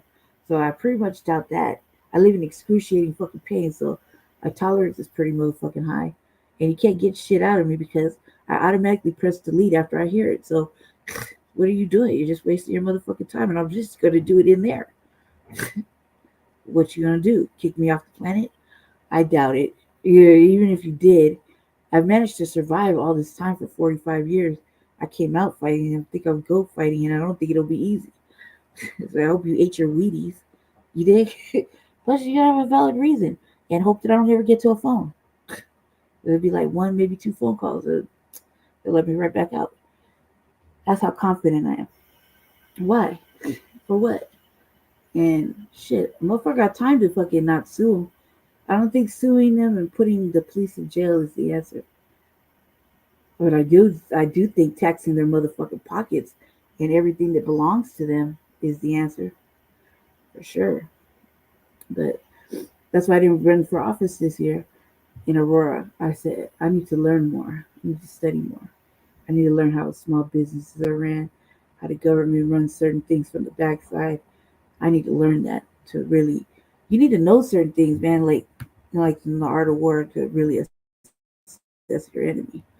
You know what I mean? It's all racism, white supremacy at the end of the motherfucking day, and I'm with it. So we can just go ahead and get this motherfucking villainous show on the road. You know what I mean? So yeah, it's fucking crazy. Little eyeballs, Biggie. Yeah, how does everybody think that Jesse's here? It's because I'm streaming on our platforms. Biggie, he's sleeping. Tell me, stop by, they'll stay and kick it. Yeah, stay and kick it. Lady Che, or the Black Billy, call me that. This is the revolutionary agenda. So welcome. Let me get to this thing. Y'all missed the whole fucking early 4 hours where I was just reading. Education. Okay, here we go. This fire was crazy here. This little Mormon thing, I was like, shh.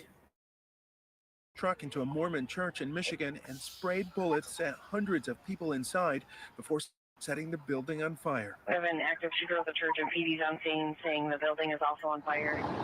Look at that 4 shit. people killed, at least 8 more injured, 2 critically. The victims ranging in age from 6 to 78 years old. Evil. This was an evil. Tim Black, cover your camera, That's cuz. exactly what this was. You got allergies. The horror unfolding around 10:25 Sunday Look at that morning shit. at the Church of Latter-day Saints in Grand Blanc outside of Flint. Officers responding within seconds. The gunman was firing an assault rifle, according to police. Paul Kirby was inside with his wife and 2 sons. We just hear a loud boom. I was about 20 yards away from the gunman. He started opening fire, and I turned and ran towards the doors, and that's when I felt some shrapnel hit my left leg. He didn't think they'd make it out alive. How grateful are you that you and your family are okay? I'm Hey, look, he got hit with the shrapnel. I got hit with a shrapnel piece with it. And I wasn't standing up straight like that. I got hit right in the front of my first leg. And it went straight through it.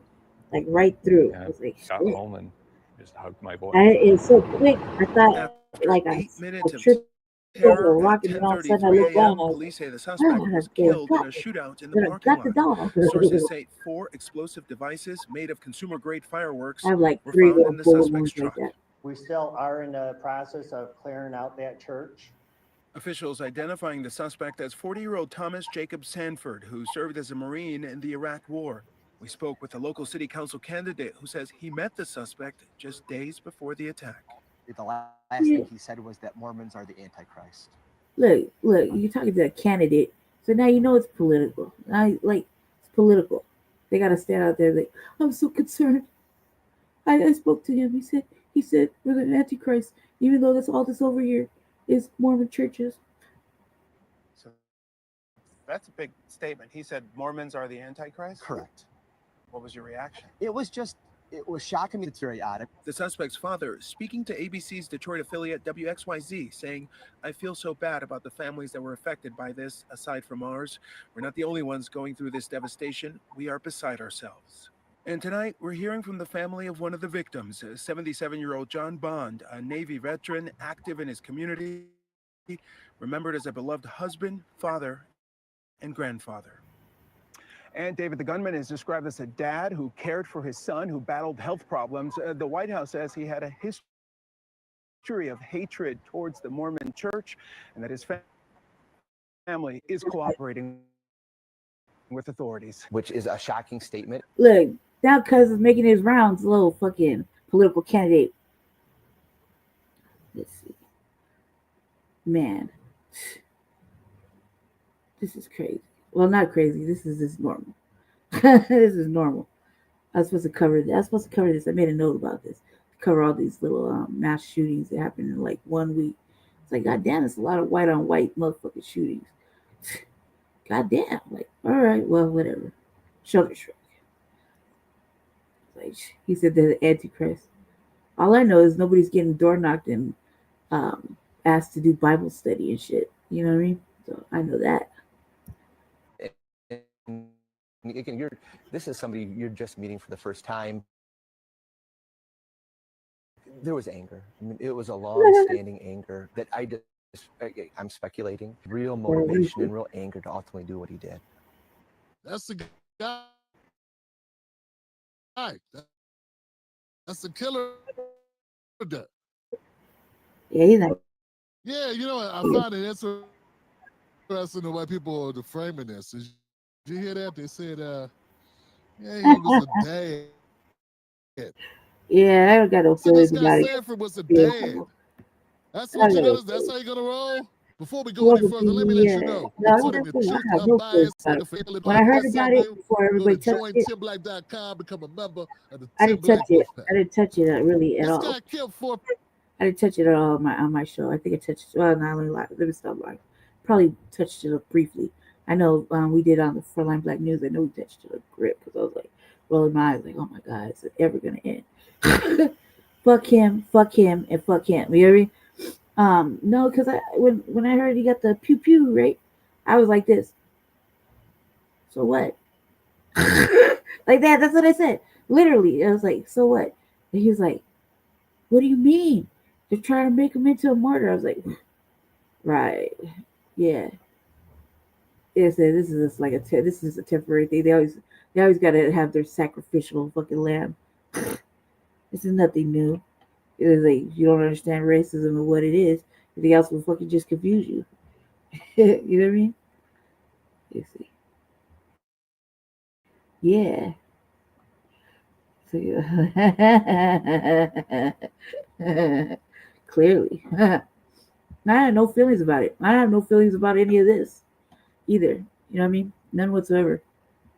And little insight, when I was in motherfucking ward of the state, and I was I think I touched like 250 fucking foster homes, right? And one of them was Mormon household. And I thought, man, I better hurry up and try to settle down and get a home. And I went and got baptized only to commit sins 30 minutes before the baptismal, major sins, right?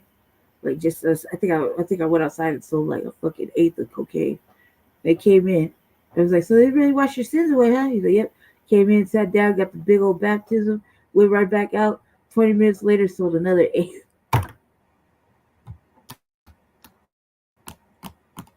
And then the foster home kicked me out right after that.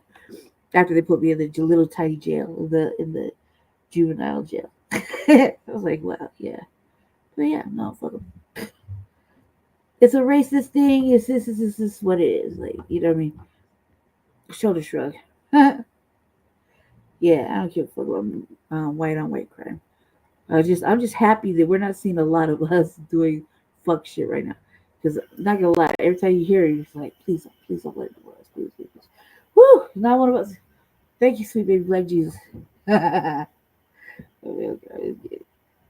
Yeah. But are you really that surprised? Are you that concerned? I'm not concerned. They're like, I'm not even gonna front. This kid, let them keep eating themselves. Like I'm sitting on the couch. I'm sitting it all out. That's what I've been doing. I've been on black vacation for 3 years. I'm like, I ain't coming off my voting. I made sure to tell city council that we're not gonna fucking. I said, don't worry about it. What you think is gonna go on the ballot? You think people are gonna vote for? I'm not voting for that. I was gonna say fuckery, but I was like, we're not voting for that foolishness. You have to get that out your mind. You prioritize fucking aliens over the actual people. You don't give a fuck about black people, period.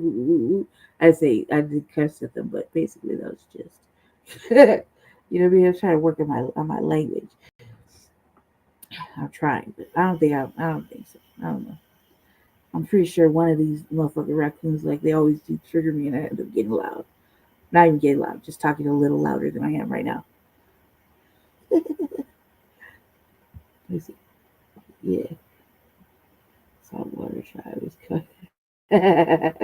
They are, dude. They are, and the way the media is selling it, is like they're so mad we're not involved. They're just gonna blame us anyway. But they're so angry. Yeah, right, right. It is hilarious. I'm like, shit, it's coming for you. Like, honestly, like this is a nothing. What they're acting like is like we haven't seen this or been here before in 600 years, and like that we could be eradicated. Like, come on, guys, it's like baby kids. We just keep multiplying and shit, just like the Crips. Like come on, stop it. You're not getting like fucking roaches you can't kill. And we just do good things, but now we don't. We just stop doing it because it's not reciprocated. It's very not reciprocal. So, and now with the shutdown and the way it's worded and everything, I'm like, do you really think the Democrats have a chance to do anything? No, regardless of what they're standing on with this Medicaid and all this other shit. No, they're not. They're not even really standing up for themselves. They're kind of defeated. I just wish somebody would say, "Yeah, look, man, been a Democrat, lifelong Democrat." Just say it, and I'm fucking defeated. I can't do it no more. I'm just gonna hang my hat. They're not even trying. You can tell how they're not trying was when Eric Adams said he wasn't going to continue to run and use that, this court cases and all this shit. Since when has that really stopped that fucked up from doing anything? Except for this one. I was like, maybe it's because his little right hand got caught too, and she was just major embezzlement. I was like, now you just gonna wanna call it a wrap, huh? All right. And then you're gonna push us on what's his name, Madani or whatever the fuck his name is. I was like, he's like a fucking pimp trying to sell the pimp dream to some hoes. You know what I mean? Like, you gotta believe in my dream to make your dream happen. Like, come on, guys. Nobody's buying that shit. You can't make any of that happen. You're not gonna be able to drop food down. You're not gonna be able to do any of that shit you're fucking talking about. As straight up Democratic talking points. You know it. I know. We know it. And Jesse was really mad because his middle name's Kwame. He was really mad. How dare he? And I was like, yeah, how dare he? How dare he use our last name? or for Kwame Nkrumah. Like, God damn it, that's what they call us. I'm mad too. I'm mad too. Yeah, it's like I was selectively being outraged. I don't really give a fuck. But I do know that he's not gonna get none of that shit passed. I do know that. And I'm like, damn, like they're not really trying They're not really trying. If Eric Adams can't get the money, where's old boy Madani getting the money to run? And these are questions, you know what I mean? I'm trying to call me a motherfucking detective. I got questions all day. So like, I don't know. It's bad. It's gonna be bad. It's gonna be bad for, like Jesse said, for Black New York. And I'm like, well, shoulder shrug. They fucked up too by taking all the motherfucking aliens. Everybody's taking aliens, man. The wrong ones too. I'm just baffled that they have the audacity to come in your local city council and cry and beg for shit that we can't even get without jumping through hoops, loops, doing massive amounts of paperwork. Hurry up and wait and keep checking and calling them, like, you know what I mean? And they still won't do the right thing, but they have all this money to do other shit. Yeah. Yeah, that did. It did. When he dropped out, fuck whatever he's talking about. If he was like so tight, he can find the money. They have the money. Yeah. I don't want to hear fucking how the government don't have no motherfucking money, because that's a goddamn lie. And I don't want to hear about any of that shit, because all this, even through all this, we've been paying taxes. We've been paying for it. You know what I mean? So him saying no and him not being able to find the. I think he said he couldn't find the financial support or some shit. Such crazy off-brand fucking excuse. I was like, oh, why not? Why not? You know what I mean? Now how is this motherfucker getting it? Who's backing that? It's all dark. It's all dark pale money.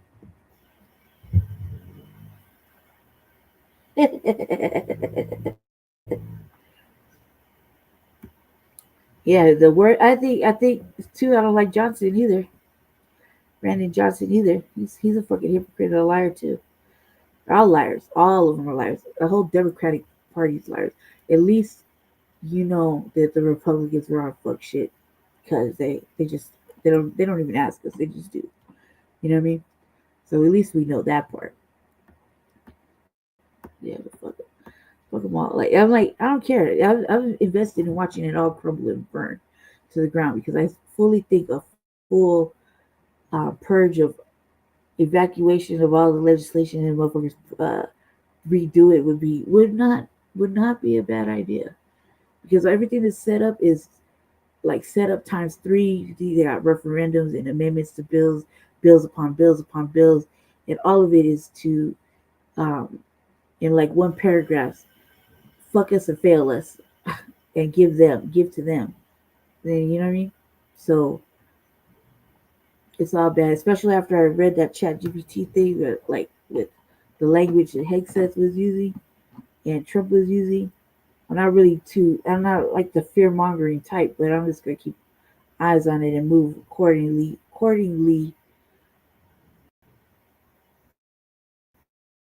I suggest we do the same. I did suggest you do the same, Black Valley. Really. I suggest you do the same. Because fuck talking about it, they're spying on us anyway in deep thought, like they're already it's thought crimes is gonna be a real thing, you know what I mean? They've been warning us through movies and everything. So yeah, no, I think it's gonna be ugly. Tell you I don't even like moving around with the phone. And then either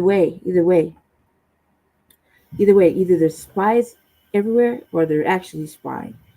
You know what I mean? And they're not solving real crimes. So they're just I don't know why. They're creating databases and all that shit. That's why that DNA shit. I'm like, I just showed a documentary last week on the RVA about it. It was like brand new, 6 days old. And they're just generating population numbers. It's not even like I said, it's a fucking fake. It's fake lies, and your incentive is to watch little leaves pop up with possibilities. You dig? So unless you can trace your tree and you can look at pictures and you've seen them from your own hands, a tangible thing, I don't believe a motherfucking thing they say. And also, too, in my defense, many times I've been fucking arrested, they got enough fucking DNA to last a lifetime. That's how I feel about it. I don't want to take this test. I don't give a fuck. I don't want to. But they're serious. So not only is that a database, right, for DNA, but then what was her name? I think it was, what's the bald chick's name? Ayanna Presley, right? The one that sits the one that does some hearings, the sister. I think that's her name. Don't quote me on it. Don't quote me on it. I don't like these mammy broads, right? But I think she was doing a hearing. She was questioning one of them about a database that Trump was setting up to swab the mouths of children, babies, when they come into the United States or are already here that are getting whatever, just children, okay, immigrant children, whatever, and to have it like a criminal database. So in the high, like if they ever grow up and fucking decide to commit a crime, the DNA is already registered right there. They're using it for all kinds of shit. And they had no other recourse but to say, yeah, I didn't know. I mean, I didn't know it was children and babies. Children and babies, because, I mean, like, it's beyond deporting criminals and motherfuckers just snuck in the country. Now it's something else. But I wonder how these other countries feel about it, and do these other countries get kickbacks? You know what I mean? And is the taxpayers paying for that? Because I wouldn't want to do that. I wouldn't want to pay taxes into that obvious fucking detriment to even my well being. You dig? Don't spit on the floor. Don't commit no crimes, because don't commit no crimes. Don't be even driving by and think you're gonna commit a crime, like steal a garden gnome or some shit. You know what I mean? You'd have been caught on fucking 27 cameras as soon as you left the crib, and your phone was recording in your pocket. So no matter what you're doing, listening to music and thinking, I needs that, you're fucked. And yet, they're not solving no crimes. It's just they've been doing it for years. It's fucking sickening. And they're playing real life battleship, real life games with our lives. So yeah, this shit sucks. Let's get back into this. People, wounded many others, mentally damaged probably thousands. Even beyond people that were there, I'm saying. Like, this right here makes anybody who goes to church in the local area, like, look over their shoulders for copycats for years to come. This is a very devastating thing that happened. Okay? And they're giving context to the guy. They want you to know he was a good dad. He went to hunting. So, what's going on things? This kind of sets up. It sort of sets up. Yeah, they're creating a narrative. Some things like oh well, maybe That's how the he's a media good guy. did. He just kind of lost his way with disgruntlement. Check it out. Check it out. And it's just like a way they like. Don't we live, Black Family? Just answer this question. Don't we live in a constant stage of suppressed rage and anger? Like, you can smile. I'll smile all day long in your face, but secretly deep down inside, I'm fucking angrier than a motherfucker. You probably came in angry, born angry, right? It's always fucking angry, and I don't like people saying it because it's ugly, right? But aren't we like living in a state of fucking rage and anger for our particular fucking issues, right? If these motherfuckers could go postal and they get humanized and shit, we can't even get motherfucking mental health treatment or even talk to a fucking counselor. We gotta go dig deep and find a motherfucking cousin, friend, something like that. And even then, you take the risk of being judged, like, and no fucking good advice. It'd probably be made to cry and shit and laughed at. Come on, like, it's ridiculous. But they could go postal and then these motherfuckers humanize them. Like, that's it. You see how things work? Crazy. Let me give him 2 more minutes. 2 more minutes. Breadcrumbs to lead the brain of the conservatives down a road of, well, maybe it's not as bad as we think it is. And at the party, shootings, always stories. When a black person shoots people, there's always a story behind it. Very rarely is there any story, is there any time there's a mass shooting where somebody has some type of story. But the only time you get the benefit of a backstory is when you see to a person who commits violence is if they're white. Yeah, or the average come down. Like, it's true. The backstory is always some fucking gritty shit. Like, he had committed a crime or she committed a crime beforehand. They had troubles with the law. They didn't fucking graduate high school. God damn it. They came from one parent household or no parents. They were born feral. Who knows? Right? It's always some fucking fuck shit that happens with us. But then they're like, we don't know what happened. Just all of a sudden, just decide to hate Mormons. Just decide to hate Mormons. It's like, wow, is that different from the usual little hats and black people shit that they hate? This is unusual. This is new. No more Muslims. We decided to go with the Mormons instead of the Muslims. Like, come on, like, this is just ridiculous. Pick a side, the fucking white people. Oh no, I don't want that. No, I don't want that. Okay. I can only give him so much time because I see where the narrative is going. You know what I mean? And how the media frames it. So he's not saying anything that we already don't know.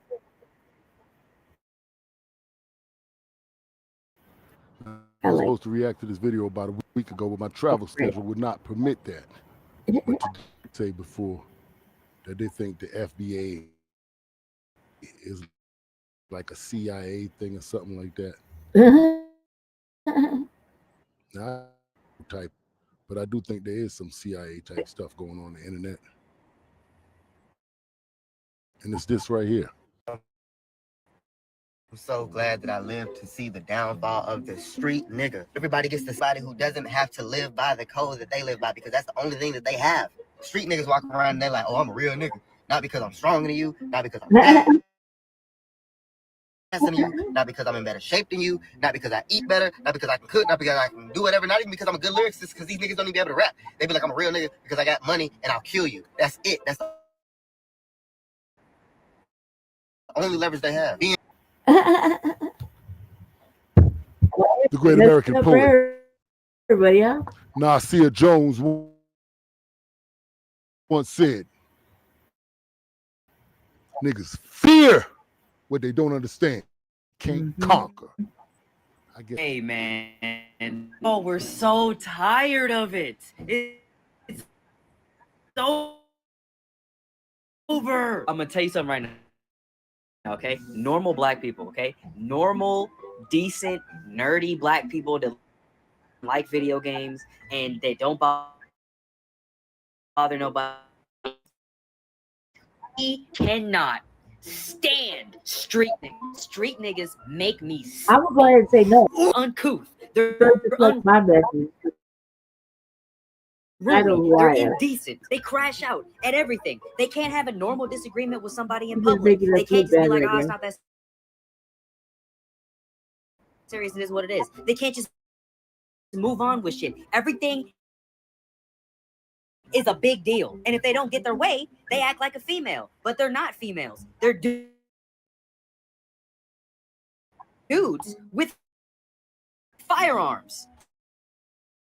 They think that just because they have nothing to lose, they will crash out on you, that get and don't get their way. That's what people disdain for niggas. So niggas ruin. Look, cause I'm just gonna say this.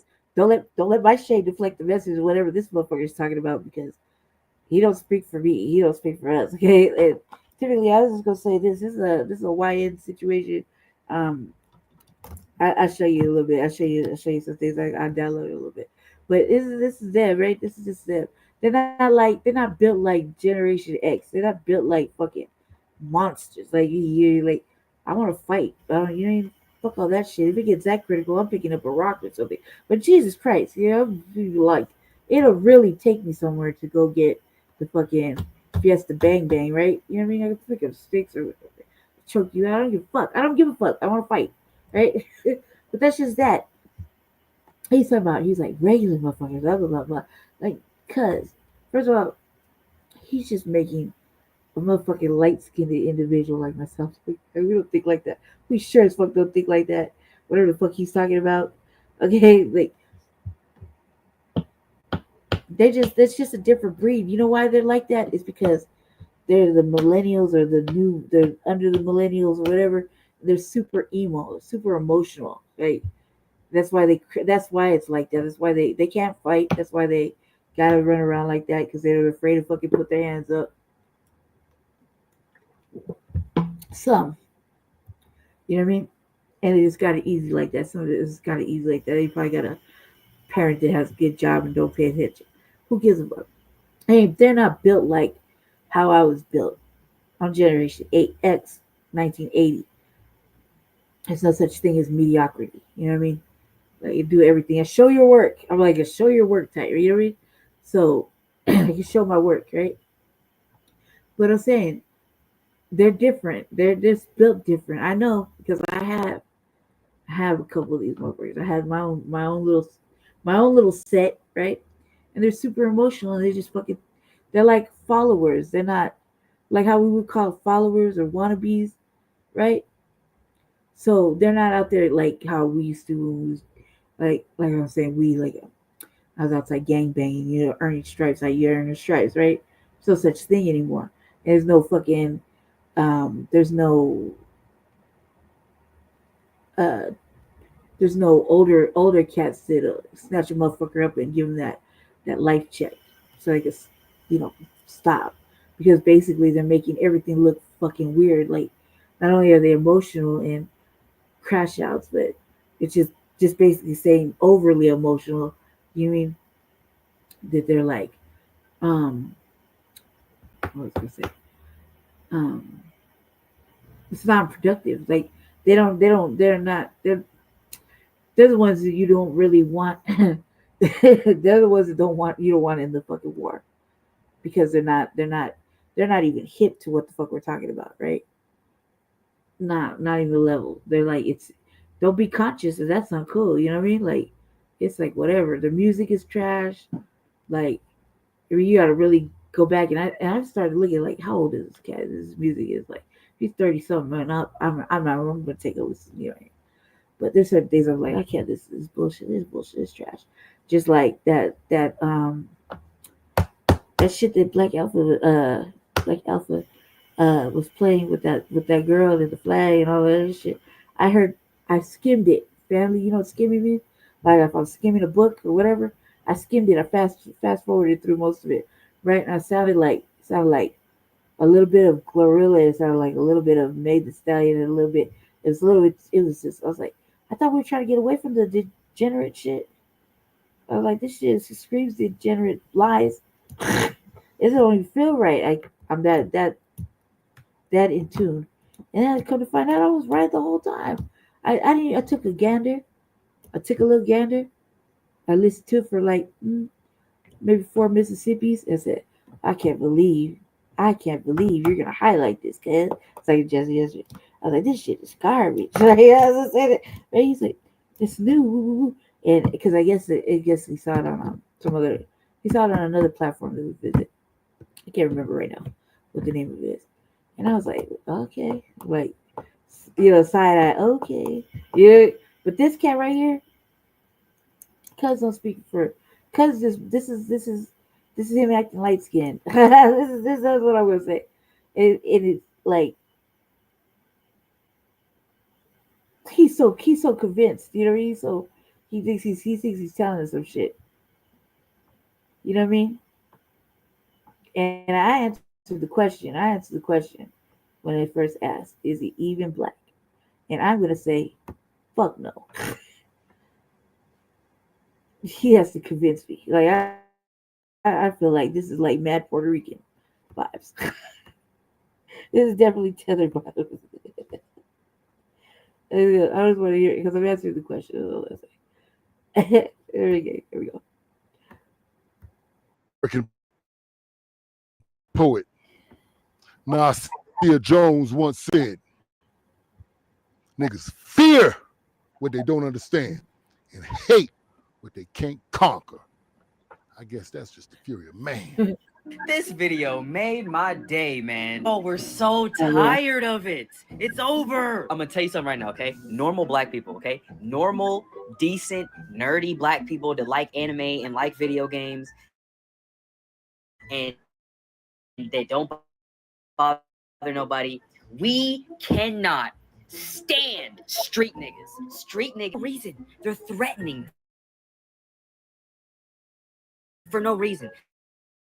They're loud. They can't be in public. They can't just be like, oh, it's not that serious. It is what it is. They can't just move on with shit. Everything is a big deal. And if they don't get their way, they act like a female. But they're not dudes with firearms. They think that just because they have nothing to lose and they will crash out on you, that they get their way. And then when they don't get their way, that's when people die. And I want to stress to other cultures and niggas are in 2 completely different camps. And a huge reason why black people have such a disdain for niggas is because we look the same. So niggas ruin the public perception for other black people. And it makes me so upset because I'm like, the way that you niggas act scares me too. So how am I going to be mad at another demographic of people for having the same sentiment? Got the National Guard pulling up to Chicago, DC. It's going to be so great, bro. I'm so ready. I am so ready. Oh yeah, this motherfucker boot licking like no other. Like, look at him. He's zesty too. He don't speak for. He's just that's this is a version of that motherfucker acting light skin. Like that motherfucker's totally okay with his light skinness. Like he's stupid as fuck. And I wouldn't classify it as different shit. I would just classify it as, hey man, maybe we know how to. Maybe we just conducting ourselves in the moment. You know what I mean? Like some things you just have to be this way. You know what I mean? Sometimes we're constantly evolving. I wouldn't put it like that the way he put it. You know what I mean? And you're comparing like real motherfuckers that are built a certain way, that have a moral compass, a different understanding of what street shit is, and live by a certain code of like non-snitching, woo, woo, woo, woo, right? Because they were taught that like from jump, right? And then you got ignorant shit because they don't want to fight. They want to just go ahead and, pick up a burner off the fucking street. It's like whatever, right? And you don't even know. You're just, just doing the most and being stupid. And then, motherfuckers like, he was only 17. You know what I mean? Clearly, right? Or just, switch at you, duh, right? No, you know what I mean? Right? Then on the other side is men versus women, YNs versus OGs. Right now, YNs they're really emo, really fucking gay, and let me tell you something. I done watched it happen for the last 5 years, right? That I've been doing the RVA and we were doing Frontline Black News. I blame Adam 22. Adam 22, right? And I blame Adam 22 and motherfuckers like that. They have these little weird ass fucking platforms ran by motherfuckers like Vlad and Adam and all these other fuck nuts, right? And saying that this is what it is, and woo woo, and letting these alleged motherfucking Crips get on there and act stupid and shit, right? Alleged. But half the shit they be doing, a real motherfucker like me would be like, man, strip you of your flag. I would strip you of your flag and that's it. You know what I mean? I'd probably burn off your tattoo. Real shit. Because not only now, you got motherfuckers like me that looking at like, man, Crippin sure is turning gay. Man, oh, pussy popping ass motherfucker. No wonder no wonder nobody getting checked. Motherfuckers just skinny jeans and popping in, you know what I mean? Or whatever, wearing, like, they're so fucking weird. Right? You don't even want to hear them talk because they got all their motherfucking verbiage from us, knowing we didn't, and nobody really sat down and really gave them the game. They're just like wannabes. You know what I mean? Like, you dig? They're not like real motherfuckers, that don't do all this shit. If it was a real motherfucking situation, you wouldn't see none of this. This would not be. You'd catch the aftermath and the motherfucker going to jail, or the opposite. Some terrible habit. But you wouldn't have this little weird ass interaction. And look at him, he giving me Puerto Rican vibes. I know. Don't let the shade deflect the message. Don't let the shade deflect the message. I know who the fuck I am. Confidently. Okay, confidently. He says, Hood versus Bougie, Blood versus Crib, GD versus VD, Hit. I wouldn't even say there's a separation because even regular black people act like that too. It doesn't take very long to pull us out, and next thing you know, we're showing our ass. It doesn't take long, or we're just handling business, standing on shit. It's all amusing. Depends on what the context is, but he is just way too happy that the military's coming. Like, cuz if you're gonna be that happy, just go sign up. Shit. For these people to be put in cages because they're animals. They're animals. It's not because they're black. It's because they're black and choose to act like animals. I would rather see. You don't speak for me because now we're live in authoritarianism than live in anarchy. I would feel so much safer with the National Guard walking around with AR-15s than I do with these crazy 21-year-old black crash outs with a switch. I just would. Niggas fear what they don't understand. Like this is just say you want to join the military and you want to lick the boots of any motherfucking white oppressor, because just say that. Just say that, because you didn't see that say any black militia or anything like that. He's clearly a low key delineating or low key going over to the dark white side. Okay, that's what it looks like to me. Like I would never. I don't have no pearls to clutch, but I'm like, this cockazoid right here is straight acting like that. All right, look what you said. Yeah. It's fucking stupid. I don't, man, that motherfucker would never. Don't speak for me, cuz. Don't speak for me at all. Like, Azal, your light skin activity is fucking, ugh. Like, you get real Puerto Rican, Dominican vibes and shit, Cuban vibes. Like, you're not. No, you're definitely not no foundational. You definitely are not, because that's some shit. That's that tethered plebiscite bullshit. You know what I mean? Yeah, Adam. Yep. Together. Yeah. Like I put it on the 2 too. Like and Whack 100 too. You know what I mean? That motherfucker's a straight out. Like I don't give a fuck. I haven't seen some strange ass sucker interviews with that motherfucker recently that I can compare notes. Okay, like yeah, everybody's just telling this motherfucker the business. You know why? Because he is. He is. You can flash a fake badge if you want to, but I don't think it is. You know what I mean? Yeah. Yeah. He should.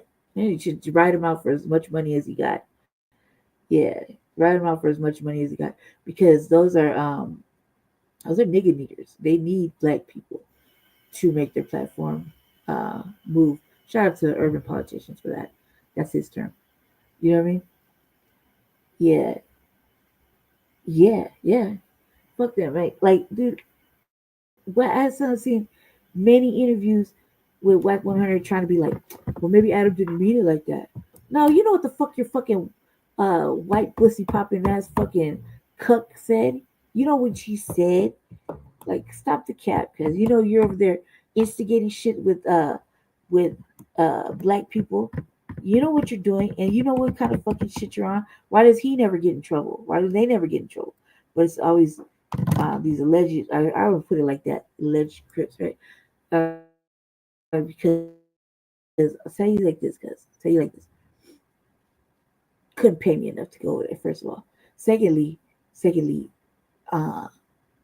that whole shit is gossiping tea circle, like bitch shit, right? Zesty bitch shit. I don't care how hard they think they is, because they're some of them motherfuckers are not that hard. You can look, you can feel it, you can see it in the fucking show. If you watch the show, you can see the motherfuckers just talking, over woofing and underproducing type shit. You know what I mean? You can feel it. Like I don't know, but I'll put it to you this way: you can feel when a motherfucker's serious by the energy they exude, and then you can feel when a motherfucker's just live talking and getting loud and animated, and you know already that it's not gonna go nowhere. You better go just control your laughter from within. Let him get it out. His emotional ass pussy. You know, seriously. I've been watching, kind of not really watching, but occasionally come across through the feed, and I'm like, this motherfucking Adam, this motherfucking gold black ass cuck. Oh, fucking white Diddy. I was like, he's getting away with all kind of madness. And these motherfuckers just, oh, yeah. Then, the money can't be that good to make you sell out. Why did you even join up? Like, that's true. There's no older OG fucking correction going on. So that's why they're running around willy-nilly. If there was some OG correcting going on, before got snatched off into a dark alley and fucking probably got mocked a little bit, then gave him the now hope we don't have to have this discussion again cuz speech. You know what I mean? Man, suck it up. Suck it up. We're gonna say a little prayer, we're gonna get on our way. Don't let me find out you did that again. And you gonna go make it right. Ooh, ooh, ooh, ooh. You hear me, cuz? Like some shit like that. You know what I mean? Here, drink this beer. I don't want to hear no more fucking crying. And yeah, you got that work. You got that work. That's what happens, cuz. Like, a bit of a recipient. I'll tell you something I know.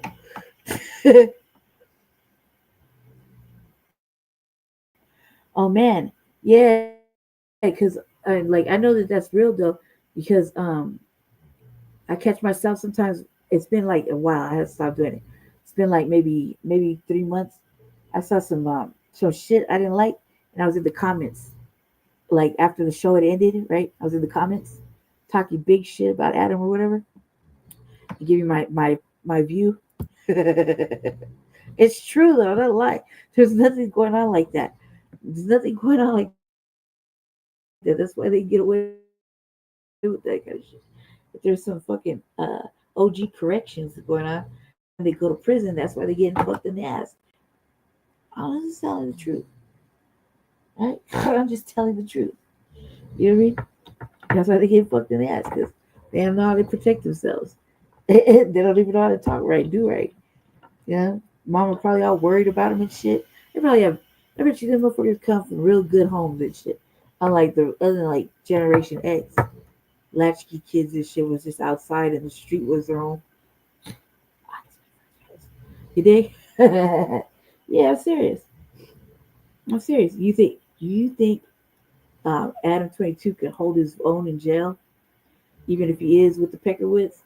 Nah, he gonna be holding some of his pockets. He gonna be washing other people's drawers, holding the soap in the shower for the other motherfucker. Yeah, yeah. That's how I feel. That's how I feel. Like, think about it. Like, remember when that one white dude that white dude was on a show, and he was talking smack about Kendrick and what he would do to him, right? And then you never heard nothing else about it after that. Like they could get away with all kind of madness. Those people are worse too. Those people incite our people to come out their skin and fucking act stupid too. You know what I mean? No, it's like we were outraged for like a week, and we hear nothing else about them. He should sue the fuck out of all of them, and sue for like sue for tangible things. And if you can't get tangible things, put liens on all their shit. Put liens on all their shit. You know what I mean? Like for real, look it up. Put liens on everything from their mama shit, their girlfriend shit, their side bitches shit, their boyfriend's shit, they fucking stepdaddy shit, anything they ever loved. They can't ever have a pet, fucking own a car, none of that shit. Yeah. For real? It wouldn't surprise me. It wouldn't surprise me because that's how look how he gets out of shit. Nobody ever checks him. Like when's the ass will be gonna come to them? You know what I mean? Yeah, and two, it's two. Our like we could tell our family not to go on them shows, right? We could tell our brothers and sisters not to go on them shows, but the buddy must be that good because they're never doing constructive shit. They're not doing constructive shit, and then occasionally we get to watch it when Tariq goes on shows like that and he fucking lays down the law and tells them what it really is, and then they're like, "Ooh," you know what I mean? Like, seek out. Is this okay to say? Like when Glad had to do it. Is this okay to say? I think I went a little too far. What do you think, Tariq? Yeah, right. See what I'm saying? Because he go in there and lay down the law. That's what it is. Yeah, yeah. I'm serious. Put liens on everything. Put liens on everything. If they don't want to come off no bread, the alternative is liens and a bet and like strip them of fucking good credit and shit.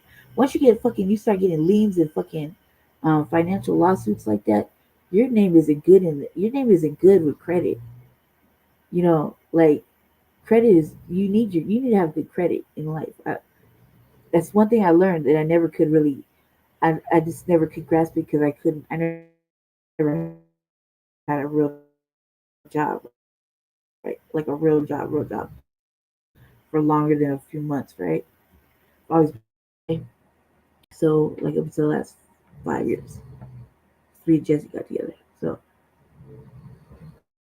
listen, what I learned is that your credit is you need to have good credit in order to get good shit. You have a good job, right? So motherfucker said, "Oh, full time, motherfucking podcaster." But this motherfucker been doing the most, and he don't want to come off no bread. Well, okay, cool. Don't come off no bread. Let me take your house. Let me take your cars. You know, like, give me them watches, like that they did with Giuliani. You hear me? And you owe me money. Oh, you don't want to pay me? Fine, I'll put a lien on all your shit and make you pay restitution till the end of time, right?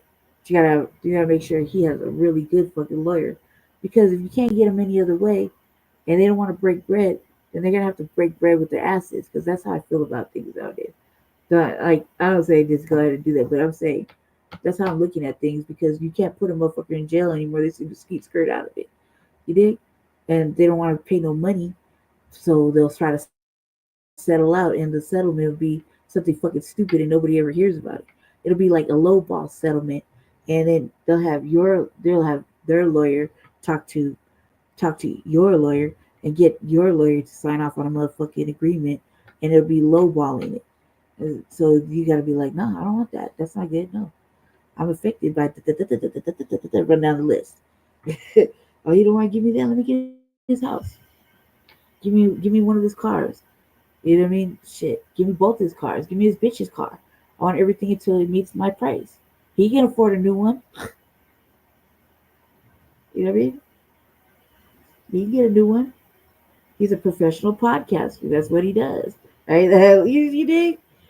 They just really make a mockery out of it. Seriously. Seriously, motherfuckers are like, I don't want to give him no bread. They find a way to skeet skirt out of it. You know what I mean? Especially when they're in the wrong. Yeah.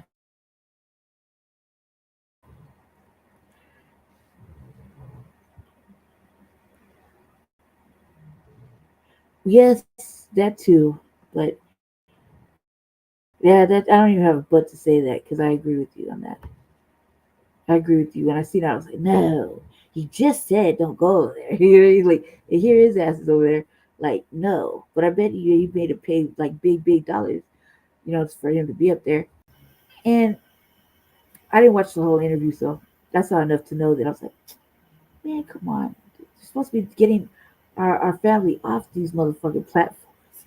Like, for real, like, it's like you're young, black, you got some shit going on, and you need the numbers. And so you go over there for the number benefit, but ultimately they're humiliating you and doing the most, getting you in compromising compromising positions to go to jail and incriminate yourself. Those are incriminating platforms. Those platforms get you to feel all comfortable, feel like you just feel right in and use it so tight. And in fact, you telling all your motherfucking tales, and these motherfuckers are like, oh yeah, he did that, piecing it all together. You know what I mean? And these motherfuckers are cutting it up, clipping it, and doing AI motherfucking magic tricks to make it look like that. Next thing you know, you got, you know what I mean? Yeah, I was like, damn it, dude, on that shit with Let me hold on. Let me open up. Let me click on it. Click on it. See if I can do it. Okay, it's in the chat. So hold on. I'll be able to see it when I see it. I'm looking at it. That way I can read it. Yeah, I was like, come on, man. We just. And I'd be I'd be really saying, like, get off these motherfucking platforms, brother. Then the next thing you know, you're gonna be in motherfucking jail, or you're gonna be turned out. You know, turned out, because it's like it's Zestyville over there. I don't know. I don't understand how they even have a platform except for being fucking snitch. It's not a snitching, dude. And that's why I said I was like, for a motherfucking low, they're making cripping look horrible, horrible, like fucking horrible. Like take their motherfucking flags and get them off the fucking television, get them off the internet, please. Like for fuck's sake. They ain't going nowhere. If they thought they were gonna go somewhere, they never elevate. Have you noticed that? Every time somebody goes on Vlad or motherfucking Adam 22, they never elevate past that. Have you noticed that? So why even do it? I'm like, why even do it? It's like a pimp dream. They're just promising you riches and fucking success. Really shit. Well, we can get you out to jail. We're gonna just stay over here. It's just like fucking pimps selling you a dream. And what happens? Nothing happens. You go to jail and you don't elevate. Your music doesn't go nowhere. People don't know who you are. They only know the fucking bullshit drama. Right? That's really how I feel about it. Hold on, let's get back to it. This is my friend, man. He's tight. Hate what they can't conquer or has a felony. I'm trying to get the criteria together, y'all. Is it any man who has a baby mama? I'm trying to figure what constitutes a street nigga. Is it living in an impoverished neighborhood? Is it anyone who hangs outside of their home for any extended period of time?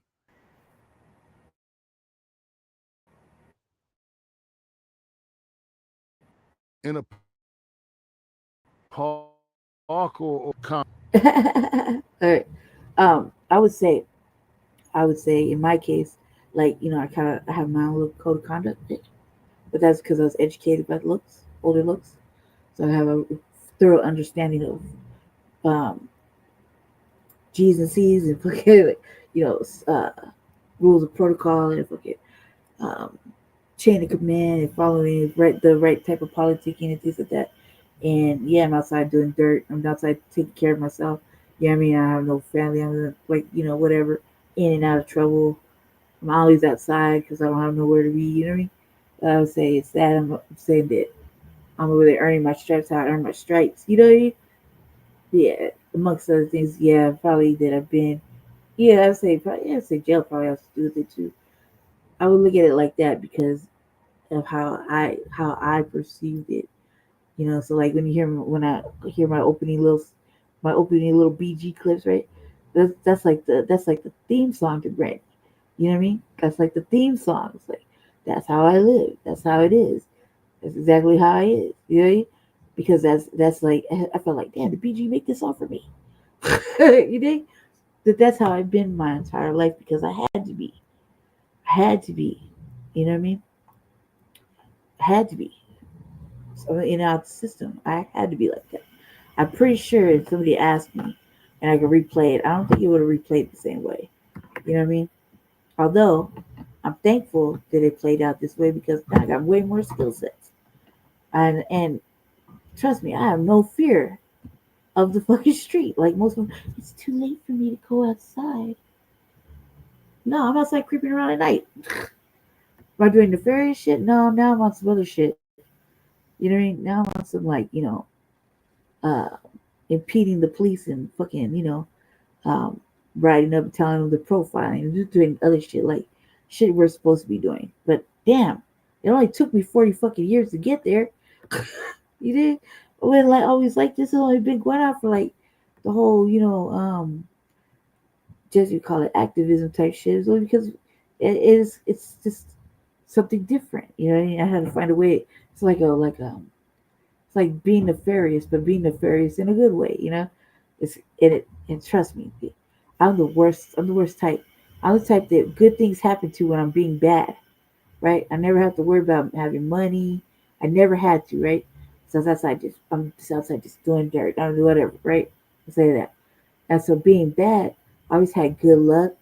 I could have anything I want. I always had a nice little, you know, little knot in my pocket, little roll in my pocket of money.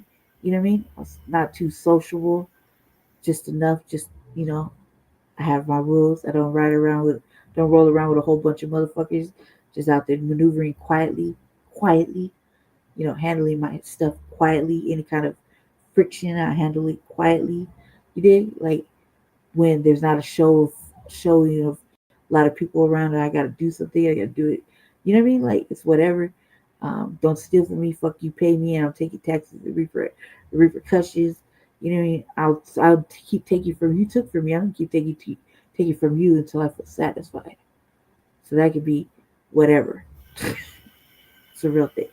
I still do it now to this day. Like, don't let me find something here over here that I knew you jacked me for. I'll take you like 6 things that I got caught slipping. I'll give back to 6 months. Real shit. Ask him. Right? But I was thinking about it like that. That's how I would think about it. I have a moral code too. There's certain things I will not do or will not do no matter what anybody says. And not all money is good money, and I had that fucking consciousness going on for a long time. So it doesn't matter. You're gonna do if it starts to impede on your soul, because that's really what you have, right? All you have is your word and your soul, right? All you have is your word, and when your word becomes shit, that's a whole nother level of fuckery that nobody trusts you. And you're just no good. You know what I mean? So I managed to maneuver quietly, never cause no problems. You know what I mean? Never have to ask for no motherfucking help solving problems. I might brainstorm an idea or something or a situation, but no, that's just I was built like that because I had a father like that. You know what I mean? And I adapt to any situation. Some folks wouldn't know how to adapt at all if they had to. My father used to say that you adapt. You need like a 2 minute level of adaptation. You better adapt to a situation within 2 minutes, and like be so be aware of what the fuck you're gonna do. Think on your fucking feet. Like I think on my feet. At any given time, I got 5 different options going on in my brain for any situation. You see what I'm saying? But that's because I had to. If I didn't go into the system at a young age, I don't think I would have been fully engrossed in all that education. They're not the same. You know what I mean?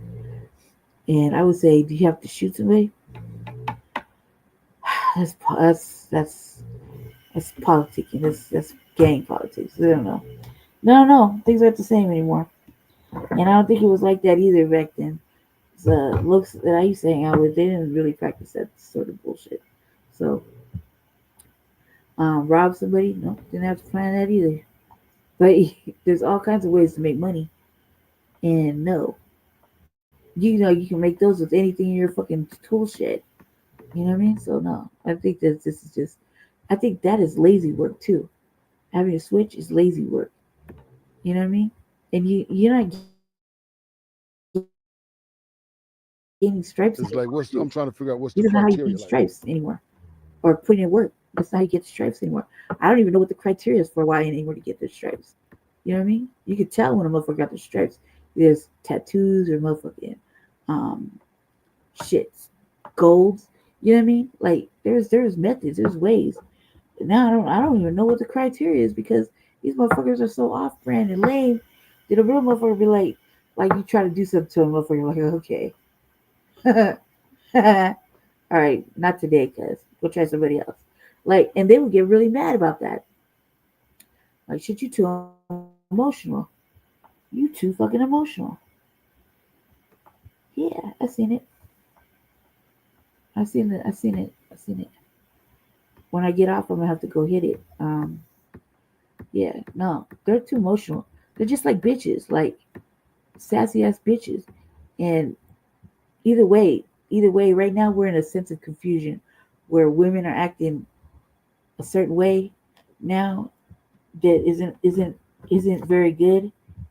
I can't even say it because it's a sad state of affairs. And them, you know what I mean? And YNs, right? But I saw something though. There was a cat saying it's a thing going on right now. It's like OGs versus the YNs. Who would win in a fight?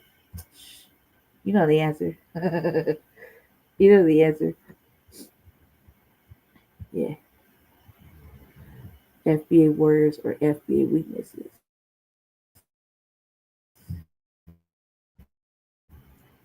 I don't think we're weak. Is it like a lifetime achievement award once you become a street nigga, or is it like are you out of the street nigga club after the street nigga? Your opinion.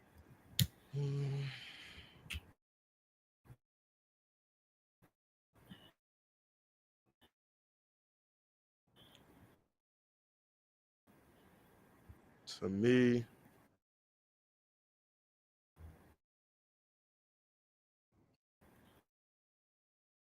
the street nigga is played out. So to me, a street nigga is Word. necessarily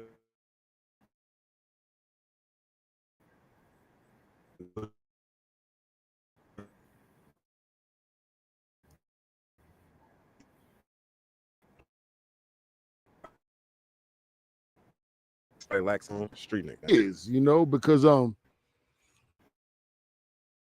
want to know how many people that delineating.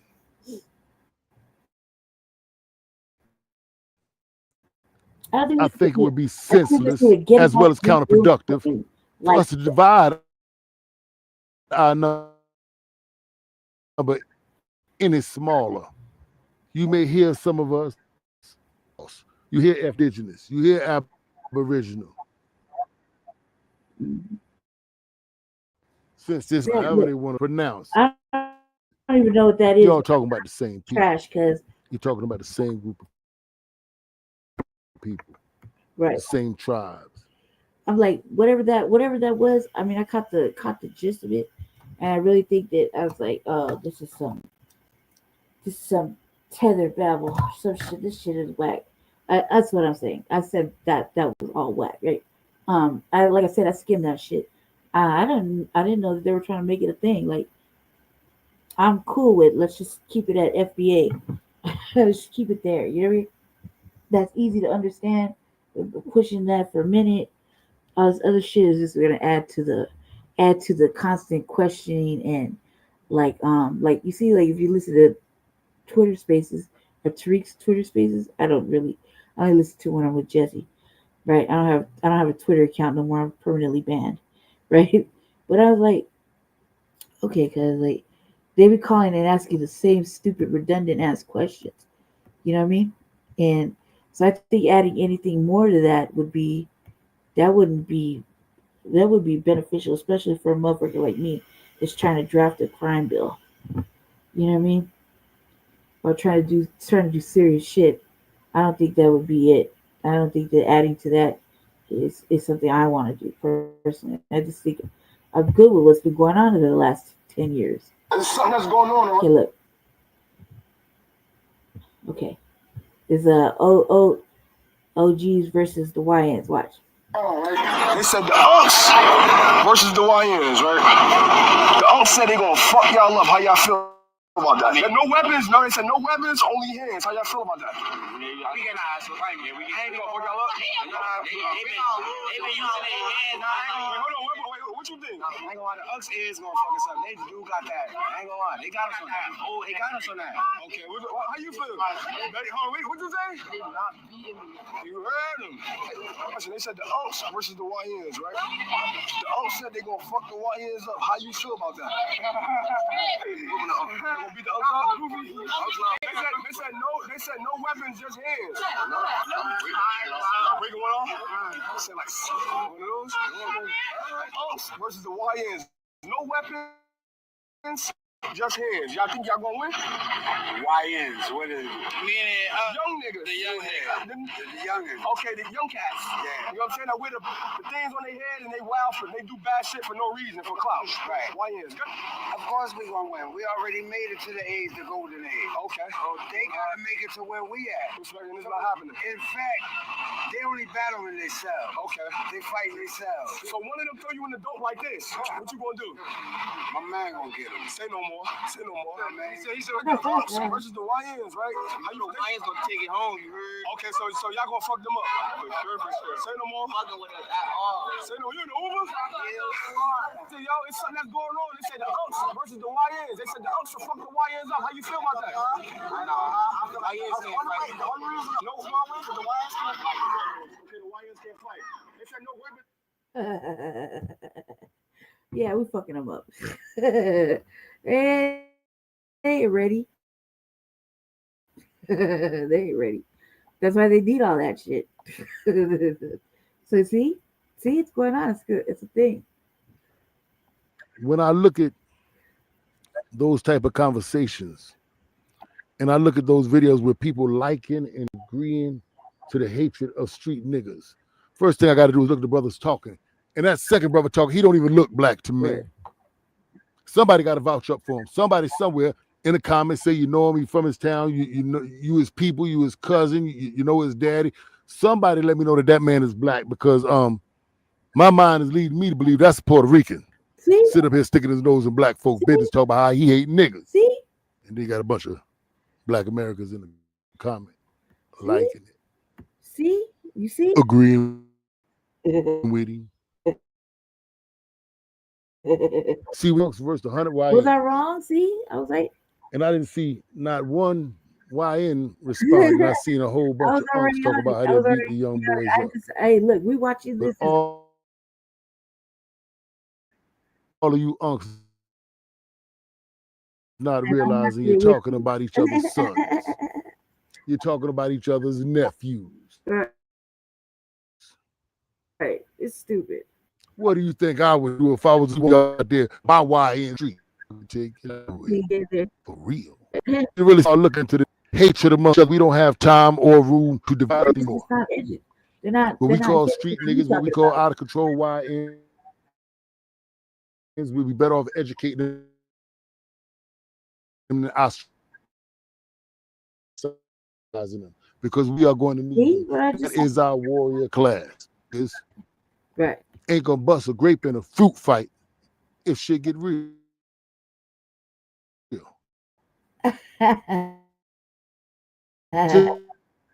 You birds play video games. We too much credence. Prowess. I'm looking for the right word. Is it? But I just believe we assimilate to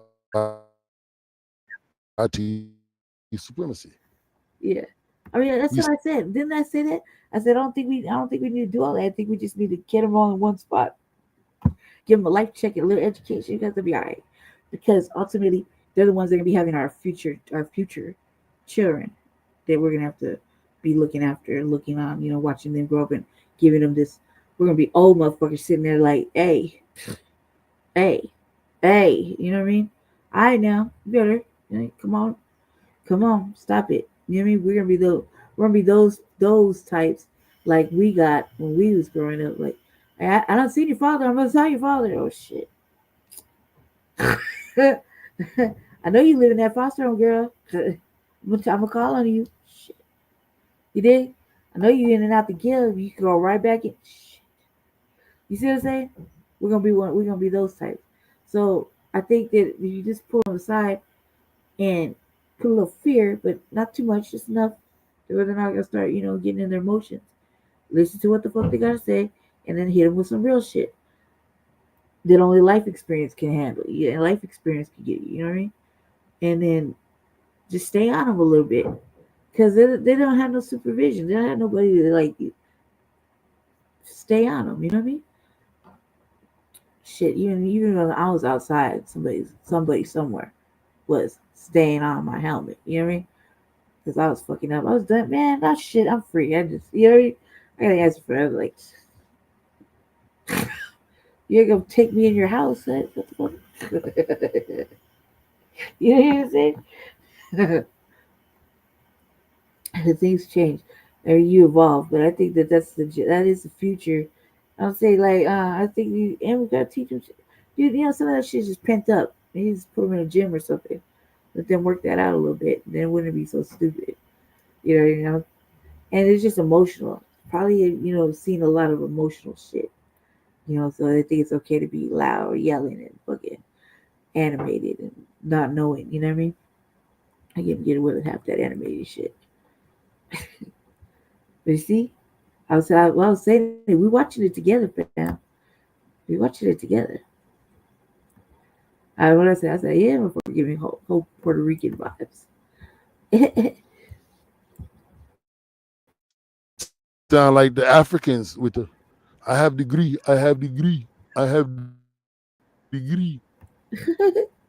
That's how we sound.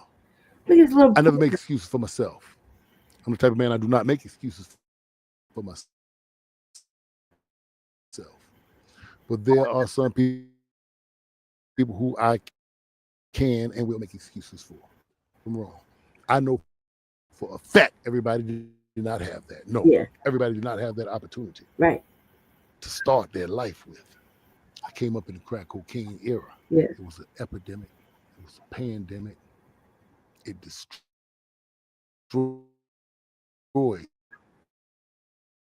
the Black American community in the 80s. I saw sons drugs sell and tell him not. Learned how to drive by giving a smoker some drugs to rent their car. They used to call it a rental rock. Yeah. I knew people who had given up control of their whole home, including the people in it. Yep, I knew I families had that that allowed experience too. drug dealers to move into their homes, and have their way with their daughters. It wasn't my apartment. There are certain circumstances that I some people came up in drugs. to where they had no other way to survive. Because I was like, shit, man. At some point, I was No like, other way to eat. I was like, man, I can't keep going I through look this. at those cases and those people a little different. Last little job corps event. People who never had a chance since childhood. But nah, we just gonna do this. People who were taught all the wrong things and grew up to become street niggas. Yeah. A whole lot of street people didn't want to be in the street. See? As bad as you may think you have had it. See? There were always people who had it worse. Had it worse. A lot of these guys out here say, things like, well, I grew up in the inner city and I ain't sold no drugs or I ain't robbed nobody, and your mama sold some pussy to keep them lights on. I don't place judgment on those people. I don't say they're right. I don't glorify them, but I don't place judgment on them. Right. No. I see a woman out there prostituting herself, and I know that her father has been having his way with her since she was 12, 13 years old. I don't judge her. When I see a young boy went out in the streets with a firearm that he never should have had in the first place, and he goes and avenges his older brother's death, as wrong as it may be, I don't judge him. I don't have a right to. Who's to say what I would do if you took my brother's life? Mm-hmm. Who's to say how I would respond? Yep. I may start feeling Rodney Hinton-ish. Yeah. You never know until you put yourself in that. All right, one more. We'll do one more funny one. I'm gonna be back later to do another show. Probably not today, but somewhere between now and Saturday. We'll see. Cause I gotta tell you guys what's going on here. I don't know what the fuck that is.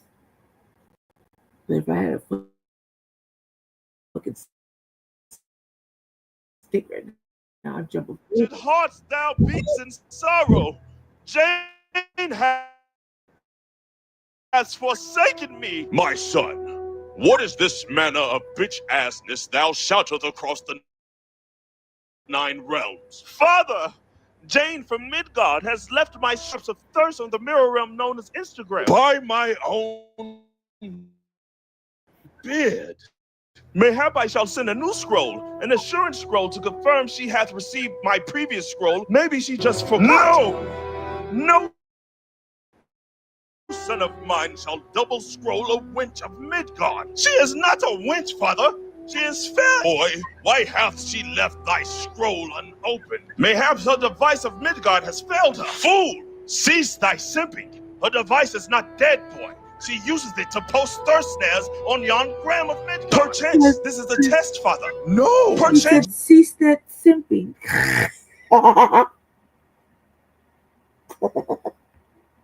She seeketh proof of my devotion. Fuck out of here. She testeth nothing, lad. She vanished like mist. Left I promise you, all day long, the rest of the day, I will talk like this.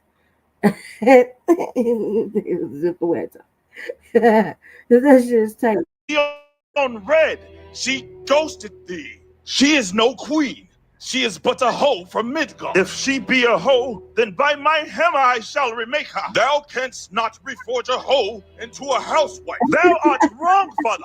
By mine hand I shall redeem her. If she be wearied, I shall guide her path.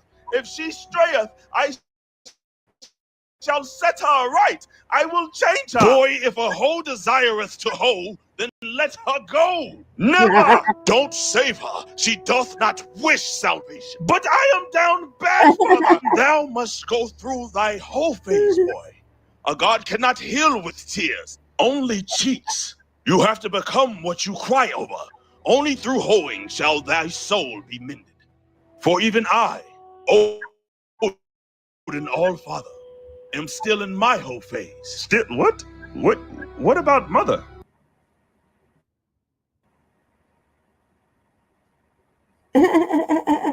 Father, what about? Let's keep our talks between us. Okay, good. That's too much. Just stop. Let me stop. That shit is great. That actually made me laugh. Okay. All right, family. Are you laughing? That shit was great.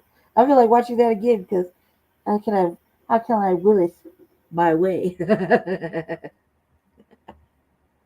He said she's stupid.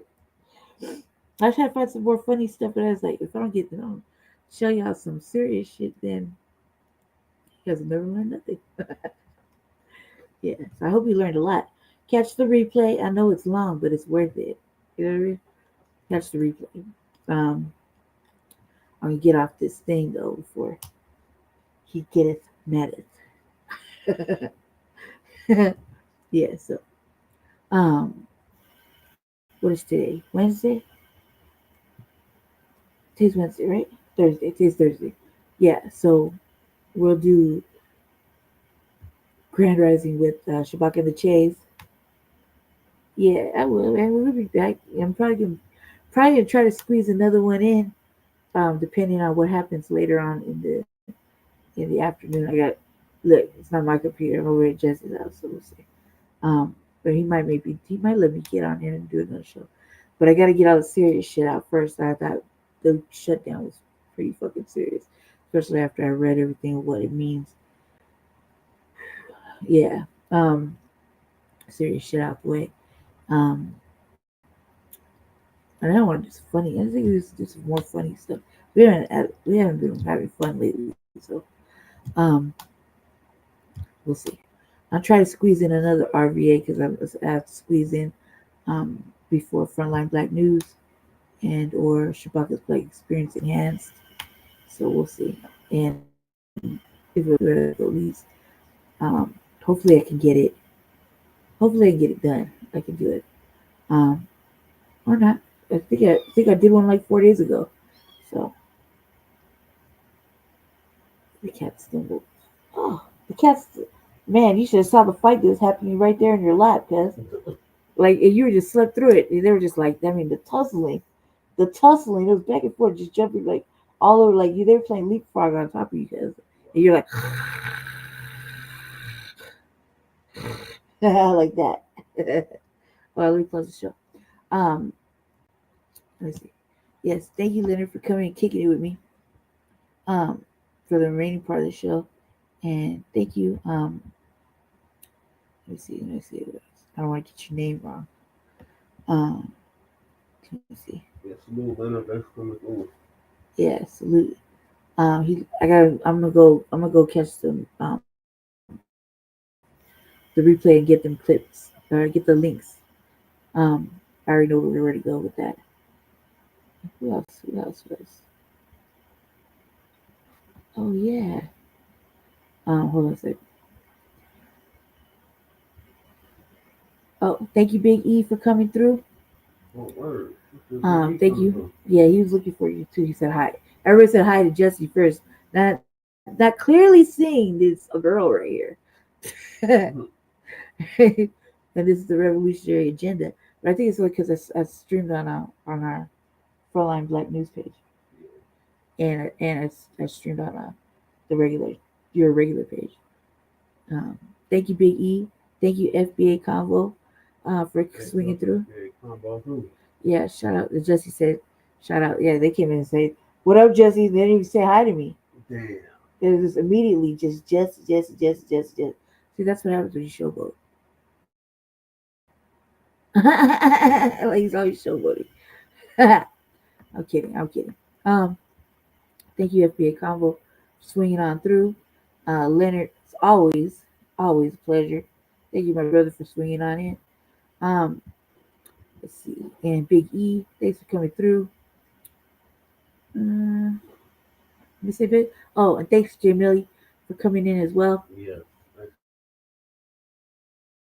Kari, thank you for coming through, brother. See you guys later. Thank you. I'm gonna do something with this wild ass motherfucking hair of mine. And we'll see you soon. Just you'll probably see Jesse in and out these chats as soon as you drop the link. He's on it, So you'll probably see him later on today. All right. Peace. Stay black. Stay dangerous. Keep your head on a swivel, like Jesse says. I'm just like, yeah, stay black and dangerous and favored. Have a great morning wherever you are. Let me get out of this. Yeah, peace.